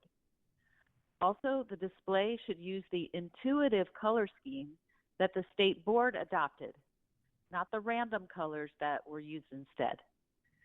Please see the mock-up dashboard card in our public comment letter for elements that strengthen interpretation of growth scores. Finally, school context is so important in school accountability and to treat administrators fairly. There are great ways to achieve this. That's the conversation that we should be having. Okay, caller, time. We need that depth You're to out get of it right. time. Thank you.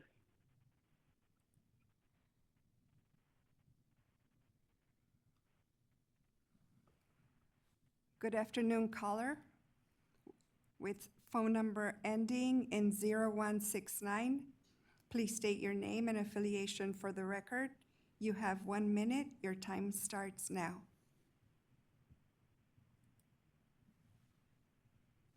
Good afternoon. I'm Dietrich Hall, principal of Alliance College Ready Middle Academy number 12 in Los Angeles. I'm speaking in regards to the growth indicator. We serve currently over 90% socioeconomically disadvantaged students, with over 25% of our students being English learners. Our DFS may not be yet above state, but our growth scores are significantly above. Our students and staff are working hard every day and really working to improve student outcomes. Growth scores should be a full indicator and shouldn't matter in school accountability. I think the growth model is the most fair representation in middle school, as that's what we have the most control over. We can't control how close to standard students enter, but we should be held accountable for the improvement that occurs once they join us. Thank you. Okay, next caller with, oh, I'm sorry. Okay, we're going on to the next one. Next caller with phone number ending in 5284. Please state your name and affiliation for the record. You have 1 minute.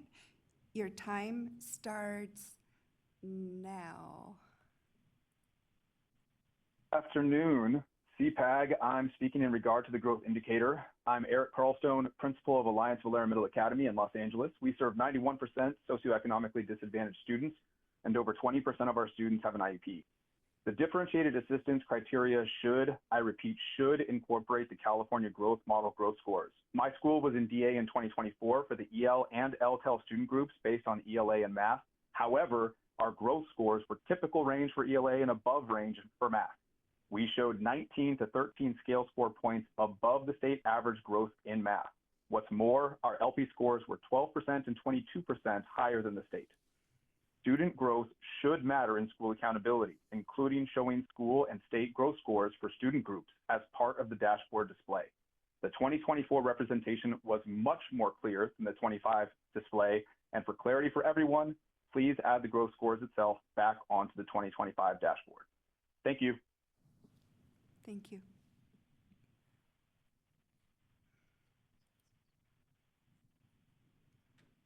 Okay, good afternoon, caller with phone number ending in 8256. Please state your name and affiliation for the record. You have 1 minute. Your time starts now. Hi, this is Robert Manwaring from Children Now. I wanted to talk about the student growth model. There's a reason that 48 other states include growth in their accountability systems, and it is the single highest weighted indicator across those states.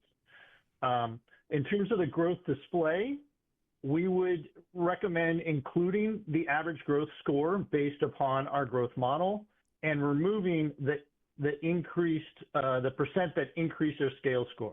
To increase your scale score, typically a student needs to have 30 points of growth to stay on track with grade level. 1 point of growth gets you into this increased scale score. It's a very misleading number. Finally, wanted to comment on the CCI. We've added up to 11 additional indicators since the performance standards for the CCI have been set. It is much easier to demonstrate college and career readiness with all these additional indicators, yet we haven't readdressed the performance standards. We recommend resetting those standards. Thank you.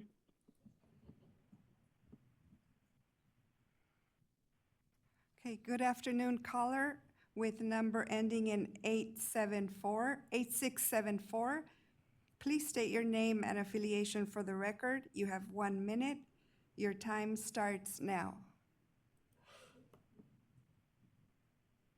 Good morning, Rachel Murphy with Public Advocates and the LCFF Equity Coalition.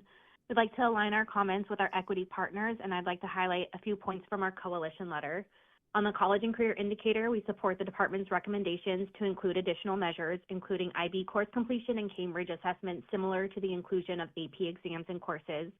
We uplift our previous request to modify the indicator to measure student preparedness for both college and career, not one or the other, and at a minimum, separately report on the number and percentage of students who met the college readiness requirements, career readiness requirements in both.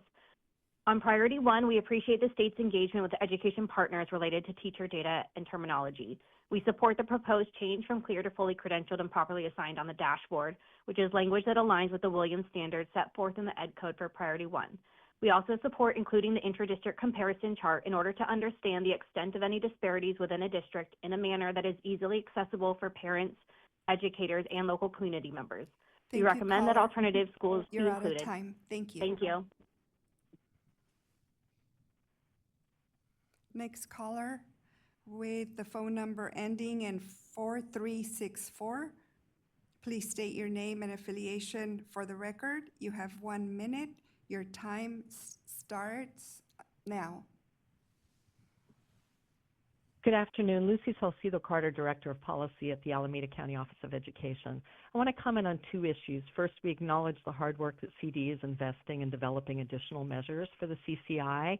However, we want to echo concerns that the CCI does not include enough ways to measure court and community school, career college success, or to highlight our educators' efforts. Our students are often with us for only a short period of time. Measures such as mini apprenticeship, short-term certificate completion, and completion of single courses would help highlight these students' successes. Secondly, I want to state that although we recognize the need to strengthen STEM outcomes, we are opposed to making the science indicator a full indicator on the dashboard.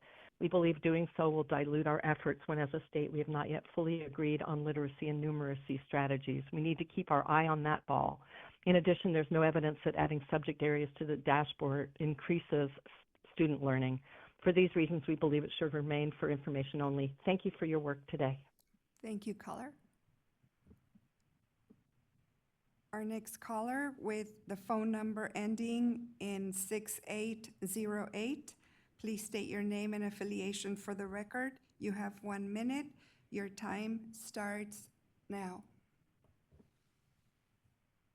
Hi, I'm Anna Hurst, the school founder of Libertas College Prep, a high-performing charter middle school in South Los Angeles. 92% of our students qualify as low income and 30% are English learners. My key point is that using growth scores should be a full indicator on the dashboard. It puts good schools at risk when it's not included as an equal indicator on the California dashboard. I'll give one clear example very quickly.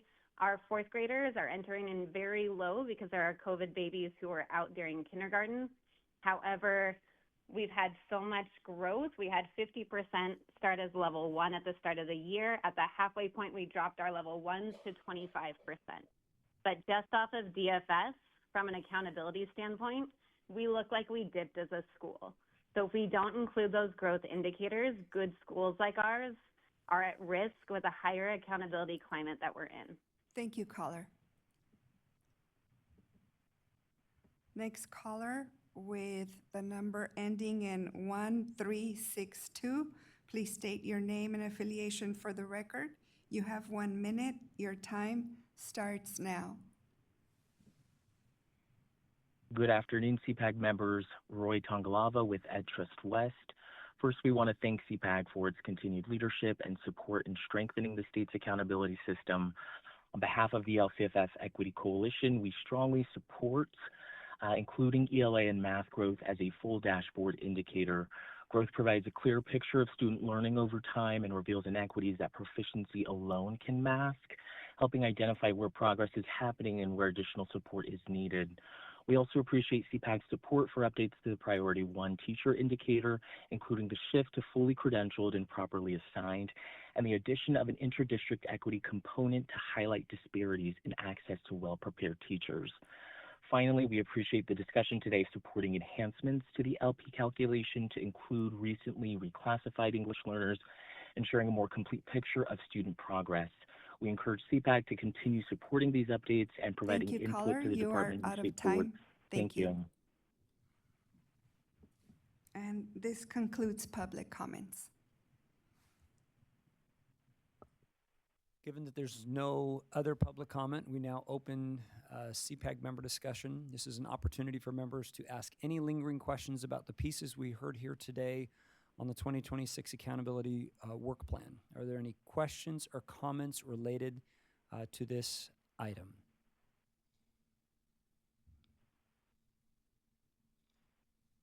Please. For me, I'm just thinking about like what we just heard from public comment, and I know as an advisory board, we had concerns about what the rollout may look like in terms of like our LEAs. But one of the things I'm thinking a lot from hearing from that was the indication of like growth being like in full indicator on the dashboard, and based off of the input, and especially thinking about like if we're here for like parents and the students and like even our communities, like thinking of like what, like more thinking about like if we're pushing this like for the upcoming year, like what are the steps that maybe we would need from like SBE, or even just thinking about like to make this effective, because based off of just hearing it and like just thoughts of like it does seem that like folks do want to push for a growth indicator, but that's just kind of like what I'm taking it after that. Thank you. Other comments, questions? Please. I just wanted to thank you, Corey, and state board staff and CDE for being really responsive, I think, to comments during our last meeting about some small changes to the structure to get more clear on what our recommendations are during each meeting, to provide more time for us to have discussion with each other. I feel like this meeting felt notably improved in that way, and so thank you all very much for that. Reflection of all of you, so thank you all for that. Any other thoughts, comments?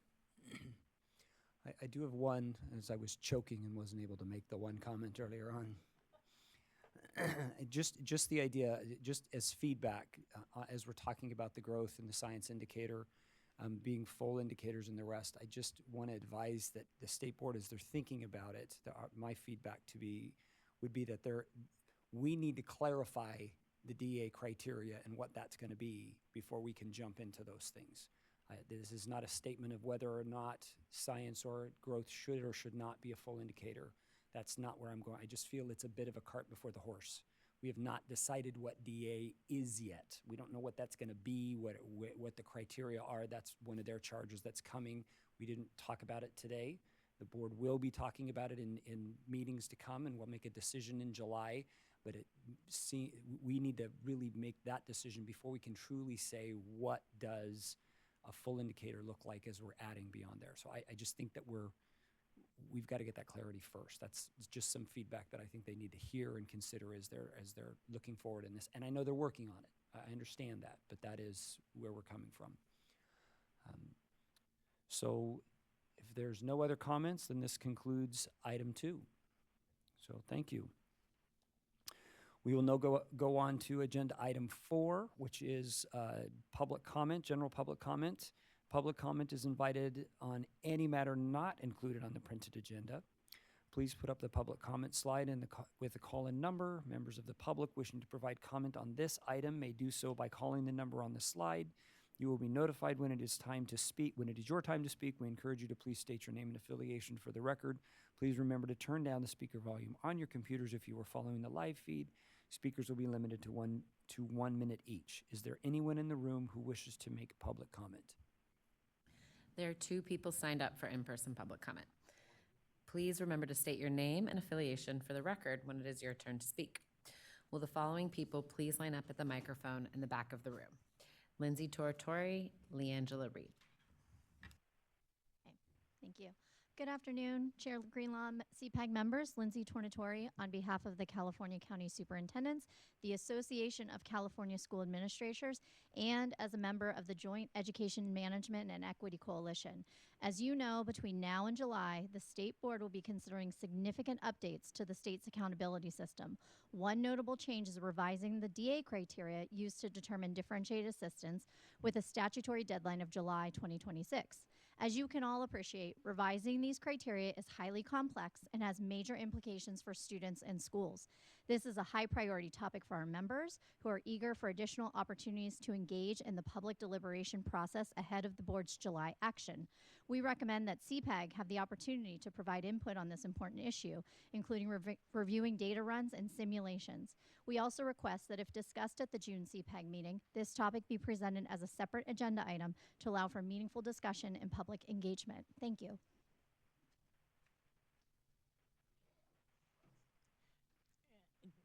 Good afternoon, Mr. Chair and members of CPAG. Leangela Reed on behalf of the Small School Districts Association. I'd like to underscore the comments by my colleague from the California County Superintendents Association and really urge, and we look forward to the board, to the committee getting to hear feedback on the larger DA issue at the June CPAG meeting.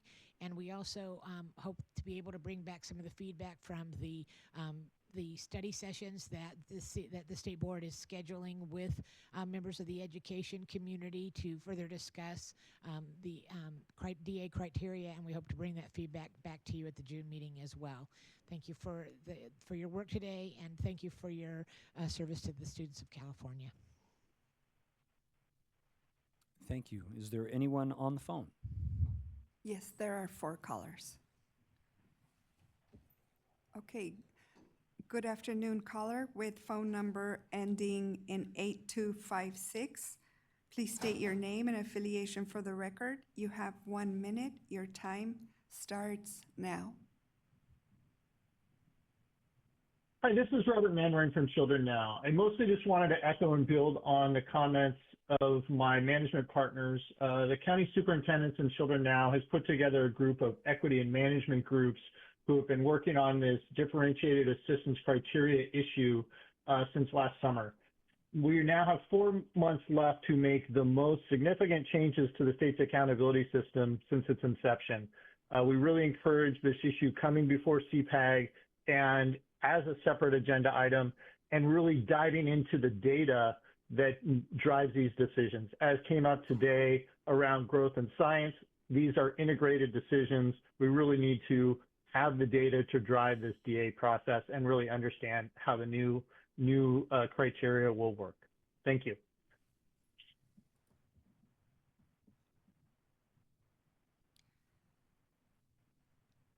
Next caller with phone number ending in 1362. Please state your name and affiliation for the record. You have 1 minute. Your time starts now. Good afternoon, CPAG members. Roy Tongalava with Edtrust West. As the state board works to update how districts are identified for differentiated assistance this year, we want to raise a concern with the state budget proposal, which would remove all statutory requirements, including clear expectations to focus on student subgroups and achievement gaps.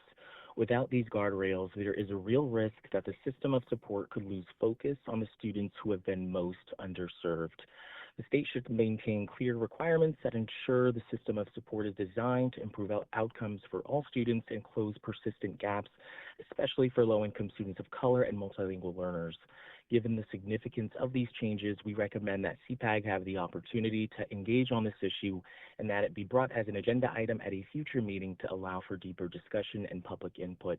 Thank you. Thank you. Next caller, good afternoon. With the phone number ending in 6647, please state your name and affiliation for the record. You have 1 minute.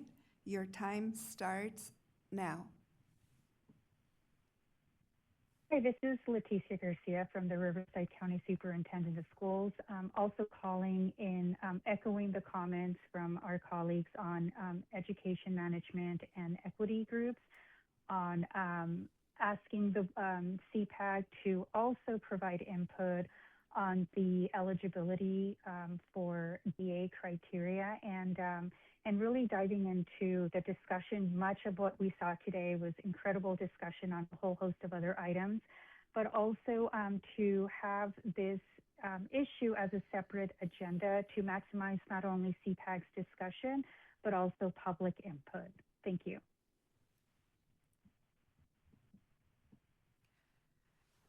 Good afternoon, caller with phone number ending in 8674. Please state your name and affiliation for the record. You have 1 minute. Your time starts now. Good afternoon, Rachel Murphy with Public Advocates and the LCFS Equity Coalition. I just want to echo the comments from our equity partners and the ed management groups requesting that CPAG discuss the differentiated assistance criteria update at the June meeting before the state board's July deadline. And we further ask that CPAG hear this issue as a separate agenda item in order to maximize public engagement. Thank you. Next caller, good afternoon with the phone number ending in 8945. Please state your name and affiliation for the record. You have 1 minute. Your time starts now. Hi, this is Suzanne Cooey from the Charter Schools Development Center again. I wanted to just acknowledge that I do also like the meeting format. I just was really confused because I thought this was an action item, but then there was no vote on action. And I think at the state board meetings, they'll run through each item again and be very clear about what the action is and the recommendation from CPAG so that it's clear. I know there was sort of a consensus, but it was still like not really a formal action.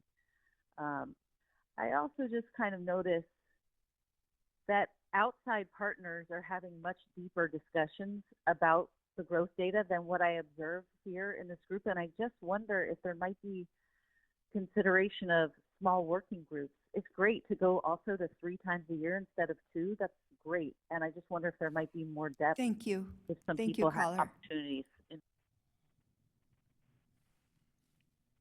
This concludes the public comment. Okay, thank you very much.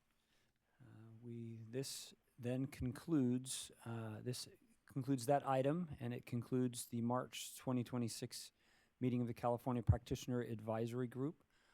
Thank you again for your time, attention, for the conversations that we had, and for the real deep thinking that we were doing around these items. It is important, and it does make a difference. It makes a difference for our teachers, for our schools, and most importantly, our kids. So appreciate you being here, and please travel safely as you go back. And we adjourn the meeting today at 2:23.